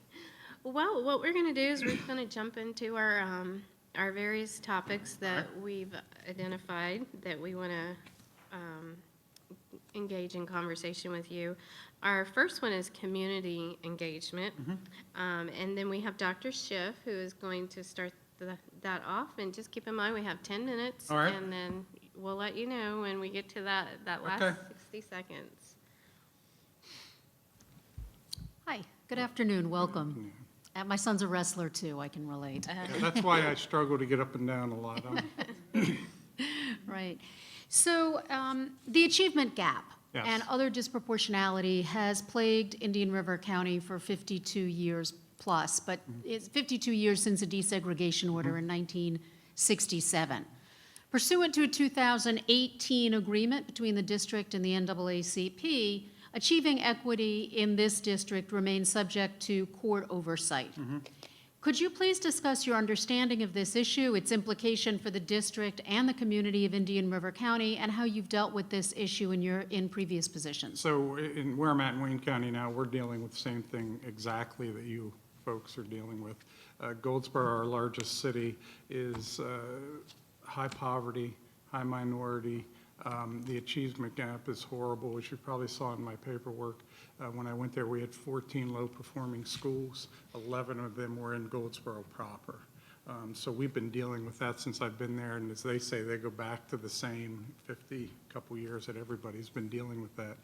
One of the biggest things that we found when I first went in was equity across the board in the funding. We had some disparities in that.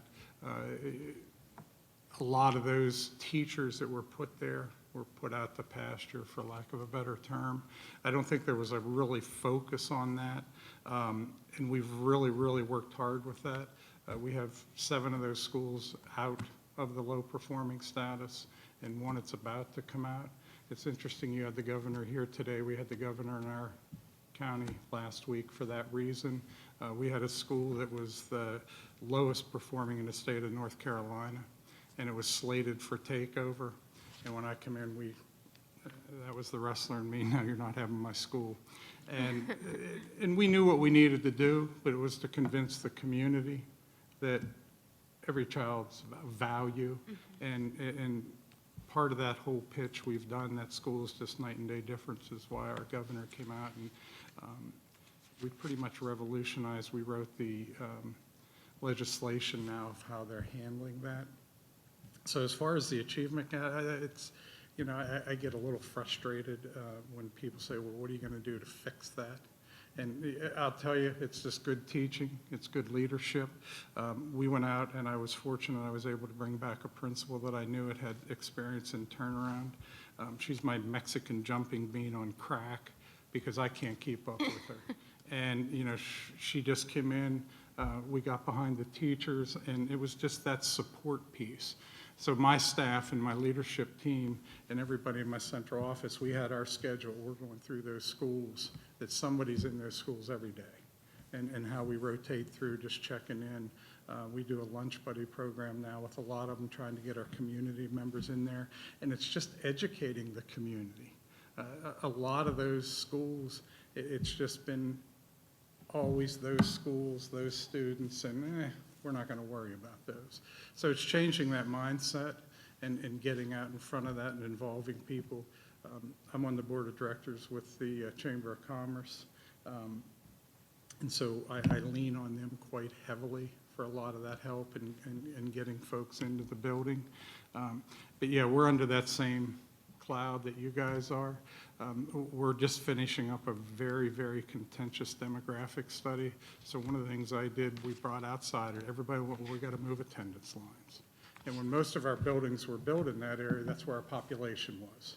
I always hear 30 years ago, Goldsboro High School, everything went through that school. It was the flagship of the state. And now it's one of the worst schools in the state.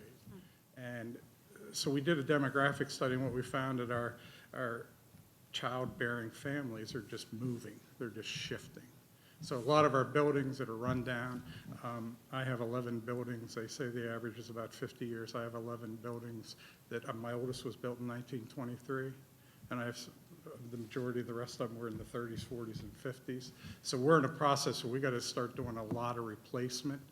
And when we went through the demographic study, there's no real way in our county, because of the large land mass, to bus those students either way. And I'm not a big proponent of busing, and we're looking at a variety of different things, using magnet schools. We put a magnet school at Goldsboro High School, which was one of the reasons we embedded it. It's our School of Engineering, and it's just having a huge, huge impact. So we're looking at bringing our School of Arts into one of the other areas down there. Just to, I'm not one that's going to force kids to go somewhere. I think we're fast coming into the day and age. It's going to be school choice, and if we don't give them school choice, they're going to go elsewhere. I mean, you guys are seeing it with the charters and the homeschools. We have a larger problem with homeschools because of our military kids, but we're starting to see the charters coming in. And so we're competing with that. And I think giving those students those choices to attract them in there. And it's amazing. They play sports, they're cheerleaders, they're doing everything. It's the parents that we have to re-educate and convince. So we do a lot of public relations with that. We tied a lot of that into our strategic plan. So we're out and talking about those things to the community and trying to get them involved. And I think our success last year with that elementary school has put a huge spotlight on us of what we've accomplished, and we're getting a lot of mileage out of that. Thank you. Building collaborative relationships is also very important to this district's future. How have you and will you maintain collaborative relationships with the union associations, community organizations, and citizens? And if you could please give examples of how you've done that. So we're not a unionized state. So my last working with the unions was when I was in Pennsylvania, and I was on our administrative team. We worked on our certified contracts up there. And I pride myself on building relationships. It's the old coach in me. And I think the largest part of my job is just being the cheerleader, getting the best and brightest people around me, and giving them the ability to go out and do their work and be honest and open with me that, hey, Dunsmore, we can't do it that way, and we've went that route. I don't know if you're familiar with the MET program up in Providence, Rhode Island. It turned a very low-performing school, primarily special education children, and they hired Brown grads. None of them had teacher backgrounds, and they went all performance-based and tied in with businesses. So those students, if I wanted to be an architect, they got tied in with a business. And they had a mentor, and so all their classes were centered around what they needed to do, and it turned their test scores around. There's a lot of work out in Colorado with that, and High Tech High out in San Diego. Actually, my curriculum director, that's her uncle, it has High Tech High, so we have some pull out and some of those things that are happening with that. But I think the corporate partnerships, there's a tremendous amount of money out there. We partnered last year with the AP Exhaust, which is the world's largest aftermarket muffler producer. I didn't even know the factory was there. And the fellow that came in, asked to meet, and he said, I can't get skilled workers. I can't get workers. And most of his population could walk to the plant, and it was in downtown Goldsboro, and they wound up donating. And we started a welding program in advanced manufacturing. And we're bringing kids in from all over the county. I got a waiting list that you won't believe. And so that with that, they can do a mentor program. Caterpillar, which is not even in my county, came to us and said, look, how do we get involved in this? And so now we're sending kids to Caterpillar because of the welding skills of what they go, and they get in the summer, they do a job shadow, and if they keep their grades up, they get the internships. And now they're looking at paying some of those students going to the community college on the pathways. But we're constantly, one of the things with buildings, they closed their corporate headquarters right in front of that, and they gave it to us. They just said, look, you guys take care of it, we don't want it. Gorgeous building. And we moved our entire EC department down there with our print shop and some other things. So those types of sponsorships are working 1 minute. very well, thank you.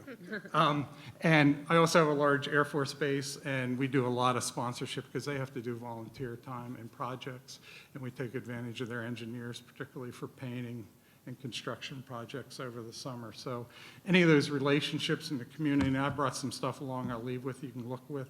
Our community supporting schools is all businesses that we work with, and I sit on the chamber board, and I also sit on the county development board. Okay.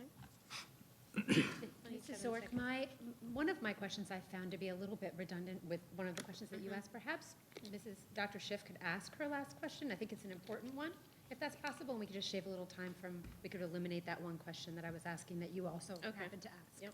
How much time would you like to give?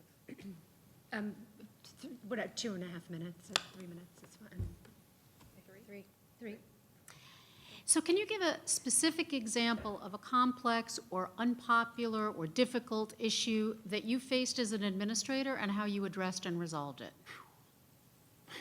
You can choose complex, Yeah. difficult. Yeah, I picked a good one. I think the biggest issue we've been dealing with and I'm into my 5th year, is this whole attendance line, which falls into a lot of things. We're in a very racially divided community, and we're in a very politically divided community. And it was interesting when I came into it, and as I'm doing the budget and how we divvied all that out, it's been a 4.5-year battle, and we just finished the demographic study. My board last month tabled it. We're not moving forward with it because of the contention. We haven't passed the state budget, and one of my recommendations, we got to wait till we get the state budget so we know which direction we're going with this. But I think that was involving with a lot of the community and faith-based groups that were very involved, very loud, very angry on a lot of things. And then we had also folks like, why are you changing and you're not, moving my kid here, there. That's why I bought my house there. And it's been a very contentious operation. We tied everything to our strategic plan. That's our message that we're going out talking with all the time. So when we go out and we're meeting locally in the communities, we're all on that same message. And we're able to reflect back on that, so they weren't able to divide and conquer our team.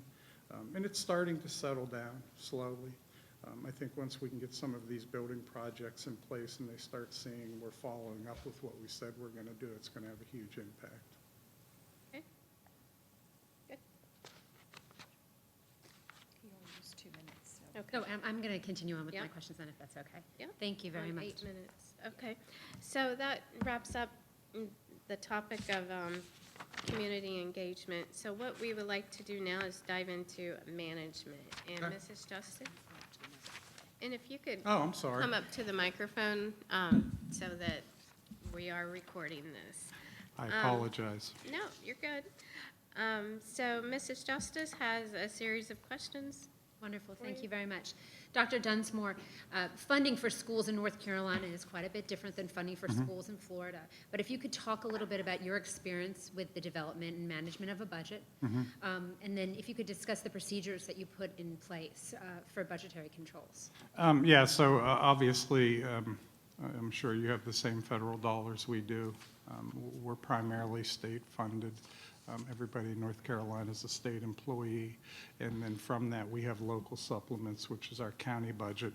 And then all of our capital outlay, buildings, maintenance, bus drivers, those operational area pieces are out of our county budget. So we're starting to gear up for that now. Typically right after Thanksgiving, myself and our business teams, we sit down, and then with my leadership team, we set up meetings and basically build the budget based on last year.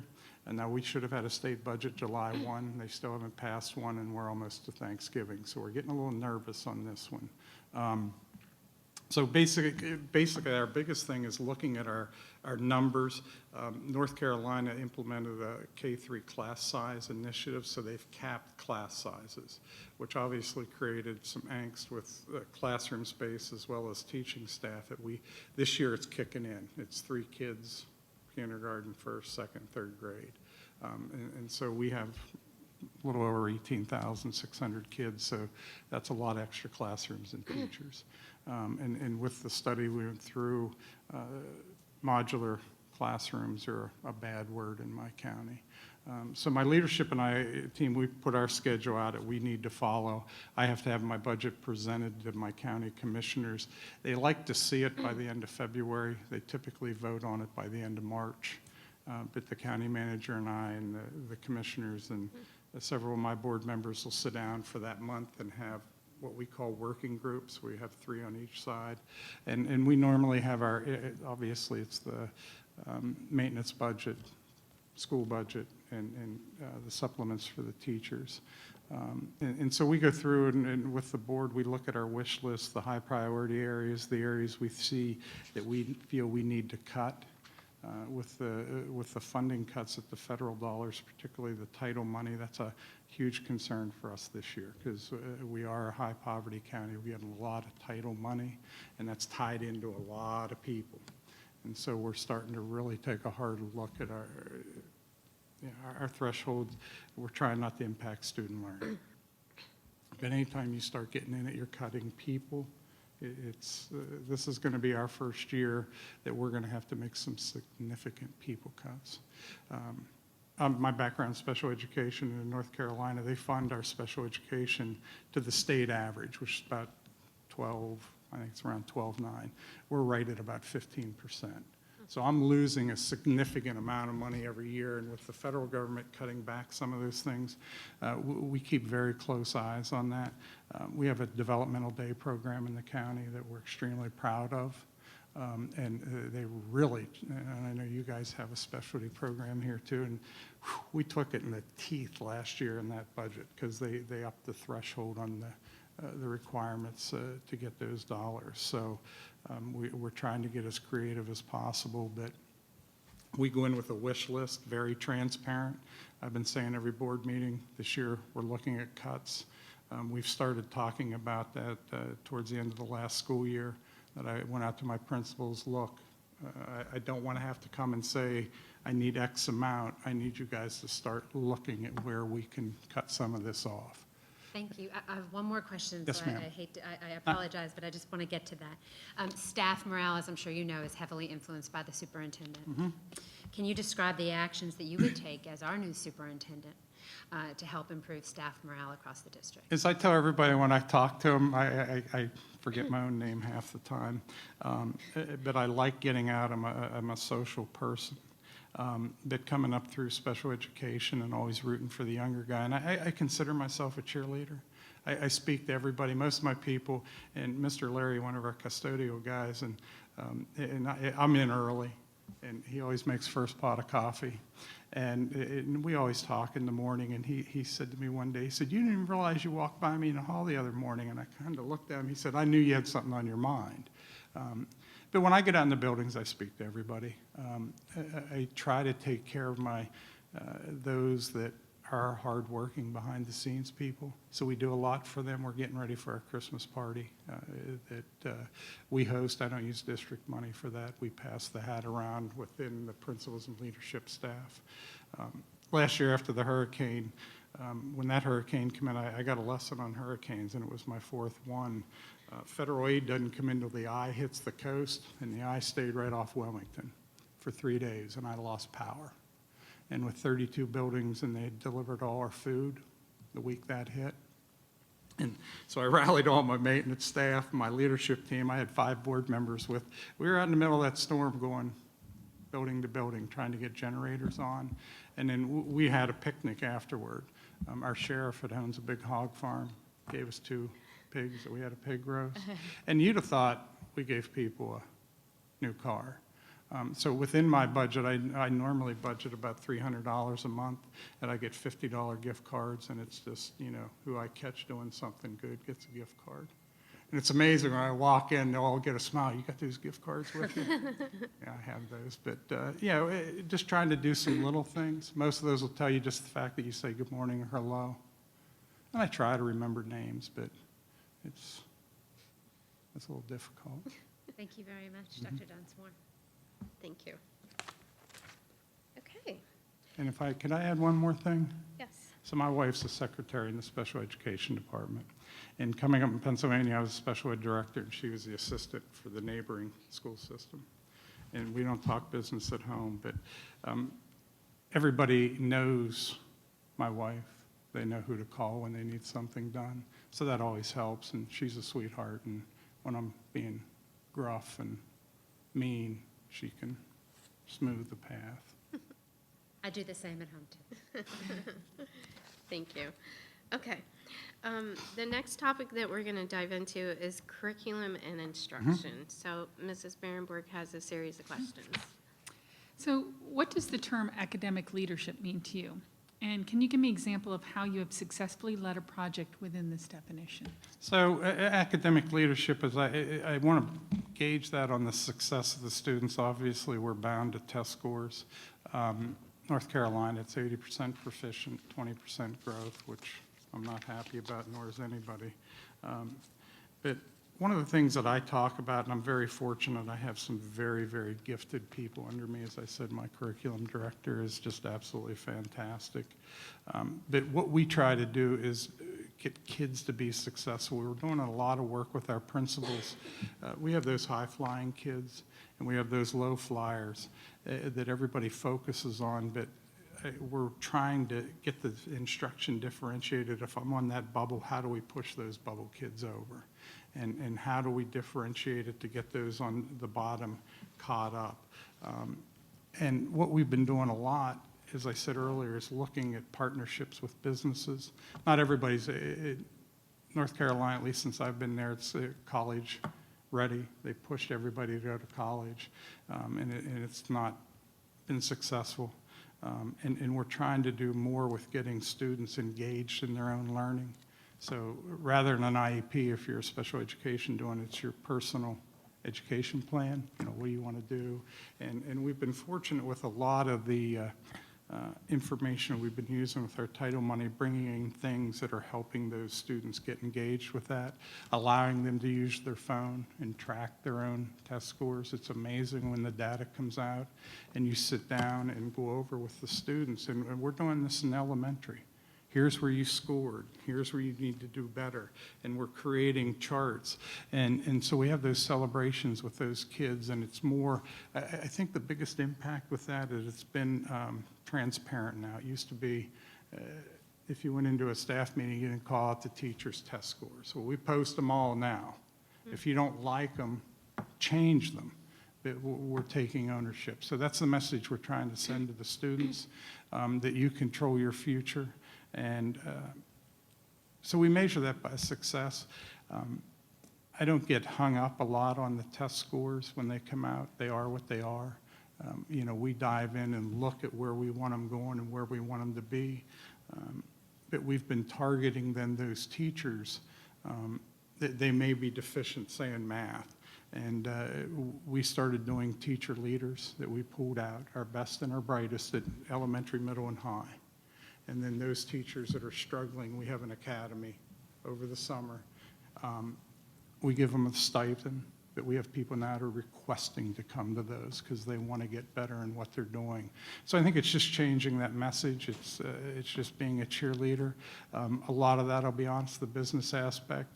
It also puts to the forefront those that probably shouldn't be in education. The tough part of my job. And we have to have those conversations, but we tried everything we can to make our teachers, and I'm sure here it's difficult to get teachers in North Carolina. They're not turning them out at all. I mean, we're about 60% of our new hires are coming out of state. Okay. What curricular innovations have you implemented in order to close the achievement gap and to challenge all students to achieve their best in order to achieve success? So the biggest thing we've started doing our reading, math, science academies that we're doing pull-out programs at every level. And those children that are deficient, we're bringing them out, and then we're expanding it out across all areas. We're doing co-teaching. We're bringing teachers into other classrooms to help lead, model for those teachers, those other students. The buddy programs we're doing in every building. I'm drawing a blank here. I'm going to leave here and think, why didn't you say that? But I think the biggest impact with that has been what we call our teacher leaders that we identified through. We did interviews, applications. You had to show the test results we wanted. And the retired superintendent, it was our neighboring county. We brought him in as a consultant. He's done a lot of work with the Daggett Foundation. And we started those academies that he's leading and helping train those people to go out and train our teachers and engage our students. So I don't think there's any magic pill with any of that. It's just getting back to the basics and taking responsibility for what you're doing. The students, the kids, the parents, and we get the parents involved. It's interesting, last year when the school was taken over, we now have parents that are coming in and saying they're bringing their books with their kids' data in it. Can you explain this to us? You know, and we're now getting the kids to explain that to their parents. So it's getting parents back to the schools. We started last year, we bring food trucks in the first week that we're having the parent-teacher conferences. It's amazing the food gets the parents there. And then, you know, to get that work, it gives us an opportunity from a senior level to talk about the big picture items within the district and then what we're doing at each individual school building. So we do compare the schools. It is what it is. That's what those lists are out there for. Gotcha. What problems have you experienced in the past with respect to meeting federal or state mandates? I think you touched on that a little bit, especially in the areas of exceptional education. Mm-hmm. So, yeah, I'm amazed where I came out of in Pennsylvania. I had about a 3,000 student district right outside of Hershey, Pennsylvania. And we had chocolate money. We just went up and asked Uncle Mildy and got anything we wanted. And I also had a state senator, had a Fragile X child. So we got, but I think since that time to now, the unfunded mandates have continued and continued and continued. And I never experienced this. Our developmental day school was in one of the oldest buildings in the county. Lead, asbestos, failing pipes. Every year to go through the inspections just to make it able to use for students, because the developmental days are more stringent, they're more akin to the hospitals. But I get frustrated because a lot of those cuts, until we started bringing our commissioners, I do a tour every year with the commissioners, and started taking them into the buildings, seeing those students. We had a young lady that was very severe, 21 years old, graduated this year, and it was, she was profiled statewide, and just trying to get the information out. But that's one area it really, really worries me because of lawsuits, I'm sure, as you're aware. That was primarily my job as a special education director, was dealing with due process lawsuits. But it's, you know, the parents that are coming in there to live in with these students 24/7, and they just want help. They want understanding and what we can do to help them. And so we're trying to get, again, a lot of corporate sponsorship with that. We built a new elementary building we just opened this year. We moved our pre-K through 4th grade developmental day students into that building. We built a wing on it just for them. And you may find this hard to believe. I had an auditorium of angry parents and community members that want to take me out back and shoot me because you weren't moving my kid out of that building. It was built in the 1930s and putting them in a brand new school building. And I was like, you've got to be kidding, because I was always fighting if they weren't included. And they're too noisy or they can't ride the bus there. And it's just been a godsend now because, you know, if you've ever been in those buildings, see those kids come together. And the way we had the busing, we had all the unloading up by the cafeteria because the breakfast, and they didn't want their students too far to walk. Well, now they're all getting off up there because they have their buddies that take them to class. We put an adaptive playground there. We were very fortunate because we built that right on the fence of the Seymour Johnson Air Force Base, so we had a lot of support from the military. We have a lot of people that move in that have developmental day kids because of those programs. But we're looking at corporate sponsorships. I'm asking businesses to adopt some of those kids. We're not asking for cash. I'm asking them to buy wheelchairs. I'm asking them to buy adapted pieces of equipment, which you know are extremely expensive. One of our automotive dealerships bought all the seatbelt harnesses because they have to be replaced. I think it's now every 3 or 4 years. And they're expensive, so our dealerships are buying those for their kids, and they're also getting enough for the parents to take home. And we're finding they're a little apprehensive to give cash or checks because they don't know where it's going to go. But when we bring them in then to give the stuff to the kids and the parents. Welcome to Florida. Well, no, this is just like North Carolina. Afternoon, it's like, yeah, I go through about an umbrella a month. So if you'd like to take a moment to take a drink of water and take a breath here, I know we're giving you a lot of questions right after another. No, that's all right. So our next topic that we have identified that we'd like to discuss with you is vision and values. And Mrs. Rosario will ask you 3 to 4 questions, depending on what time permits. Thank you for being here. Yes, ma'am. Dr. Thank you for Dunsmore. having me. Please describe your vision for the future of this district. What are your top priorities? How will you monitor and evaluate those top priorities? So I went through your strategic plan. I have it there. Very well done. We started one basically the same time frame. The one thing I was struggling to find was how you were evaluating that and reporting out to the communities with that and taking it to the next level. We're in the process of going through that now and gearing up for our goals and objectives for next year. Part of what I do in my leadership team, and I'll leave these, you can look at them, it's just a summary of where we were, and I ask all my people to do that, and I put it together and present it to the board, and then we take it out to the community and go over where our strategic plans are and what our goals are. When we first did ours, I was in the audience. I sat in the back of the room, didn't speak. We brought somebody else in to handle that as an objective observer and got input from the community. And each year that we've been back out in my 4 years, we get more and more involvement because they know we're listening to them and we're reporting back of what we do.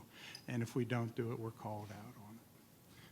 So I think at that point, I think the hot buttons in education right now, and I was really impressed with the fact you have an international baccalaureate program, and I think some of the other programs that you have. We started a full immersion program in Spanish in 2 of our elementary schools.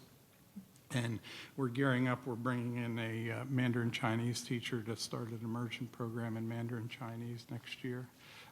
I was very fortunate. I did an exchange with the National Superintendent Association and went to Morocco, third world country.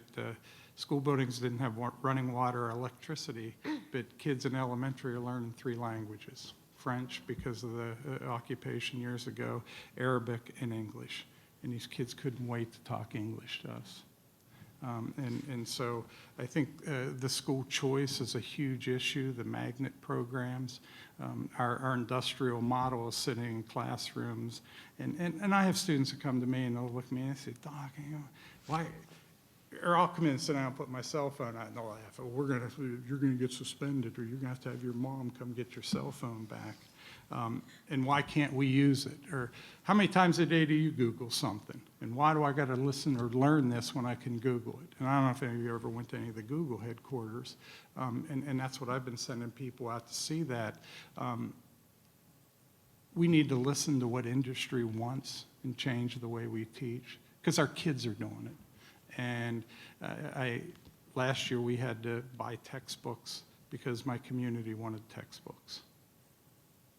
We don't use them in the classroom, but we used them because the parents wanted them at home. That's the way they learned. So we're starting to think that way, that for those that need to, we have to adapt. So I think it's involving, I would love to see more industry, business, and community partnership, that we get these kids engaged and give them hope early that this is what they can do and can be, and it doesn't necessarily have to go to college and be in debt. If they're able to go to college, and that's the future, that's wonderful. And I have another, we call it our community supporting school, and I think you have an alliance program that's similar to this. It's primarily retired educators and retirees in the community, and it's all corporate sponsored. There's a list in there of the money that we get from that, and it places, we call them community coaches, that get the kids out and what are you interested in? And we run programs that help them understand what they want to do. So I think I want to be, I feel I got about 10 good years in me, and I think it's my responsibility, and those of us that are in leadership and education over the next 10 years, if you think back 10 years where we were, it's going to be a different world. And I think we're behind. I think we're really far behind. And one of the things that attracted me here, it's other than it's a beautiful area, the makeup of the community where I came out of in South Central Pennsylvania. My wife's family owned a farm and an orchard. When we first moved to North Carolina at Terrell County, it's just west of the Outer Banks. When I left there were 630 students. It was the smallest school system in the state. We had more black bears in the county than we had people. But we were 30-minute ride from the Outer Banks, Kitty Hawk. But the closest Walmart was an hour and 15 minutes. So it was I came up very rural. But as I've matured and grown in my role, I see the need for those community partnerships, because that's what's been successful with the MET program, High Tech High. And we're starting to see those reaps from our students now, getting them tied in, that it's just not all rote memory, read and repeat, or this, that, or why am I doing math? And I'll tell you a real brief story. I was doing one of my principals in Terrell County. She's now my innovative director at Wayne County. Her husband taught biology. He wanted to be a basketball coach, so he sold his pharmacy. He was a pharmacist. And I was sitting in the back of the class. I was doing his observation for her. And there was a girl sitting in there, and she had her hand in her pocket, and she's keeping notes. And I watched. She kept pulling her cell out and looking at it, and she's typing in her pocket. And I knew her, and I went up and asked her, what were you doing? And she said, oh, so-and-so, I have a project in the next class. We're just getting it done. I said, excuse me? I said, let me see your notebook. She didn't miss a note. I went over just to watch her presentation, and I was just amazed. I said, you're right-handed? She said, oh, yeah. But she was going to town, wouldn't even look. I have trouble with one finger with that. But when I went to the Google World headquarters, the folks that were showing us around, they had little pods. They bring their own dog. They have a grand old time. But when they were explaining things, these folks are looking at 3 computer screens. They all had headphones on. They all had phones out. And they're like multitasking, doing a zillion one things at once. My brain's not wired that way. And I think one of my challenges is, how do we get our people wired that way, that we're in front of those folks? And we need the corporations, we need the Googles, we need those people to come in. I know the Gates Foundation offers a lot of money, but there's a lot of strings attached to it. But locally, they want to see those productive workers come out of the schools. They want to know that's what's going to bring industry here, that's what's going to draw people here. When I went to Wayne County, we're trying to get industry, we're trying to get interest. Wayne County sits very low, it floods, and industry doesn't want to come here, but what they always told us, you don't have a skilled workforce, and that's what we had to change. So our development authority, that's where we've started to focus. They've gotten back to the fact that this country was built on education, and that's what we need to do. But I think for one of my biggest goals, 10 years from now, look back and say, yeah, from here to here, look what we accomplished. Thank you. I appreciate that. 2.5 minutes. How much? 2.5. 2.5. I'm going to skip down to, because you touched a little bit on goals and the strategic plan in that first question. So I'm just going to skip to the last one here. How would others describe your leadership style? And give a specific example of your leadership style in action. I think most people, approachable, calm, down to earth. I got all the craziness out of my system when I coached. But my staff knows that I'm approachable. I listen. I'm not one, now, yeah, I have to make a lot of decisions very quickly. I'm a very, very, very reflective person. And I think the staff enjoys that. I trust my staff. I allow them to make mistakes. I want them to lead by example, that it's okay to make mistakes. That's how we learn. Fix it now. But they also know I have a very high threshold. They know I'm very demanding. They know I'm up early. I'm just an early riser. 1 minute.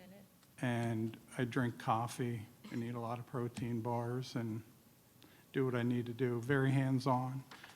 I don't get in folks' way, but I expect them to do their job and do it to a very high level.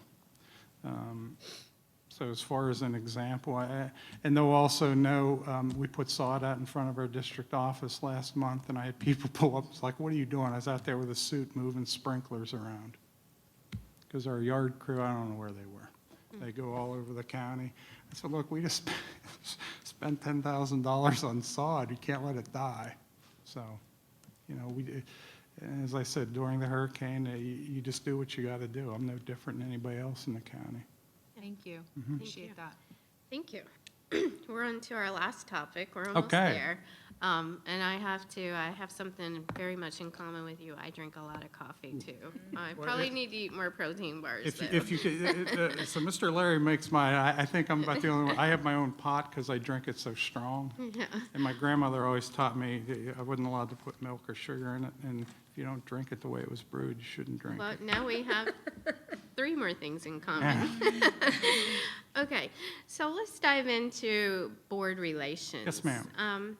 District leaders are called to make tough decisions. Some of those are met with warmth and happiness, and many are not. Please tell us about a time when you made an unpopular but important decision, and how did you work with the board members, especially those that might have a negative reaction to that decision? So fortunate or unfortunate, I have a very divided board politically, philosophically. They're all good people. I rely on my board for eyes and ears because people will talk to them when they won't come to our administrators. So we have those conversations. When the K-3 class size come in, we were having a pretty hard debate. We wanted to accelerate that. We wanted to use title money and accelerate that. And as much as I agreed with that, we didn't have the classroom space, nor did we have the money to hire the extra teachers. And since the state was going to be rolling that out over the next 3 years, why are we investing $2 million? And as I told him, it pained me to say that because I thought the class size, and we had a lot of debate and we had a lot of angst over that. We ultimately passed it, and then we retracted it this year. We moved it back just because of budgeting things and in the new building it was put in. I think most of my board were on first name basis. My board chair and I were up in Pennsylvania, or Washington, D.C. We go up twice a year to advocate for the military and a lot of different things. And he was up to my parents' house in Pennsylvania, and I consider him a friend, but we don't always get along. We don't always agree. And we agree to disagree. And it may be a week or two we don't talk to each other. And typically that's not because of me. You know, I'll text, I'll reach out, are you ready to talk? And, you know, but we always come back together. And of my 7 board members, I think all of them will, we don't always agree philosophically. I don't always jump on pet projects. I try to be very cognizant. You all get on the board for a reason. And I need to, work with you to accomplish those reasons, not only politically, but it's for the good of the kids. It's where I struggle a lot with the management is bringing everybody together. Because oftentimes, if one doesn't get what they want or two don't get what they want, they're going to go out and tell everybody, well, I didn't agree with this. And, oftentimes it causes some angst and issues there. As I say, we text a lot. I thought I was going to have to call school the other morning at 4:30 because of the cold weather and the rain. I don't text them at 4:30.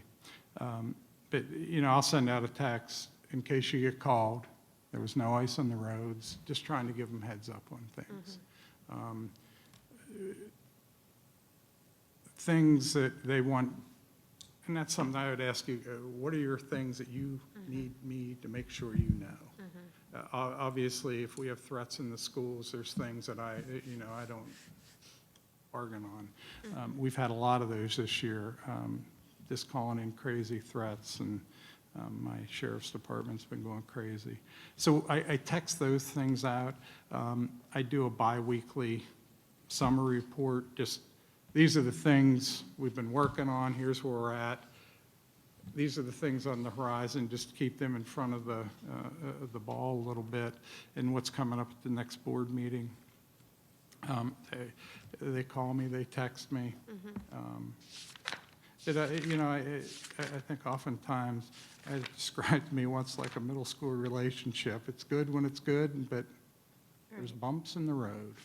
Well, let's go into, I have two more questions that I would like, and it's kind of going along with where you're going right now, and I do feel for you, 7 board members. This 5 would be a walk in the park, maybe, I would hope. So what does balancing fairness and consistency with all board members mean to you in the role of superintendent? So if any one of you come to me with a personal request, a professional request, we need this, we need it, they would do that, and I'll tell each and every one when I respond to all 5 of you. So everybody knows whether you agree or disagree, everybody knows what's happening and nobody's going to get caught. And we've tried, right now my 7 are very good at that. When we're texting back and forth, we're blasting to everybody. When we're emailing, we're blasting to everybody. And typically if they're angry about something like that, they pick up the phone and call each other. Oh my gosh, I think we're having, with the sunshine here, we're not allowed to do that. So Yeah, so that's yeah, new and territory. it is a little different. Yeah. I have board members that are very involved, that have students in the schools, so they're passionate and very involved. I have another board member, he's my old shoe, he's been on the board for 16 years. He has a lot of health problems that he can't do a lot that he would like, but wonderful source of knowledge.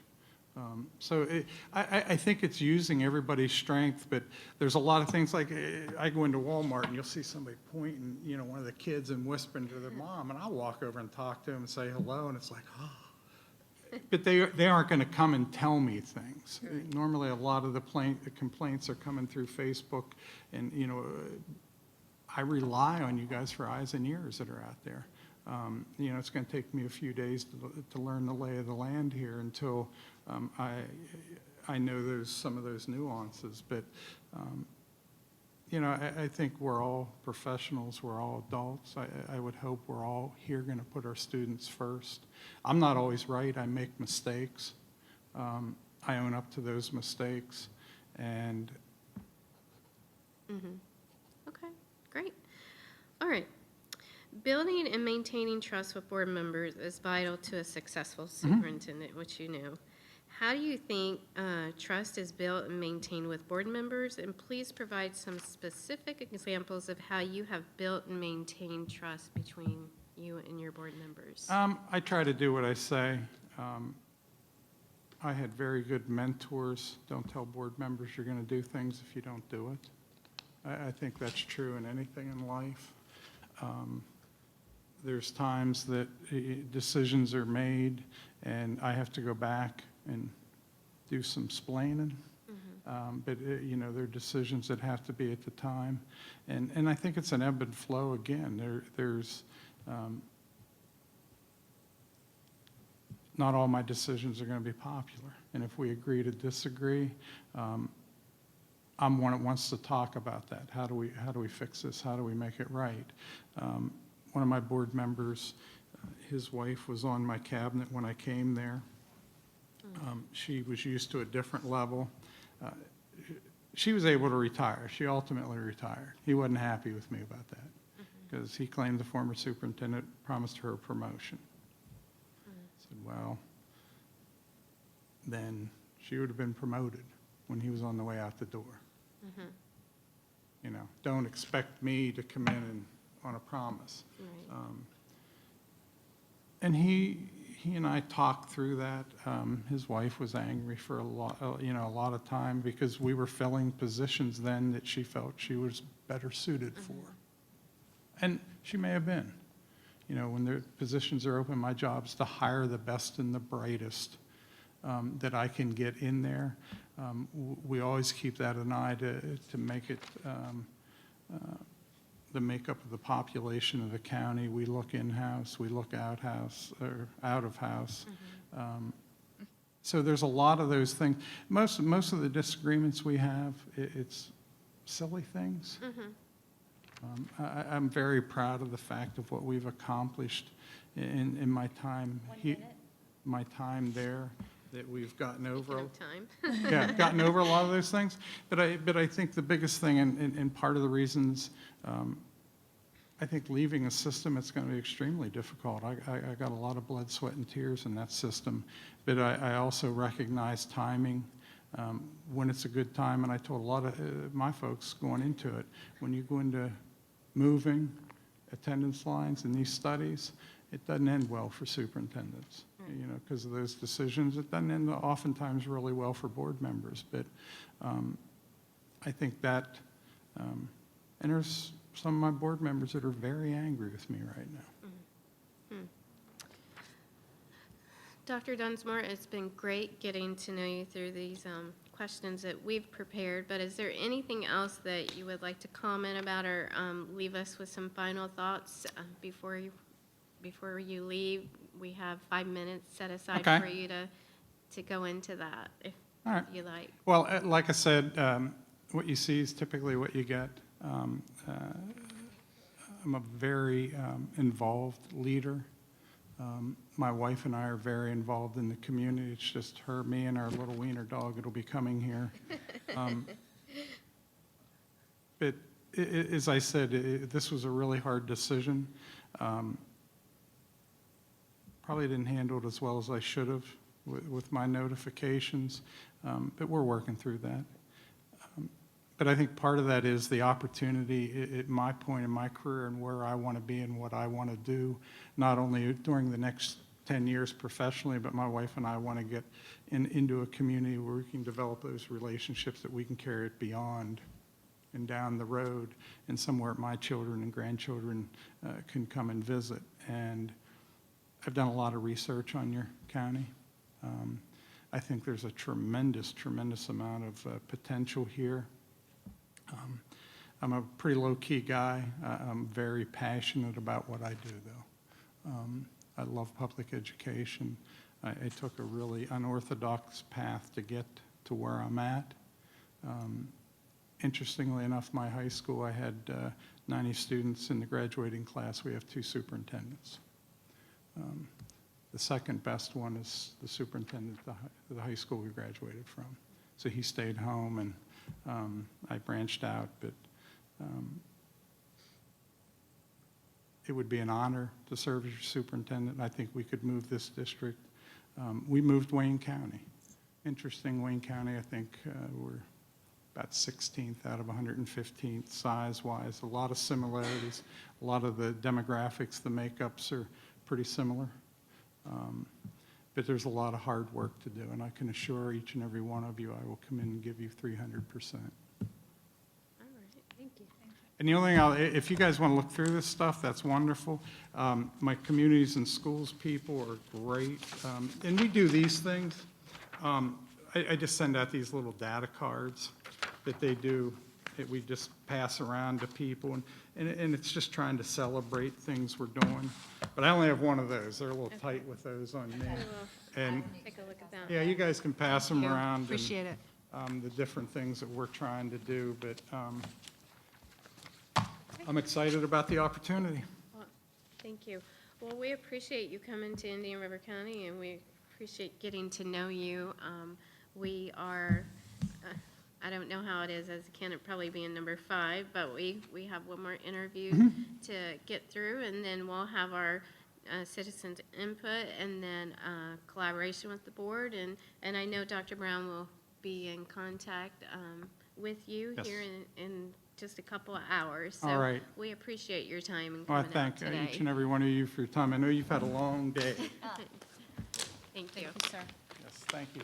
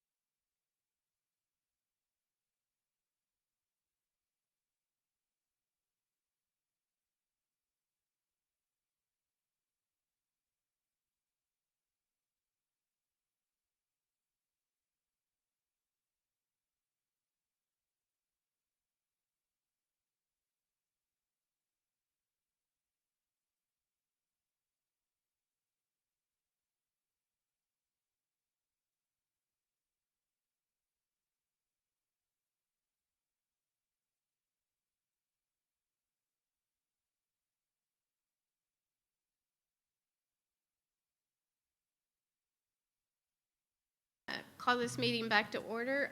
It is 3:45. We are in our special board meeting. We're into our last superintendent candidate interview. And it's currently 3:45. And the next steps we have after we interview our last candidate, Dr. Peter Licata, is we will have open for citizen input if anyone would like to speak. And then also we'll go into our deliberation. And that deliberation, what we've had currently scheduled is 4:30, and how long are you? As long as you need me to be here to do it, but I think if we have fewer candidates to work with this time, but we'll be using the same method as far as it'll be some individual ranking, and then we'll bring it all together. If there's a clear top 3, it won't take very long. There will only be a discussion if it's very close between, say, 3 and 4. Okay. Does that make sense? So we're looking at approximately an hour. Yeah.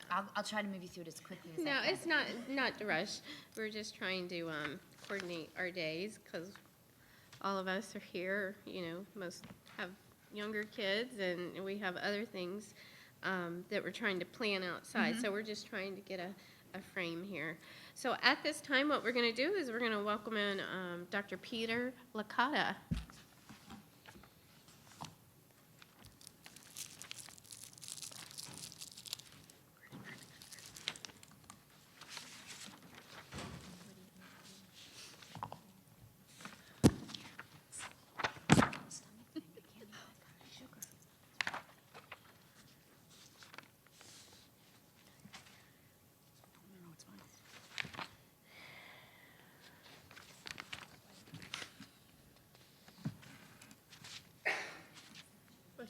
God bless you. Who was that? Uh-oh. Can I grab a She's a troublemaker.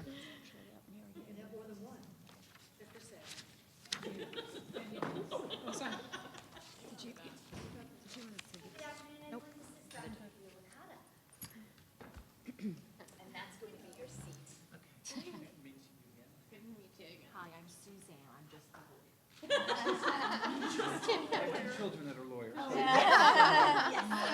just the board member. Yeah, so Palm Beach County, yes. We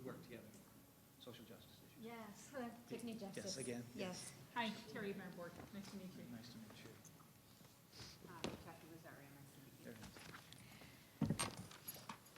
Which chair?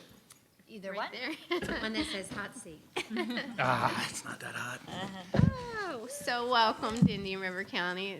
We're so happy to have you here, and we it's an just honor. appreciate you taking the time to invest in research and learning about our community and our school district and our wonderful kids and our staff. Today, we've already pretty well got your introduction here, so we don't have to do that. Over here, we have some very key and influential people in our district that are the backbone to what we do on a day-to-day basis. Miss Nancy Eswin's our board assistant, and then our superintendent assistant, who's been here for a very long time, is Miss Boycell, and then our public. No, she's very. She has a good sense of humor. Focus, please. Very, very experienced, and we appreciate. Am I making it worse here? We've shared cookies together, so it feels like I know them well, okay? We have Miss Kristen Maddox, who is our public information officer, who helps keep us informed and our community informed on all the great things that we're doing. I know that you've met and talked with Dr. Brown about the process today, but just another overview to make sure, because we went through this with all the candidates, Absolutely. this is 1 hour interview, and what we're going to do is the first 3 minutes, we're going to give you time to just introduce yourself, tell us about yourself, and if there was anything in your resume and your cover letter that you want to share with us. And then as a board, we've worked a long time in putting together, we've spent a lot of hours in really diving into some various topics that we wanted to get some feedback from you, to get to know you and get your perspective. And we have 5 of those topics. And the way we have it is each board member will have 10 minutes to ask questions within that one topic. And then within that topic, we have 3 to 4 questions, depending on, you're going to self-govern your time within that. So just keep that in mind. About 2 to 3 minutes per question is what you're saying. Yes. And then Mrs. D'Agresta is so gracious. She's going to be our timekeeper. So the last 60 seconds, she's going to let us know we have 60 seconds, and then we can just wrap up those final thoughts. Absolutely. Then at the end, after all the board members, all 5 of us have had our topics to ask questions in, we're going to give you 5 minutes at the end to finish up any final thoughts that you have. Maybe there were some questions you were hoping that we asked and we didn't. Or, if you have any any questions that you want to ask us, it's your 5 minutes to do with what you want to do with it. So at this time, just want to say welcome, and I'll turn the floor over to you. So obviously, it's an honor to be here. This is a special place for me. I graduated from high school up here. 2 of my mentor teachers that I've stayed in contact with, they're in their 70s now. I talk with them once a month, come up and play golf with them. They're part of the reason that I'm still in education. I've been in education. I lost my father at a younger age. This is coming back to a place that I love. I love Palm Beach, don't get me wrong. Palm Beach County has been, a long time. It's a beautiful place. And I think Dr. Adams will support me on this statement. Last month, when I had already applied for Volusia, and I think you all know that story, which has turned out great. They're going to be phenomenal up there. They got a great guy who's a great match for them. I think we're all getting an Amber Alert as we speak. So just don't be Palm Beach County. Maybe it's a Silver Alert. It's probably Palm Beach County. So, Or Indian River, so. yeah, or Indian River, yes. Where was I? So, shoot, dadgummit. Talk about Volusia. Yeah, and I called him, and I'm on record for this, and I will own it all day long. I called him and said, listen, Volusia looks like a great fit for me. They called me, asked me to be involved, but now Indian River's open, and that's 1A for me. And I meant that sincerely, and he will verify that. Sometimes it's about where you fit most, and I've had other districts call me, and that's fine. This is one of those places I fit the best in for me, in my view. I know it's up to you guys. It really is. But when you look at it, you have to look at certain aspects.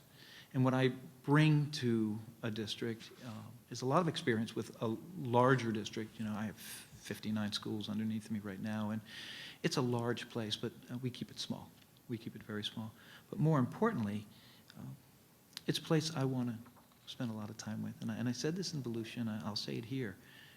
This is not a stepping stone for Pete Licata. This is a capstone. I know some of the smaller districts, and this is not a small district by any stretch of the imagination. The average district is about 4,000 across the country, so you actually are considered a large one. You're 4 times that size. But in Florida, it's considered a small to medium district. And I understand that this would be a stepping stone. My commitment, before we even begin, should we move through this, is to Indian River County. This is where I want to spend my next 10 years and turn 65. I turn 55 next month. Double nickels, and I don't feel like it, and I certainly don't act like it. But the biggest part of that is that's where I want to be. And this district, and looking at it, there's a lot of turnover. And adults get through that. Teachers struggle with it. But kids end up usually being the losers on that end when we talk about stretching and moving and replacements. And so the district does need consistency. We were very fortunate down in Palm Beach County to have Robert come in for 3 years, and then someone follow him. So that's what you get. You have my resume, but that's my 3 minutes of some things you can't read from paper. Okay, thank you. So the first topic that we identified that's important to us is community engagement. And Dr. Schiff will have 3 or 4 questions that she wants to ask of that. Absolutely. Good afternoon. Thanks for being here. The achievement gap and other disproportionality has plagued Indian River County for 52 years, since the desegregation order of 1967. Pursuant to a 2018 agreement between the district and the NAACP, achieving equity in this district remains subject to court order. Correct.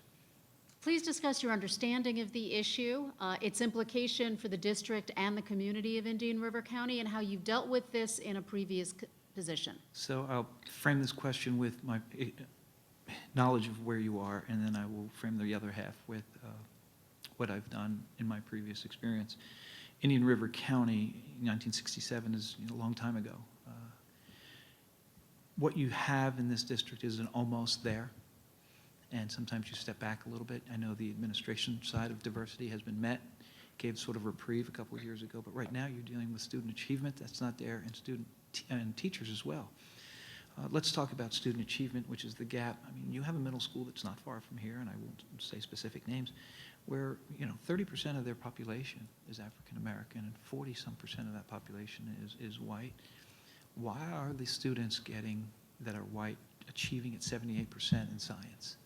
And the same school, the very same school, the African American students are achieving at 17%. Why? What's going on there? And there could be several things, and that's not fair for me to assume anything other than seeing the data on a piece of paper. For me to sit in front of you and tell you how to resolve this and how to fix this, I don't think that's fair. I think it's more just to understand the numbers first, and then let's dive into it. Let's observe, because there could be some things going on there. But I will say this, there is some data in there that scares me. All across this country, we have institutionally treated children of color in different ways. And whether they're white administrators, black administrators, or Hispanic administrators, it's across the board. And we've suspended children from school that are in high poverty, usually of color, from schools for doing something that normally should not be a suspendable offense. School safety is primary. I mean, today is a perfect example. Your heart just falls into your stomach, and you get that sick feeling. But what are we talking about when we talk about safety? Are we talking about a student that's a little disruptive, and then it becomes a Saturday school, or it becomes another tardy, and finally it's like, oh, we're finally suspending you? No, no, no. There's a time and a place to fix that and look at it closely. Doesn't mean the student's right, doesn't mean that teachers should be disrespected, doesn't mean the school isn't operating. When you infringe on others' education, that's important. But remember, our job is to make sure that everyone's getting an opportunity. And equity doesn't mean everyone gets the same treatment. It means we've sometimes got to pour some more resources into making sure everyone gets there. And I'll give you some more examples as we go through that is clear.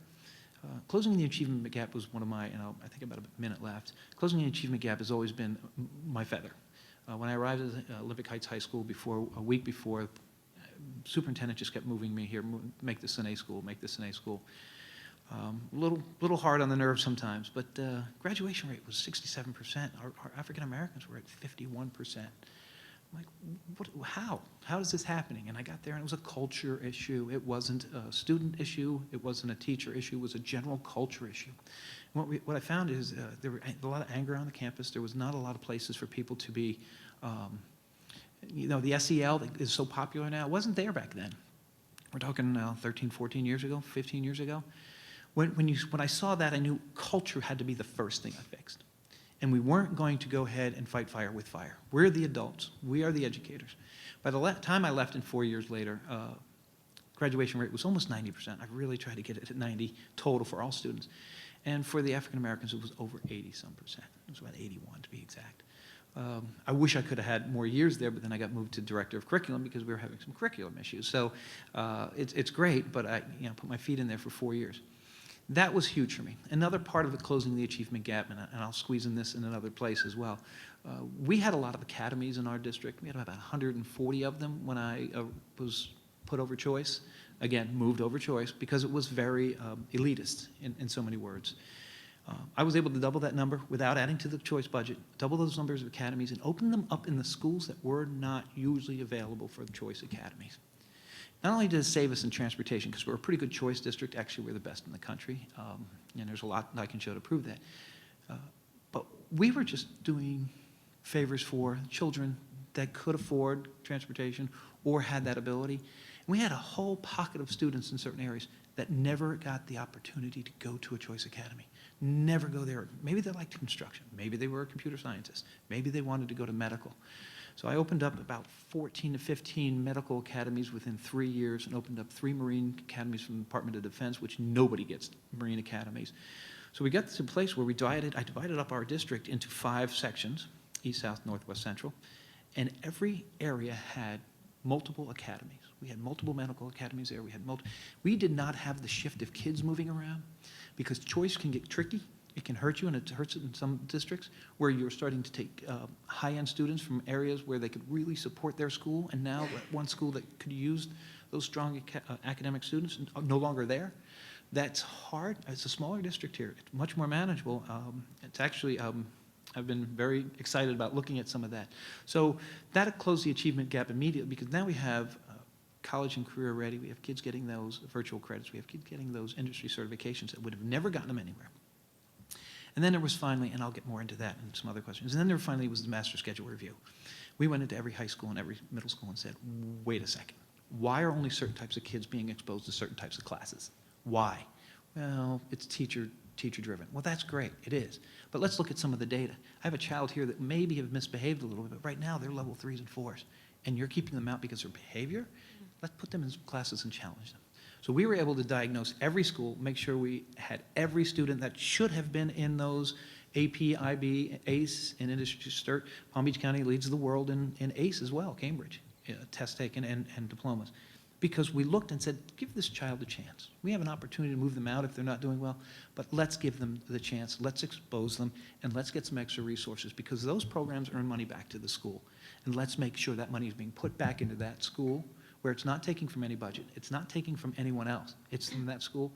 And it's amazing what happened. When we tested every child in SATs 9 years ago when I was director of curriculum, our numbers in participation went up, and guess what happened to our pass rate? It didn't move, which means we actually did the right thing. We had more kids passing, more kids taking the test, and the passing rate stayed flat. Just what we didn't think. We thought it would drop and say, okay, we got a couple-year gap. No, it didn't. I mean, it just hair, and then it moved back up. So when you expose children to advanced courses, when you expose them to opportunities in the CTE world, they'll amaze you. They'll surprise you. So all those things close the achievement gap pretty quickly. We still have a ways to go. There's always work to be done. But when you look at a middle school and see that 78% of your white students are proficient in science, and 17% of your African-American students, it needs a closer look. Doesn't mean you clean house, doesn't mean you do anything. You got to look at that data, and you got to have a good conversation with everyone involved, because it's not just a school issue, it's not a principal or a teacher issue, it's a district issue, and I think that's part of your strategic plan to make sure that we look at those things. So I think I covered everything. And I have time. And I'll have more for those other pieces, because that's really, I could talk for a day on that. I could ask questions for a day on that, so thank you. Building collaborative relationships is very important to Indian River County's future. Absolutely. How have you and will you maintain collaborative relationships with union associations, local community organizations, and citizens? And if you could please give some examples of how you've done that in the past. Absolutely. I'll do it in several different parts. First, I'll talk about the union organizations. Currently, our union organization, CTA down there, Mr. Justin Katz is president. I don't know if he's contacted you. He's on the road for 2 weeks with his dog and his Jeep. But he is one you want to contact. He knows that I am very, very cognizant of the work that teachers do on the front line. They make the difference in the classroom. Principals make the difference in the schools, superintendents for the district. But in the front line, it's the teacher, and they're the ones that make the difference there, and we have to respect that. 1 minute already, wow, okay. So I've been on those committees with negotiation. I've also been on the police force, union pieces, and the negotiating table. I want to move into the community. My strength is with the communities. Microsoft came in and they put their servers in the sky, their cloud, cybersecurity. When I wanted to start up cybersecurity, 5 of them in our district, they provided everything. Sat with the big shots at Microsoft. I mean, that's just a simple example, but with short time, that is my strength. As CTE and Choice and Innovation, I spent most of my time with the business community. I was the face of the district, presidents of the universities. All of us, we spent time together making sure that these Grumman, all those, Lockheed Martin, were a big part of it, Cheney Brothers. So the final piece of that, and I think I have about 15 seconds, is my relationship with the board has been the biggest part of my communication. Over 10 years, I've acted on behalf of the superintendent as his person, because there's so much information that came. I covered so many areas between charter and choice and adult and virtual and curriculum, and it was just easier. So I spent 10 years communicating with 7 board members who are incredibly involved, incredibly knowledgeable, and are incredibly different. And sometimes we had to come together and say, this is great for 6 of you. 1 of you understand this is good for the whole district, and I understand your constituency. And it's about speaking and showing that and saying, listen, our strategic plan says this, we're going to do this. We'll have a lot of questions on Yeah. board relations Yeah. as Okay. we go on, Yeah, so thank you. absolutely. That's my section. Of Oh, board I'm sorry. relations. I apologize. You're still on my thunder over here. Sorry. So. I apologize. So at this time, what we're going to do is we have identified another area that we'd like to speak to you about, and that's management. So I'm going to ask Mrs. Justice if she'd like to ask her questions on that. Good, thank you, Mrs. Sork. Dr. Licata, so I'd like to talk about the budget a little bit. You described that you've worked in a number of different departments, and you've had departmental budgets. Sure. So if you'd like to speak a little bit about your experience with those budgets, and then talk a little bit about, as a superintendent, what type of budgetary controls you'll put into place. Okay, let's start with what I've managed right now at 59 schools. The budget of the schools that I manage is almost as large, if not larger, than Indian River counties as it stands right now. That's not fair, because most of the schools manage their own budget, and it comes through me, and I approve the transfers, and what are you doing? And they don't have a lot of playroom. But let me talk about an area where we were in trouble a little bit with the state when I arrived in Choice with adult education. We were receiving more money than we should have based on attendance. And the Department of Education was sending us letters, not good letters, bad letters. So superintendent slapped it, and the board chair slapped it in front of me and said, can you fix this tomorrow? I'm like, it's going to take time. So we put in an attendance system. We put in a balanced budget sheet where the attendance system was not going to be reported unless it was accurate and to the state. It's weird with adult education and community education and how it's reported. So you have to be very careful, and sometimes they ping you if a person shows up 3 times and doesn't show up for the 4th time. So we put in those systems in place. It's this year will be the year that we do not get a letter. I know that, I'm confident in it, and unfortunately I'm not in that role anymore. I'm now regional superintendent, but that's okay. And let me give you another piece about budget. Budgets are tight. Everyone's budget is tight. No one has extra money. There's no such thing. But I was able to create extra money, and that's through industry certifications and putting more emphasis on students getting CTE industry certifications. You get roughly about $1,000, $900 and some dollars for every test that's passed. That comes back to the district. Teachers get a bonus out of that. Schools get bonus points out of that. Student gets an industry certification out of that. That has given our school district millions and millions of dollars. One school alone has roughly $3-4 million in their account that hasn't even needed to use it because they've bought computer labs with it, they've bought extra period supplements, they've exposed more children to it. So we lead the world in industry certifications, more than Miami-Dade, who's twice our size, more than Palm Beach or Broward, that's 1.5 times our size. It's become competitive, and we have really made a difference. Now, we also have put it in middle school. And I did this without touching the choice budget, and it was at 15.3 million at the time. I had to reduce it by 5% one time. It was a mandate coming down from the budget office. It was tight years. So I reduced it by 5% by it wasn't people, it was more about supplies and extras in there. But then I found out I could reduce it a little bit more, and I reduced it even more without hurting the schools that was getting the money. And I took that extra 5% and moved it into schools that didn't have any programs and were not getting any financial assistance in opening any programs or computer labs and such. So you're talking about $1.5 million. That's a lot of money. And I was able to get it to the other schools without increasing the budget, without really hurting any of the consistent budgets on the 42 schools that were getting it. And then I was able to move it in there. And that started the fire. That started the fire of how do you go ahead and keep your budget the same and increase the capacity of what districts can do. And now it's created a culture of competition. It's created a fever.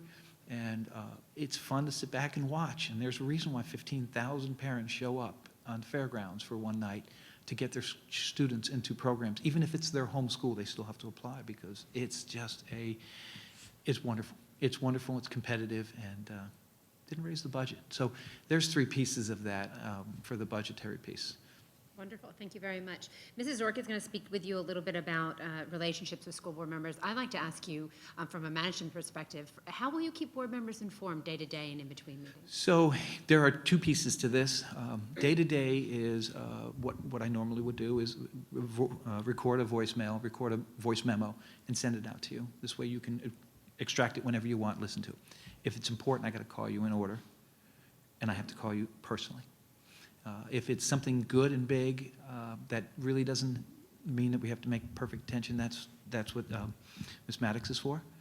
She needs to be the center point for consistent information. But when it's something serious, the other day we had a student who unfortunately brought a BB gun on campus, and I had to make calls immediately. That's not something you wait for. I spoke with the superintendent and chief community. I needed to speak with my board members, and several of them overlap, and we did that. You know, my office is 6 miles from Parkland, and we had to put in communication pieces that were phenomenal immediately because that was one of the biggest problems. And I'll get to school safety because there's a good communication piece in there that happened when we had a school shooting last August at a football game, and I think that I don't want to intrude on that one because it's such a good answer. Staff morale is heavily influenced by the superintendent, as I'm sure you know. Can you talk a little bit about what the steps you'll take to improve staff morale around the district? Staff morale starts at the top, and it's modeled. Sometimes we understand we do a very serious job, and children's lives are at stake every single day. If we discount that at any time, we're not doing our job. But if you're not smiling through it, and if you don't have a safe place to speak, you don't have a safe place to talk to people, or be able to speak to your boss about some things, then we're holding a lot back, and productivity drops. I have clearly shown over the years with a lack of attrition in my departments, the growth of 15 principals, 2 directors, and 1 assistant superintendent in my last 10 years of growth and of morale. They don't leave me. They never leave me. I had a Palm Beach Atlantic called me about 8, 9, 10 years ago and said, we want to do a study on your attrition rates. Nobody leaves you. Your teachers stay there. What is it? I said, I don't know. Maybe having a relationship with every teacher and letting them know that my door's open to speak with them. That's such a cliche, my door is open. Their door is open too. And it's my job to be in front of them. My biggest part of my day in the morning when I walked into the building was making sure I said hello to the 3 Lewises. 3 Lewises were the custodian on the first floor, custodian on the second floor, and third floor. One was tall, one was old, and one was really thin. So that's how I named them. But it was them every morning because we'd roll into the building at 5:30 in the morning, and I'd see them and say, how are you this morning, Lewis? goes forever. Just looking at someone and say, good morning. What do you do here? How can I make it better? That's going to be my strength when you talk to people, relationships, being able to talk with everybody and anyone, because everyone's important. And just because you have a title doesn't mean your role is different than someone's. If a child is sitting at a dirty desk, if a child is hungry, if a child didn't get to school on time because the bus wasn't there, they're not learning. So we have to value those employees just as much. And if the air conditioner's not working, you know nobody's learning, especially in August. Nobody. But we make the kids sit there. We go home when our building breaks down, right? Or we go to another school that's working. No, they have to sit there. So these people are important. They're part of a team. So I just make everyone feel important. And if you were going to ask me what's your thing you have to work on, I'm going to tell you right now, I'm too accessible. I've been told that for years and years and years, and shame on me. But I'll spend some time with people and talk to them, even if I'm busy. Their time, I don't wait for someone to stop talking when I'm in a conversation with them. I listen to them. I don't have a prescribed answer, and I'm not ready to come back with a tort or something that I already have in my head. I don't wait for someone to stop talking. I listen to what they say, and I think that's been my success for that. So I don't know if I answered it. Yeah, how much time do I have left? A minute 53. Go. Can I ask just a quick follow-up? I can do it. So what's bad about being too accessible? We're in a big district, 197,000 students, 187 principals. There's an order of importance, and that's important too, especially for a process and systems and structures. It's got to go through the right channels, like board docs. It's got to come through the right way, and you have to hold people accountable when things aren't right. But being too accessible sometimes means you're not part of them, or if you're not accessible, you're not part of them. I don't want to ever be known for that, and I'm not. I'm not known for that. My best days as a high school principal was sitting with the kids and talking. And teachers, why do you sit with the kids and still do lunch duty? You're the principal. There's 2,000 kids here. Don't you have something to do? Yeah, sit with my kids and listen to them. Some of the mothers would bring some really good lunches too once they found that out. So that didn't help the waistline. But no, it is a problem when you have a big day and everything's planned out for you in a massive district. And I have to tell you, when you look at 18,000 students and 1,200 teachers, I'll know them all by the end of the year. I'll know the teachers by the end of the year. You can count on that. I still know all my students' names.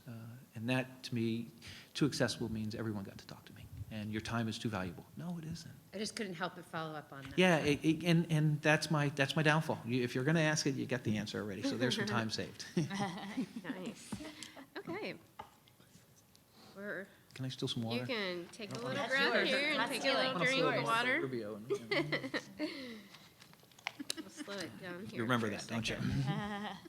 You snuck that in I there. didn't hear it. What did you say? I said I don't want to pull Marco Rubio. Yeah. Okay. So our next topic is curriculum and instruction, and we have Mrs. Berenberg that has a series of questions related to that. So what does the term academic leadership mean to you? And can you give me an example of how you have successfully led a project within this definition? Okay, academic leadership to me means having absolute understanding, modeling, and prescribing the appropriate curriculum and pedagogy to meet the needs of every single child in the classroom. I had a teacher come up to me not too long ago and say, now that you're the regional superintendent, are you going to make us do standardized test teaching? And it was a pretty forward question. There's that accessibility piece. And I said, absolutely not. Teachers are going to teach in an environment that they are most equipped for, that they're best skilled for, to every individual in that classroom to make sure everyone succeeds to the diverse learning styles. And I'm going to hold you accountable. Because if I tell you how to teach, then it's me who's accountable. If I ask you to teach the way you know how, that addresses, and this is a key part, that addresses every single child's learning style in that classroom, and you're successful, you keep doing what you're doing. I'm going to get out of your way. But I'm going to hold you accountable if you're not addressing every child. Because we know some children will learn on their own, in spite of whether it be good teaching or canned teaching or prescribed teaching or worksheets. But we know that doesn't exist with kids today. Their attention is different. Their focus is different. They're much more complex. There are many more complex factors outside there. The SAL piece of learning right now is so huge. I know I went to school 100 years ago and it was a red schoolhouse. but we didn't have that weight on us, and we have to be attentive to that. And that teacher needs the professional development to understand and see that. We've spent so much time teaching pedagogy, which I think our teachers are good at for the most part. Sometimes we miss the SEL piece, and they're not equipped to do that, and they shouldn't be, but we should give them some leading indicators on where to go and how to get there. Now, let me give you an example. In my travels, as I moved from place to place, with success, and that doesn't sound like I was being moved because no one needed or wanted me. It was because everywhere I went, I was successful, and the superintendent asked me to take over curriculum. So I said, okay. And then a week later, I was asked to open up, it was the end of the school year, I need increase in graduation rates. We have too many Title I students that are not graduating at the right rate. They're not passing the FCAT back at the FCAT days. It was simpler times. And you need to do something about it. What can you do? I said, well, how much Title I money do I have? So I opened up a retake academy, got bus routes. Within 2 weeks, I had 7 sites, got a vendor to do a pilot program, Reading Plus, and provided color printers at every school, provided lunch, because we had free lunch at all those sites, so I didn't have to pay money for that, which was awesome, because we had federal money to pay for that. Some federal dollars rolled in for the bus transportation, which was fine, and we were able to do some Title II money as well in there. And we were able to afford 7 sites. That year we raised and they did nothing but FCAT retake practice, because most of these were juniors and seniors that were coming up, and they weren't going to graduate unless they passed that test. And that was the standard back then. We had an increase and when I did the retake in November back then, this month, we had an increase in 7% and 5% in kids taking the retake and graduating at a higher rate, which helped the district's graduation rate. It was exhausting. The best part of that story is when I bought the color printers, because the group that I spoke with that gave us the licenses, and then we ended up purchasing them anyway, but we got it all for free. I actually did my first dissertation on this. 27 of the 30 schools increased significantly on student reading and math, which was nice, based on the FCAT levels at that time. The best part of that story is I couldn't figure out why they wanted me to buy color printers. And to walk into a high school and see this mammoth young man angry because the printer ran out of color ink and his certificate was in black and white that said he made it to the next level. And I just said, now I know why they want a color printer. It meant something to them. They were finally successful at something. So that's when our graduation rate for the district increased significantly, because we were hovering around the 81% rate back then. So there's a perfect example of making sure we diagnose what students, and I hand-selected students because we had to get them to graduate. So there's a perfect example of diagnosing the right, getting the right implementation, proper rotational. They didn't just stay on Reading Plus. It was a rotational move, and there was an accountability for the independent reading. There was a small group, and then there was online time with Reading Plus. And I monitored. And I went to every site every day. And it was, well, not every site every day, but I was there every week. So we ran it for 2 weeks, and it was one of my best. It's one of those jewels in my crown. Okay. Well, you just mentioned one, but what curricular innovations have you implemented in order to close the achievement gap and to challenge all students to achieve their best in order to achieve success? Could you read that again, Sure. please? I'm sorry. What curricular innovations have you implemented in order to close the achievement gap and to challenge all students to achieve their best in order to achieve success? It's a great question. I talked about the master schedule analysis and getting students into advanced courses. That is something that I think if I'm fortunate enough to be with you all day tomorrow, you'll see and some documentation on how we do that and what a master board schedule looks like and how to monitor that through a principal's dashboard. And it gives every statistic known to a student for a principal to look at, and I look at my principals when I come through every Monday morning, and then I meet with my instructional superintendents on Thursday, and we talk about it. And it talks about suspension days, it talks about advanced credits, how many substitutes are in that school, how many days does that child miss school, how many vacancies are in that school. So when you have that kind of data, you can start backing up and seeing the diagnosis of what each school needs. So instead of just throwing something at a school and saying, this worked over there, you can now back out and say, they're doing really well in lowest 25. But their science is bad. And that is a first start of it. So what we found out, we weren't doing really well in middle school acceleration. And middle school acceleration, and this answers that part of that question, middle school acceleration, when we did that master schedule analysis, is a tricky because it has 2 components. It's a child taking a high school credit course, algebra, and they're already in the denominator when you talk about school grades. So if they don't pass it, it's a mark against you, if they're level 3 and above. And you got to be careful about putting level 2s in there because then it could hurt your rate. But Doesn't that high level 2 deserve a chance to do well? Because you can always pull them out in the middle and continue with 8th grade math. But doesn't that level 2 child who really has a acuity to being a good student but struggles and just needs a little bit extra, don't they deserve that opportunity? Well, you're going to put them in the denominator. We're not here about denominators. We're here about children. So when we saw that, we immediately put more students in algebra. We could still do better. There's still a very cautious thing. But there also is the IC component, the industry certification component. If those children are in the denominator, you want them in there automatically. Unfortunately, with industry certification, it's a lagging indicator. It doesn't come around till, so if a kid passes in middle school an industry cert at the end of the school year, which they're not doing here, we'll get to that, it won't show up to the points for the school the following year. And that's okay, because kids aren't walking around with numbers on their forehead. The moment you start thinking like that, you become an accountant for students. You're not an educator. And keep that in mind. I will use that often. I'm not an accountant for children. I'm an educator. It's important you hear that, because that state grading system, it is what it is, but it'll force you into that box. And I refuse to be forced into that box. There are better ways to get through this. So when we go ahead and when we lined that up, I applied that extra money that we talked about and put in a technology academy in 34 middle schools for 6th, 7th, and 8th graders without touching the budget. Every single student in the 7th or 8th grade had an opportunity, if it was in their schedule, to take an industry certification. So not only were the level 3s in there that may not have done well in algebra that were already in the denominator, if they passed an industry certification, they weren't considered a negative mark on that. The other side is that you could put level 2s in there that were really good at technology. We have so many ESOL students and so many ESE students that just learn differently, and give them the chance. Give them the opportunity. This may be their learning style. And we found out that we had a lot of kids who didn't speak English, but man, they were good in technology because they weren't born here. So those 2 programs, those 2 addresses for the middle school shot our acceleration up pretty quickly and pretty strong.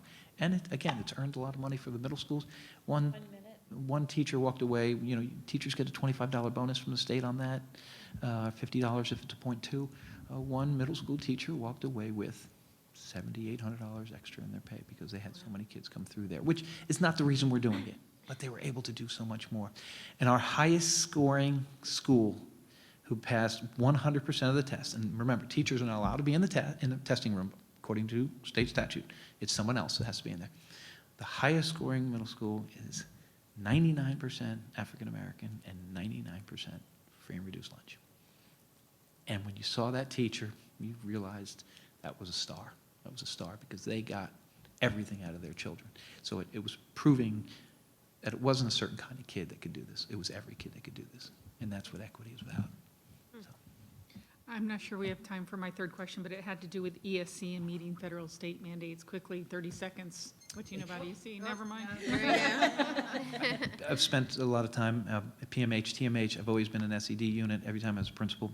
It's the law, and it's not about the law. It's about providing what kids need.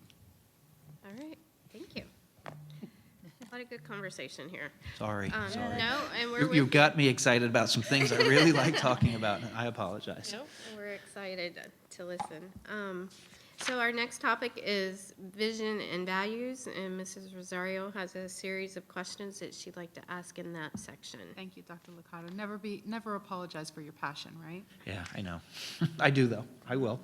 On that note, please describe your vision for the future of this district.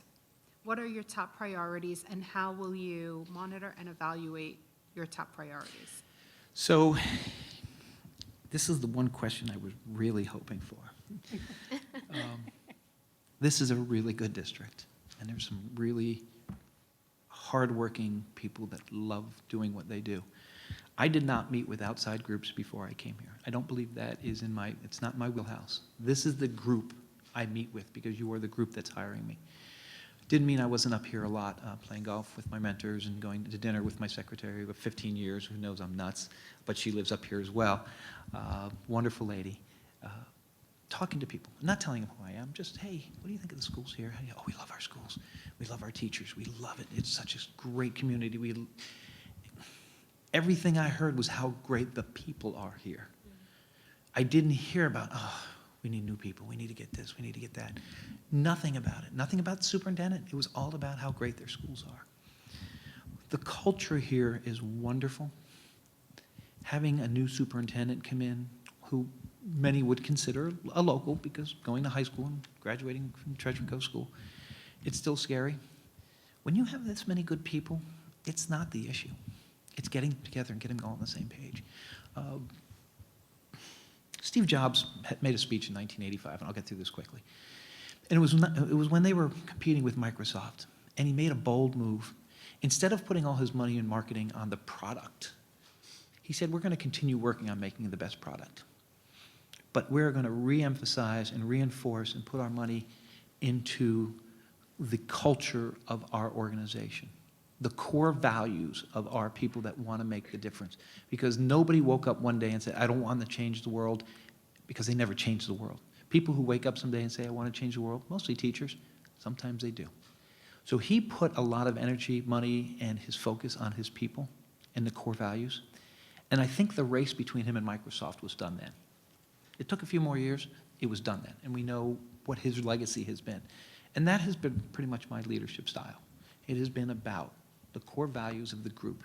Teachers are the salt of the earth. I am the son, I am the benefit person, the beneficiary of a teacher that had more passion than anything, especially when he made me grade his Algebra 1 homework for all the students when I was in 7th grade. I was really good in Algebra 1. Then they had Algebra 2, and I was, what's this stuff? But I benefited from that.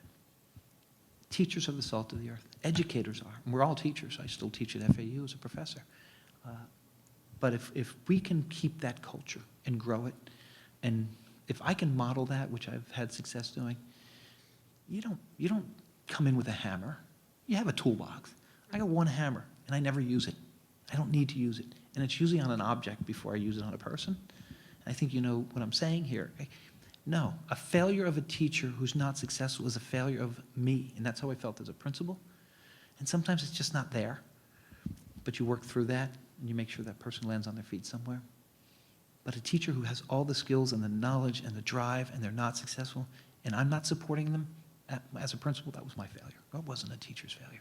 Creating that culture, letting people grow, letting them teach the way they know how, the best way they know how for every kid, and then holding them accountable.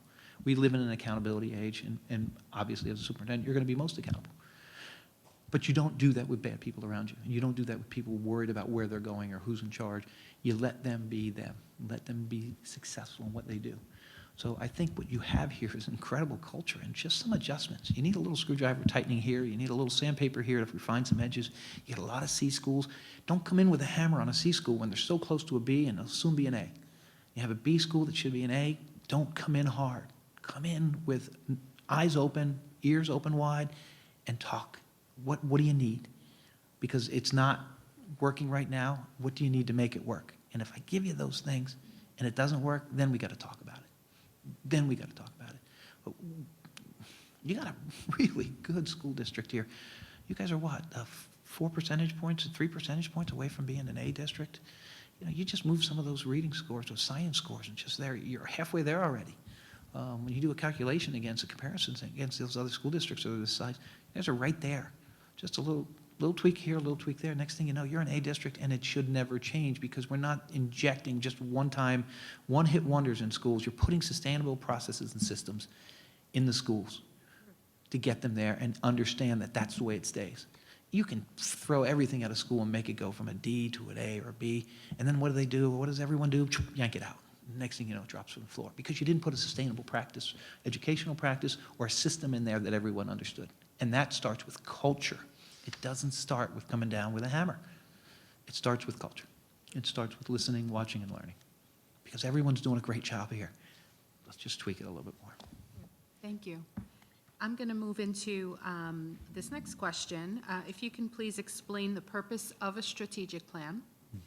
What is your role in developing and implementing our strategic plan, and what will you do to carry it through to ensure that the goals are met? So I obviously did my homework and I watched the strategic plan discussion. And it was a very good discussion because I fell on one side or the other each time everyone spoke. I was like, okay, keep it. Okay, maybe we should change it. Okay, your strategic plan is a strong one. It's a generic one, and it works in that sense. My idea of a strategic plan is starting with the community. Let's start with the community. Starts to go to your community, go to your community, go to your community. We cannot start that strategic plan by saying, oh, come to the district, everyone's going to come, we're going to talk about strategic plan. No, because we know the least noisy families and community will never show up to that meeting. And sometimes those are the ones we need to give more attention to. We go to them. I go to them. You know, it's just like when I stopped by a church the other day when I was up here. What do you think of the schools? Oh, they're great, they're great. Think about moving here. Oh, move here, move here, move here. We need to go to them. We need to go to them. And I didn't tell them what I was doing or who I was. It just, that's not what I needed to do. But we need to go to them. Talk about what's great. Hey, look, all the parents agree that this is a phenomenal thing. You know what we're going to do with that? We're going to keep it. We're not going to touch it. We're going to leave that alone. What would you like to see? I'd like to see more opportunities for my kids to learn advanced courses, opportunities to see vocational or CTE. Okay, let's look at that. We'll put that in there. What else would you like to see? I'd like to see more SEL at schools. Okay, so you're starting to get all these structures and all these additions to these communities, and you bring it together and you sit down, and I sit with the cabinet, and we develop small committees and talk about each pillar. Right now you have 5 circles, pillars, whatever you want to call them. As we move through that, we come together and say, here's all the action items, here's our long-term goals, LTGs, here's our action items, and here is our end date. It doesn't, oh, we're going to make everyone, you know, do whatever by such and such a date. No, you have to have that date in there, and that you have to be accountable to it. One of the things I love about is the Learning Alliance. They say 90% of the kids will be on literacy, at grade level literacy by 3rd grade. That is awesome. That is awesome. And it's really nice seeing that group spend so much money with our schools. Here, I said our schools, see there? You caught me. So that's the procedure, and then it comes to you. And then we bring it to you. And then I would like to sit, after a lot of communication through that, here's where we are with this, here's with individual meetings, here's where we are. Because if you tell everyone what the strategic plan is, then you're accountable to it. But if we tell everyone, get involved, then it's ours. Then it's the facilities, it's the bus drivers, it's the cafeteria workers, it's everybody, it's ours. And then when you make a purchase in the future, and you say, God, I got this great program, I want to buy it. Well, it doesn't line up with anything that we all decided upon. It's not in there, so we're not buying it. Well, it really works. I love it. The person's want it. Again, Pete Licata's not making this decision. The entire community made this decision. And then you and I present it. The board chair and I present it. Because then it has to show that we are one voice. And if you split this voice at this table, nothing gets done. You have an awkward moment at every school because there's no leadership, and if we're not on the same page, doesn't mean we agree on everything. We're never going to agree on everything. But when we leave with a decision and we speak about it and it's the best for the entire district, that's our voice. So when we present it, it's in unison as this is our district and it belongs to all of us. And decisions, hard decisions, you know, have you made a hard decision? Yeah, I make a hard decision every day. I make sure we go to the right dinner. My wife wants to eat, and I don't eat what I want to eat, you know? So those are hard decisions. When you have a strategic plan and they say, how much money do you spend on this, that, and this? Well, here's the strategic plan. This is where we spend all our money. This is where we are going to spend our money. We are not spending it on stuff that's not in there. And our strategic plan has to be equitable. At the end of the day, it has to be equitable. When I talked about those computers and that money in choice, I already had a bunch of middle schools that had computer labs, and those schools were fine. I bought computer labs for schools that didn't. That's equity. Not buying computers for every school, buying it for the schools that need it. That was equity. That's not equality. And that's what I'm talking about when I say equity, making sure everyone has the same opportunity. Thank you so much. Sorry, I went over again. Take a drink of water there. So our next topic, I think you've touched on it, and it's an issue that we'd like to learn a little bit more about from you and how your approach. You know, and we all know, district leaders are called to make very tough and difficult decisions. Sometimes they're met with happy faces, and many times they are not. Please tell us about a time that you had to make an unpopular but important decision, and how did you work with your board members or your superiors, especially when those might have not been when it might have been a negative reaction to your decision?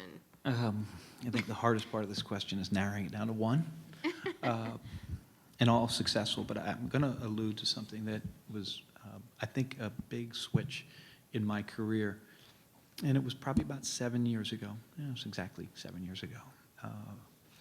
I had this assignment from the superintendent. Said, I'm putting you there to make it equitable. All those programs meet the needs of only few kids, not all the kids. And I realized that we were losing students from one place to another and transporting them because the academies at their home school was not the school they wanted to be.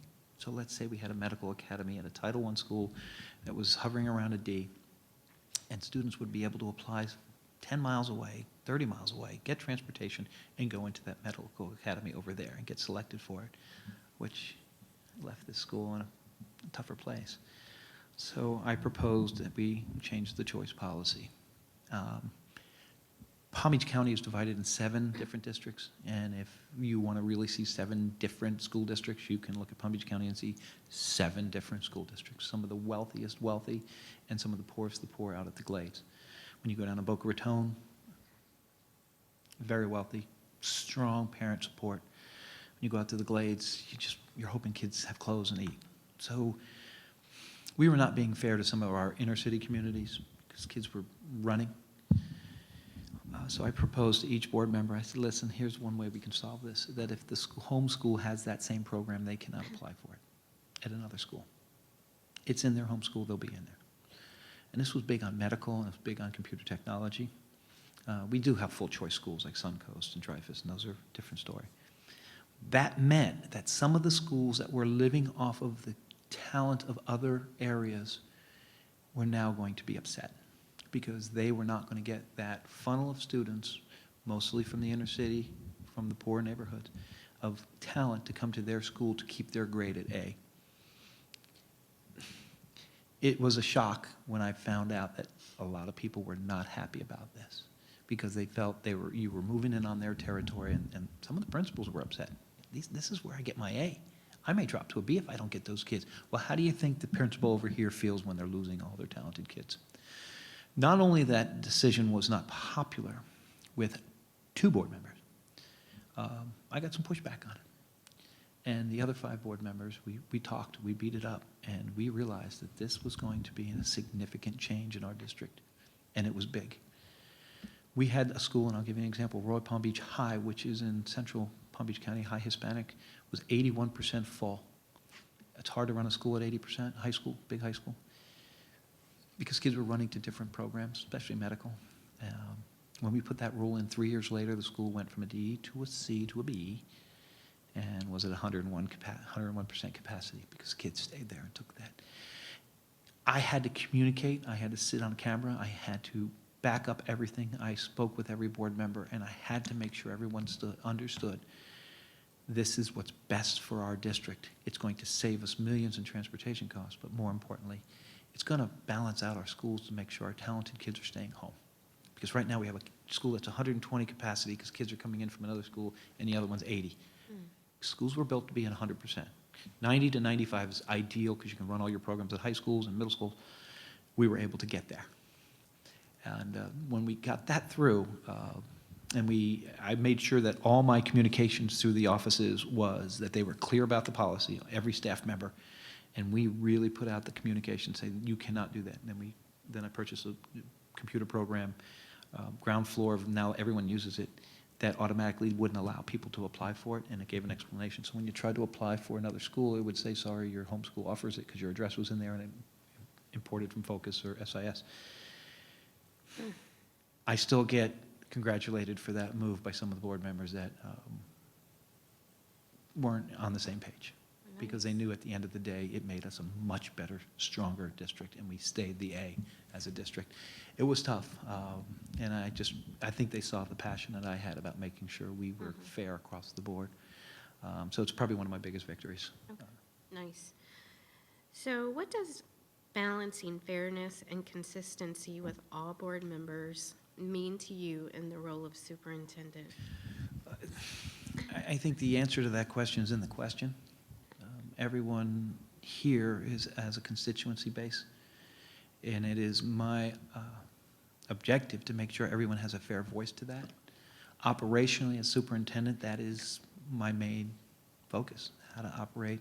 You've charged me to run a school district, but you have your input that you need to have for your constituency.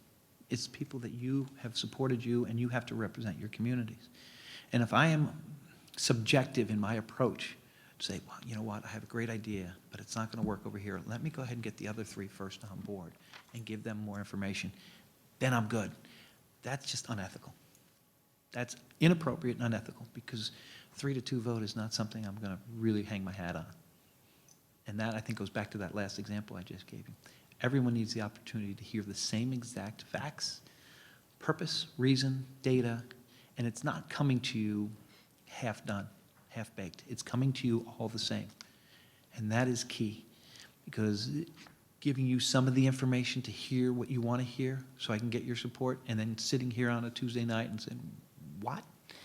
No, it's not going to happen. It's not going to happen. I want us to make sure that we are transparent. Transparent means two different things. I can see right through you, which is not a good thing, or I can see everything you're doing, and I appreciate it. I prefer the second one, and that's how it would be. So equal time, equal data, equal presentation, regardless of who it benefits or who it may affect. Here it is. Here it is, and you're all getting the same. Sometimes you have special things in your district. I'm not talking about that. Sometimes you have special issues in your district. Whether you have, the Wabasso school that needs a little more attention, that's a different discussion. But when we're talking school district, it's got to be balanced, equal, ethical, and the same amount of time, regardless of who it benefits, because it's got to benefit the whole district. One voice. I'm going to say it again. One voice. Did that answer your question?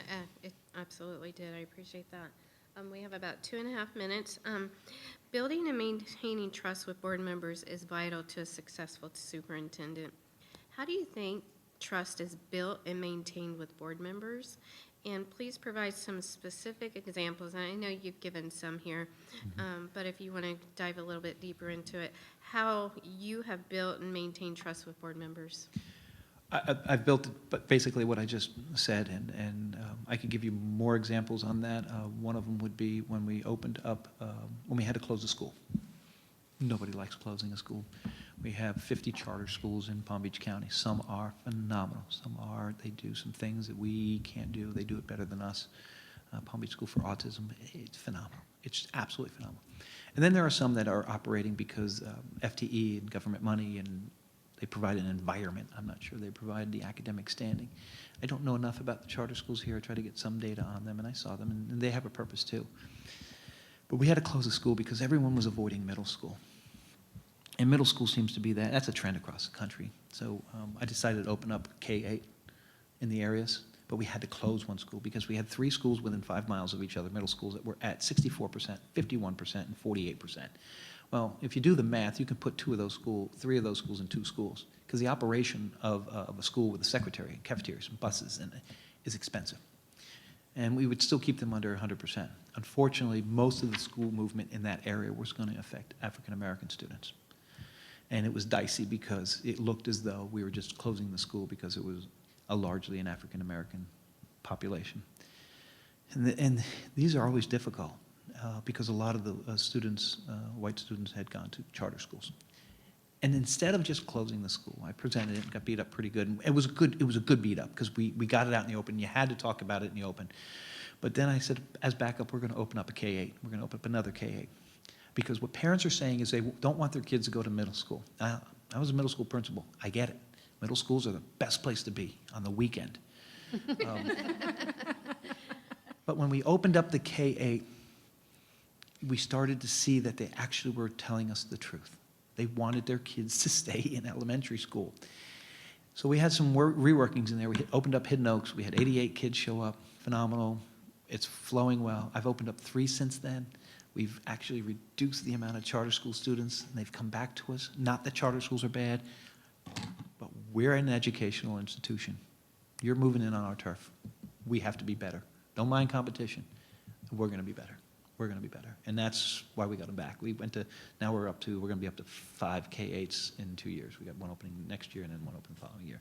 So that actually, we listened to parents, it worked, and we worked through the board to get it. Nice. Good. Well, that does wrap up our board questions that we have for you. Did it go that fast? It did go by fast, I think so. So at this point, yes, please, take a breath here. We've asked you a lot of questions. At this point, we're going to give you 5 minutes for any closing comments that you would like to share with us, and if there was anything else that you didn't get to finish up in some of your questions that we asked you, it's your 5 minutes, so Okay. go ahead. So, my journey has been interesting. You can look at my resume, you can look at my cover letter, you can understand that, how I got here. It's real clear how I got here. And with a lot of great timing and some great leaders that mentored me, some that live in this community, I am fortunate, and this is how I got there. What that doesn't say is why I'm here, and that goes back to a story that's real. Father was an educator. I was a basketball player. I was a football player as well. I scored my first touchdown over in high school at Billy Living Stadium. I guess there's a big game here tomorrow night, I guess, maybe. But I couldn't go to college on academics and sports because my father got sick. Found out later it was cancer, stomach cancer. I went to work. That's all we knew how. My brother came home. He was playing college football. He came home. I have a bunch of brothers and sisters. And we had to support the family. And I became I became a person that just worked. I actually finished high school as a junior and became a workaholic. Worked so much that actually became a bowling center owner at the age of 18. Don't ask me how that happened, because I worked so much at the bowling center and moved out to another city. Came back, sold the business, made some money, became a contractor because I had that skill. My brothers and I, they're still in it. It wasn't intrinsically good, but it was financially great. Then my father dies, and walk into the funeral, and it's held in a basketball gym. How fitting. And I had person after person come up to me and tell me how great of an impact my father had on them. He was a basketball coach. He was an algebra teacher. He was a football coach. One after another. And I felt like the person who was talking to me was me talking to myself. So following week, I don't know, it was the day, it might have been the day, I went down with my wife and enrolled, and went to the University of Miami and said, you still going to give me that scholarship? And he said, well, you're not getting the basketball scholarship because you're overweight and you're not in shape. And I'm like, okay, I'm okay with that. I had 2 children at the time, two beautiful daughters who are still stunningly beautiful, and then there's 2 others now. And I enrolled and got my scholarship back, and finished going to school down at Miami, gave my brothers my share of the business, drove trucks for Home Depot, delivered 7 days a week, rode my bike to Home Depot, got on the tri-rail, did that 5 days a week, then worked with my brothers on the weekend, and they paid me to get through college. And I got through University of Miami and became a teacher. 7th grade, John F. Kennedy Middle, and got to coach basketball. And I remember the words of the assistant principal when he showed me the classroom. And, yeah, I mean, come on, 99% free and reduced kids, almost all African American. And most new teachers don't make it here, so do your best. I'll try and support you. And I knew I was in the right place because it connected, and it was tough. I mean, teaching is tough. It's not an easy thing that you just don't learn how to teach. It's a craft. And at the end of the year, they didn't close the school, but they closed everyone out of it because it became a magnet school, an IB school. And man, I knew I was in the right place. I just knew it, and it just took off from there. And I don't regret stepping away from the business, not 1 second. So you got the how I got here, and that was in my resume. Now you know the why, and I think that's more important. And I want to be that person that when I look around, I see people that, like the assistant super who took my spot in choice and innovation. It was a kid I mentored. He was a kid who went to FAU, went through me. He was a specialist. He was an AP. I pulled him off the campus. He's now an assistant superintendent. He's 34 years old. Just had his 5th child this morning, by the way. I got pictures if you want to see it. But nothing's better than when you leave a position, better than when you got there, knowing the person who's taking over was someone you mentored, and you know it's going to even be better than when I was there. And that's truly why I'm here. That's truly why I'm here. So that is a true story from the bottom of my heart, and I think you will not question my heart at this point. I wear it on my sleeve. I smile. I joke around too much. But most of all, I don't appreciate anyone who's not doing right by children. There's just no room for it. And that's probably the only time you'll ever hear my voice get raised. It's usually pretty quiet, unless I'm doing a cafeteria duty, then I just get in there and get in there and get dirty. So anything else you want to ask, you're welcome to. I am open, whatever you want to say. So Fantastic. Oh, perfect. There we go. use everything. That went by fast, that 1 hour there. I'll take that as a good thing. Yes, I would hope so. So this is one of the most important decisions that we're going to make as a board, is choosing our next superintendent. And we're just so thankful and grateful that you gave your time to come and meet with us and applied for this position. And we look forward to having a really nice dialogue here. And our next step is we're going to have citizen input, and then we're going to dive into our conversations on the candidate interviews today. But we're just so thankful, and we appreciate you coming. Can I ask one question? Absolutely. Should I be fortunate enough to spend some more time with you, wonderful people, when would I be notified on that? Tonight. Okay. As soon Oh, as wonderful. the- Okay, Yes, good. absolutely. As soon as the citizen input is complete and the board can deliberate, I'll be calling all of the Oh, thank you, candidates. thank you, thank you. And you have a wonderful interim superintendent. Now I know why you all wanted her to stay. I've been following her, and I know we have so many relationships between us and friends that work in the education she's worked with, Avosa and them. I know why you guys wanted her to stay. She is phenomenal. So she has really set the table for the next person, whoever it may be. And you do have a tough choice. So thank you very much for your time. thanks. Thank you all very much. Board members, we'll Taking a come walk. back at 5:05, and we'll take a recess.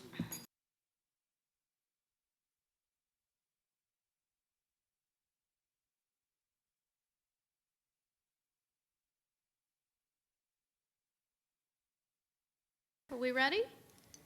Perfect. It is 5:06, and we have just finalized our interviews with our 6 superintendent candidates. At this point, this is a special board meeting, so we do have citizen input, and at this point, we are going to welcome citizen input. We do have 2 cards for individuals that would like to speak. We have Mr. Anthony Stewart. I do not see him currently, but I do see. Check outside. Sure. And then we have Mrs. Barbara Hammond. So, welcome. Are you ready? Yeah, you want me to just talk from here? No, you come up to the mic so that we can get, And on camera. yes. We have. Thank you for being here all day and sitting through this. Oh, well, thank you, guys. I mean, we're actually really excited by what we saw today, and thank you guys for all the hard work. It's really exciting. We think it's a tipping point, and we think there's some candidates here who can really help tip this. You know, coming in here, 4 things I was looking for is, you know, a vision that's really value-driven, and you hear a lot about connecting. It's the relationships. I'm hearing it over and over, and I'm hearing about a process which is really very inclusive, and so that was great. The second thing is sustainable practices and processes, right? How do we build outcomes, better outcomes for all kids? And that really requires somebody who knows how to build the sustainable practices and leave, and they would be in place, and I'm hearing that in conversations. The third thing is accountability, and what does really accountability mean, right? And it's not, what I heard today was it's not just telling people, okay, you're accountable to this outcome. It's literally the process to build collective will around what we want to be accountable for and set high expectations for ourselves. And I heard people talking about accountability that way. So I was very enthusiastic about that. The fourth thing, you guys know what we all stand for, which is literacy, right? And I just wanted to share an insight that, you know, we talk so much about outcomes. And my insight recently is that literacy is really a value. And really, if you want to drive better equity, if you want to drive, more kids getting certifications, if you want to drive high school education, if you want to, graduating from high school, if you want to drive kids in middle school who are excited, foundationally, literacy has to be there, the ability to read, write, and think. If kids can do that, they can do outstanding STEM experiences. They can be great social scientists. They can get any certification they want. So when you think about us, sometimes people say early literacy, but what I'm really going to encourage you to think about is, do these guys understand how to build kids' capacity to read, write, and think? And it is a science. We know the science is complex. And please don't assume that everybody knows how to do that, and the superintendent is the instructional leader. So as you spend the next 2 days with these folks, dig in a little bit. Do they know how to build the professional development and the leadership in our principals, to support our teachers to really build their capacity to teach kids how to read, write, and think? And it's beyond the standards. It's that interaction between the teacher and the child. Can they make that change? And I can't tell that fully from today's interviews, so I'd love you guys to press on that. Is literacy a value for them? Is it foundational? And what would that look like if it were really a value, for all of us? So anyway, thank you so much for everything you're doing. I'm really excited. Thanks. Thank you. Thank you for being here. Okay, so, Mr. Stewart is not. okay, he's not, okay. So, Coffee.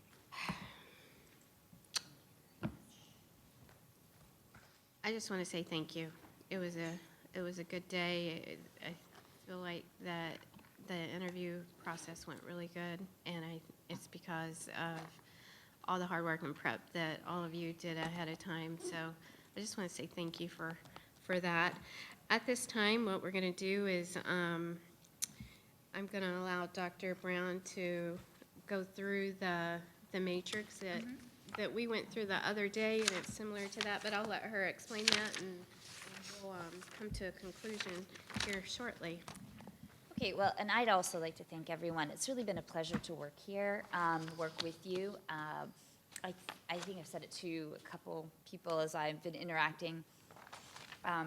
The best compliment that you could give me and my organization is that you have a tough decision to make on Saturday night, that you have good candidates who you can see who is the best fit, but that the candidates you've seen in general are of high quality. So I've loved getting to know the candidates. To a person, they've talked about how wonderfully they've been made to feel coming into the district, checking into the hotel, with the support that they're given from the offices here. So thank you so much. I think you all have some great people to choose from. I think there are better fits, and as I was watching your reaction, and so I can't wait to see how we process this. Now, this is what I would recommend, Mrs. Ork, that we go ahead and do the Delphi matrix like we did. I will quickly analyze it. If we have a top three and a gap, and then a bottom three, then we go on to Friday and Saturday, getting to know those top three. If there is close score between 3 and 4, then we stop and talk about that. Does that sound like a good plan? Absolutely. Okay. Mrs. Zork? Yes. While Dr. Brown is passing that out, I just want to make sure all board members know, yesterday, Mrs. Maddox called me and needed a T-shirt size. I had not replied to an email about a T-shirt size, and I said, how's your day going? She said, good. She was coming back from the hotel, and she said, I left gift baskets at the hotel for everyone. And then I said, oh, that was very nice. And she worked with community sponsors to do that, and I know some of our candidates touched on it today, but I just want to say thank you to Dr. Moxley and the rest of the school district staff for really going out of your way to make sure that all of the candidates felt welcomed, and for really bringing in the community to be a part of that. I think you did an exceptional job. Kristen and Nancy and Peggy, everyone's worked so hard, so just thank you very much for helping to make this as smooth and as fun and engaging as possible for everyone.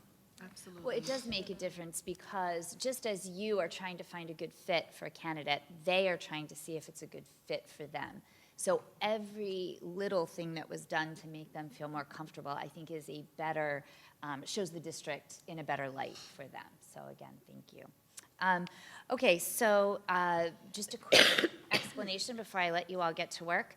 The only thing I want to warn you about is when we did the matrix, we didn't have the exact schedule, so they are not in the order you saw them. Number one, they are in alphabetical order. So if you need, I'm sure, I know with 6 people and a long day, just please remember that, Let's do the. so go I ahead will and- tell you in what order that you saw them.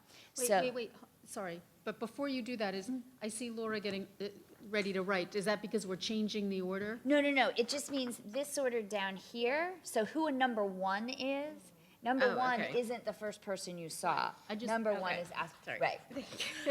She's just moving ahead. Don't change Just wanted the to make sure system. we were all clear on how that was happening. Exactly, so just, if you. Shame on you. If you have I mean, I'm sure you don't need it, but if you have a question of the order, I have it here and can remind you. Thank you. Okay? So I'm going to be quiet now and let you all work unless there's any questions about the process. Yes, can you just review real quick again how to do this? Sure, absolutely. I just want to make sure, this is only my second time doing the Delphi, and I want to make sure I get the numbers, you know? Okay, so. I know it's 1 compared to 2. And I'm sorry, I know I don't have a big screen, but okay, so Dr. Asplin is number 1, and Dr. Ani is number 2. So that first column, you are comparing Dr. Asplin to Dr. Ani, and you're going to circle one of them.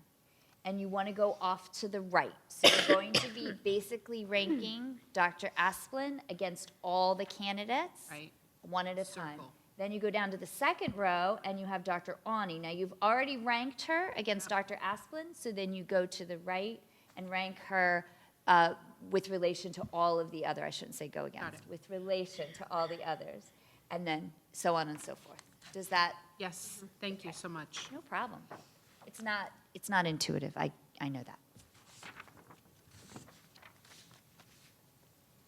And I am willing to tally for you if you don't want to, it's been a long day.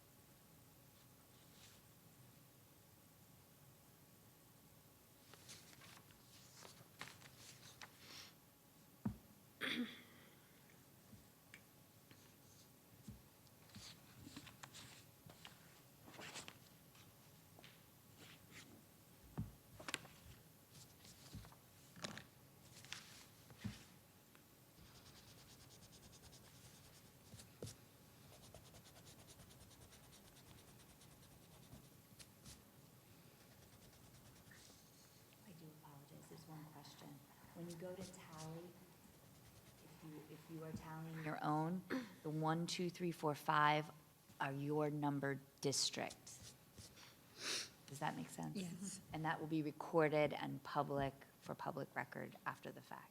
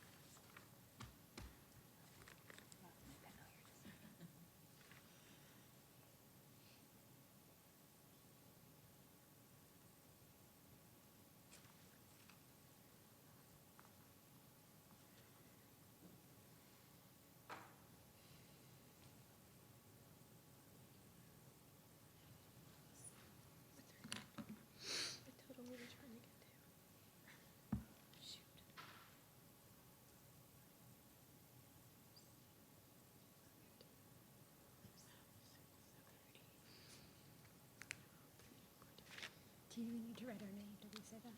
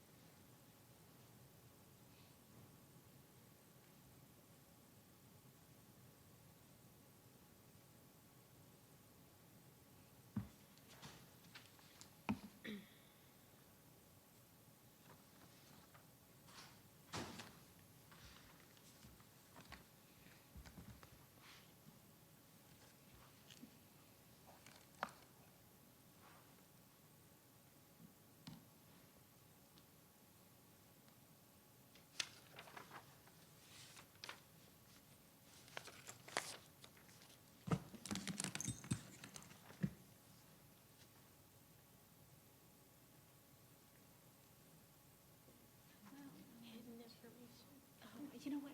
It's how we academically, there's this whole big thing about who can say what, and we always do it. It's a whole thing. You know, just.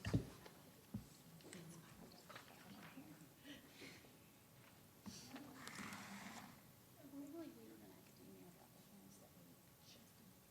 The concept of there's what people. Yes. Is transparency. What transparency? Stop talking about it like you actually know it. 'Cause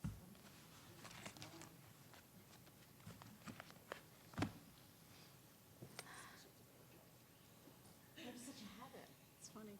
Because we always do, we take these secret ballots because the idea is that people should be protected.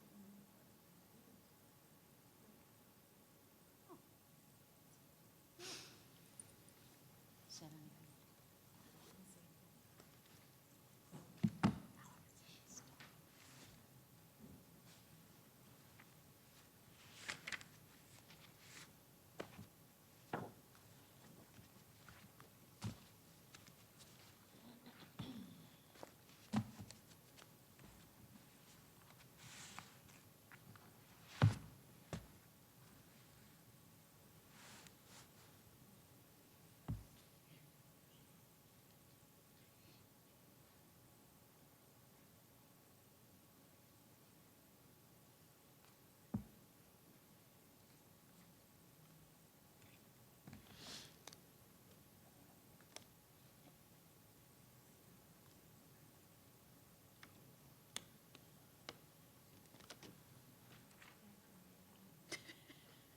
Yes, you may. I prefer you recycle, but you know, whatever. Oh, we put that in a lot faster than we did last time.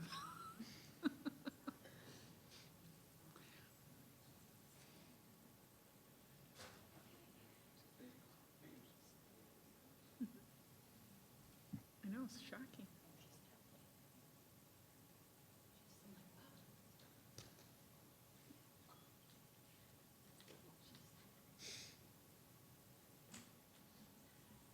Getting a little antsy over there, huh?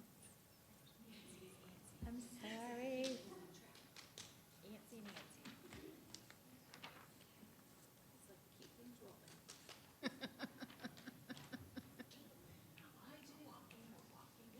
Imagine kids when they're sitting all day long. No wonder why they fidget, they gotta get up and move. Thank goodness for playground. Well, middle schoolers don't get it. Yeah. Middle schoolers don't get playground. My little mentee, her playground time is first thing in the morning. So she's, so she's like disheveled. She's thick as a mess. So funny.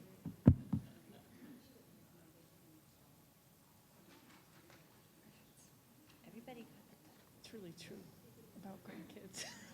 Crazy about that. Oh my God, I'm so glad he lives so close.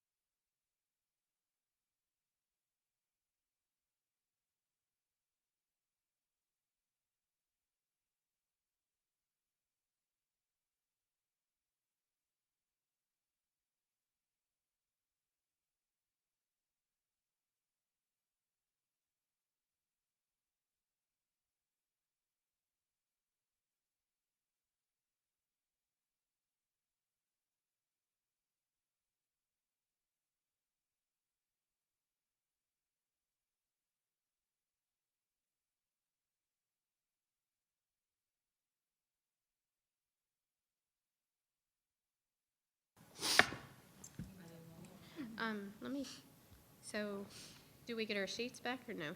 I think they go to Nancy. Nancy. But, okay, for us to write our notes, okay. Oh. That's fine. That's good. We may not need to. No, You may not need to. I Okay. mean, I think it's going to be, so the top three, and these are not being listed in rank order because there was a gap between the top three and the bottom three. So, excuse me, clearly, there was a consistent top three, and I'll explain that. The top was 24-19-17, and then 10-7-1. So you had a 7-point gap between 10 and 17. okay, so it's 24, 19, 17, and then what was the other three? The other three were 10-7-1. Okay, wow, okay. So you all were, you hit consensus very quickly. And the top three, I'd like to announce in alphabetical order, if you don't mind, because that's how they're listed on this sheet. So Peggy Awney, Peter Licata, and David Moore. And now I'm going to turn it over to Dr. Moxley to talk about the schedule for tomorrow, and thank Dr. Moxley and the staff here because they have, this is a Herculean effort to have each of the three candidates, I was going to say chaperoned, escorted for the entire day to get everywhere they need to be. So I really, just looking at it, you'll see, but there's a lot to be done here. You want to get the mic? Yes. Okay, board members, I have a sheet that is coming around to you. And I will go ahead and put the applicants' names in here. So right now, the sheet that you have will say applicant A, B, and C. But before I leave, because I've pulled it up, I will go ahead and get it, and I will email it to you, and then I will also email it to Nancy, and she will have a hard printed copy for you. So I'm sorry, Dr. Moxley, I don't mean to interrupt you because You're you're fine. probably going to go there, but when you say A, B, and C, that's referring to our interview schedule for tomorrow, right? correct. Okay. Applicant A will be Dr. Ani, applicant B will be Dr. Licata, applicant C will be Dr. Moore. Thank Okay. you. Yes, thank you. Okay. No, but if I get up So, a 10-minute thing. The document you have in front of you is your schedule. I actually have a separate sheet that is a schedule for the applicant, because what will happen is at 8 o'clock in the morning, we have 3 tours going, one for each one of the applicants. And so we have instructions for the applicant. So Mr. Teskey and Mr. McDonald will be meeting one applicant at Mr. Teskey's office, and we'll have the address. And so they will go on a tour of the district, and we have MapQuested out. And so we have about an hour and a half tour and then 30 minutes to get back, okay? Because it's from 8 to 10. The other group will be conducted by Kristen Maddox and Ron Fagan. They will meet here in the lobby, and they will go on their tour that's an hour and a half and 30 minutes to get back. The third tour will be done by Mrs. Dampier and Mr. Chris Taylor. They will meet the candidate in the lobby of the Spring Hill Suite, so we have different starting points. And then they will return them back to the Spring Hill Suites in enough time to get here. If the traffic is too heavy, they'll bring the applicant here, and then we'll make sure they get back to the Spring Hill Suite. So we've got that, I think, all taken care of. At 10 o'clock, they will all be back here, and they will be greeted by a host. Mr. Fagan will be a host, Mrs. Maddox will be a host, Mrs. Dampier will be a host. And that will be their assigned person throughout the rest of the day. And so at 10:15, whoever is with the first candidate, so when you look at this, Mrs. Zork, at 10:15, applicant B will be brought to your office. Applicant A will be brought to Mrs. Barenborg up in my conference room.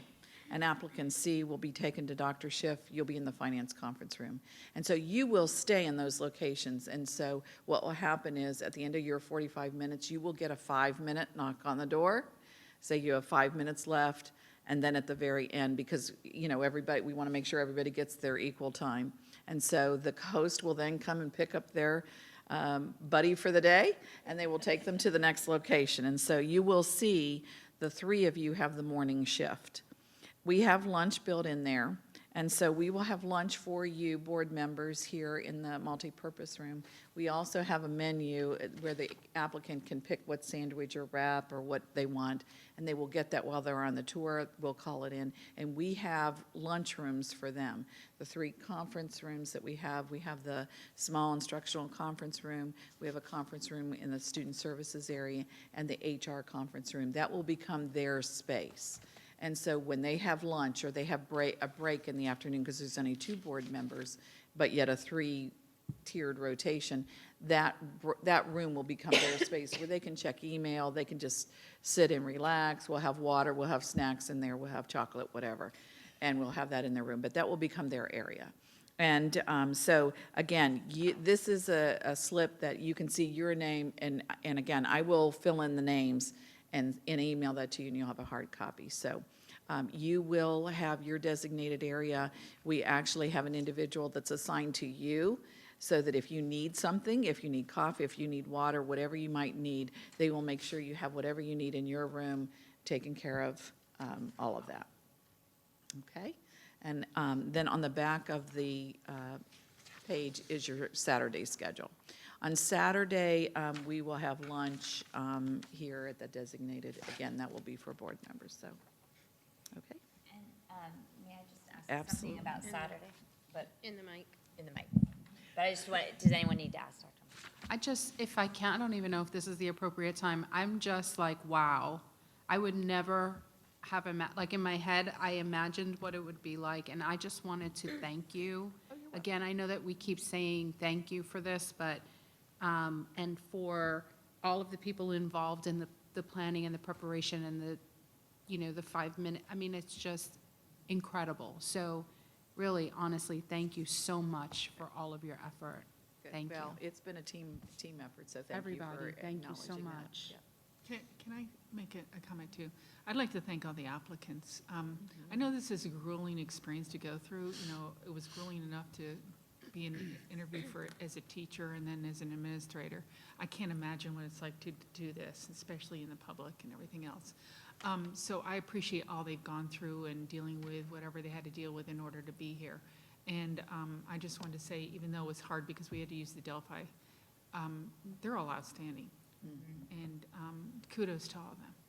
So, it's very nice. Thank you for saying that. Again, that's a great compliment to them, but also I'm going to take a compliment too. I'm going to feel as if it's a compliment because Yes, it's been a absolutely pleasure. to you too. I'm so No, sorry. it's just a pleasure to work with them. But I would like to also point out very briefly that I've sat through many, many board meetings, and you all were wonderful to work with as far as questions were concerned. You stuck to the questions. You were just very positive. You made the applicants feel, well, I'm not sure you could ever feel comfortable in the hot seat, but you made them feel welcome.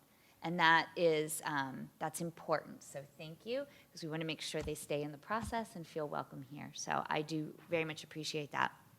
I just wanted to touch base about Saturday, because I wanted to hear how the questions came together and the tone of the sessions before I put the final touches on the scenario that they will get as an inbox. Remember, the first 30 minutes of Saturday, they will be presenting their 90-day plan. Then the second, we did only give it 15 minutes because then each of you get 5 minutes for any follow-up questions. I apologize, but the point that I wanted to clarify is I would like to hand them a scenario, which is about a paragraph of events that are going on. I'd like to then give them 5 minutes to jot down their ideas, maybe while you all take a break, because will have sat through a 30-minute presentation and follow-up questions. So we give them 5 minutes to really think about how they're going to present their answer, and then come back and do a 10-minute. That's a slight change to the schedule that we had discussed, but is that? Okay. So The scenario that you're going to give them, are they going to get that when they walk in the morning? When are they going to get that? Typically what happens, especially in an open, one of you designated, I'm just thinking of your throat, will read it out loud, so it's a matter of public record, but we will also hand it to them on paper. And the reason is there's just, there's several things. We don't want them to forget anything. So then give them 5 minutes, maybe even allow them to sit in the kitchen area for 5 minutes and just jot down typically what candidates will do is figure out what they're going to do, prioritize, and tell you what they're going to do in each of the things and in what order. But to have them do that on the spot, although it's practically on the spot, 5 minutes, but it just gives them a chance to get their thoughts together, and having it in writing really helps, because then they're not remembering what you said to them or whoever you designate, but they are able to really give you their best priority-based answer. Follow-up. Are we going to see the scenario for the first time at that same time? Well, here's, I've been jotting down notes all day, and I had some notes from before. If it does become public, it is then public for that whole day on Saturday. So I am happy to do that. I'm going to work on it tonight, but I'm going to put the finishing touches on it. But I will tell you, what I did was I took the leadership characteristics that we talked about, and then I took my conversations prepping the candidates, but then also listened to what was well perceived, and also some topics that we didn't really get to, and make sure we insert them in the. And they're all getting the same scenario, correct? That's what I would recommend. Yeah. Yes. I mean, I can write checking. I I can just- write 3, but I think you'd be better off being able to compare. No, I agree. In what you said just now, it made me re-ask. I had originally thought that, but from what you just said, I wasn't sure. No, that's fine. Happy to. This is the first time I did this in principal and director interviews, but I haven't done one as the superintendent, so They're fun We to have do. faith in they're you. fun to do. It's going to be great. I'm making Yes. it fun. I- They I might not trust think it's you. fun. I Yeah, trust think you. it's fun. I trust that you know what you're doing on this. Thank you. do. Thank you. I know you all have put a lot of trust in me and with Dr. and with Dr. Adams, and I do appreciate that. Great, is that it? That's it. Anything else? Anybody else have any final thoughts, comments? No? I think today went very good, and I'm very pleased, and I don't think it could have went any better. We did have some happy interruptions in there, and that was the good news we got from the governor today. And so at this time, what we'll do is we'll adjourn the meeting, and again, I want to thank Dr. Brown for all her hard work, and Dr. Adams for helping make this a difficult decision for us. And then again, I'd like to reiterate, Dr. Moxley and staff, thank you for organizing all this and just being gracious hosts behind the scenes. We appreciate that, and I know the candidates do also. And thank you for the individuals that have endured the entire day with us. We want to say thank you. So at this time, what we're going to do is we're going to adjourn, and we will be back on Saturday. It's 5. We'll be back tomorrow, but. Well, we will, but the meeting will be back on Saturday. And we'll adjourn this at 5:39.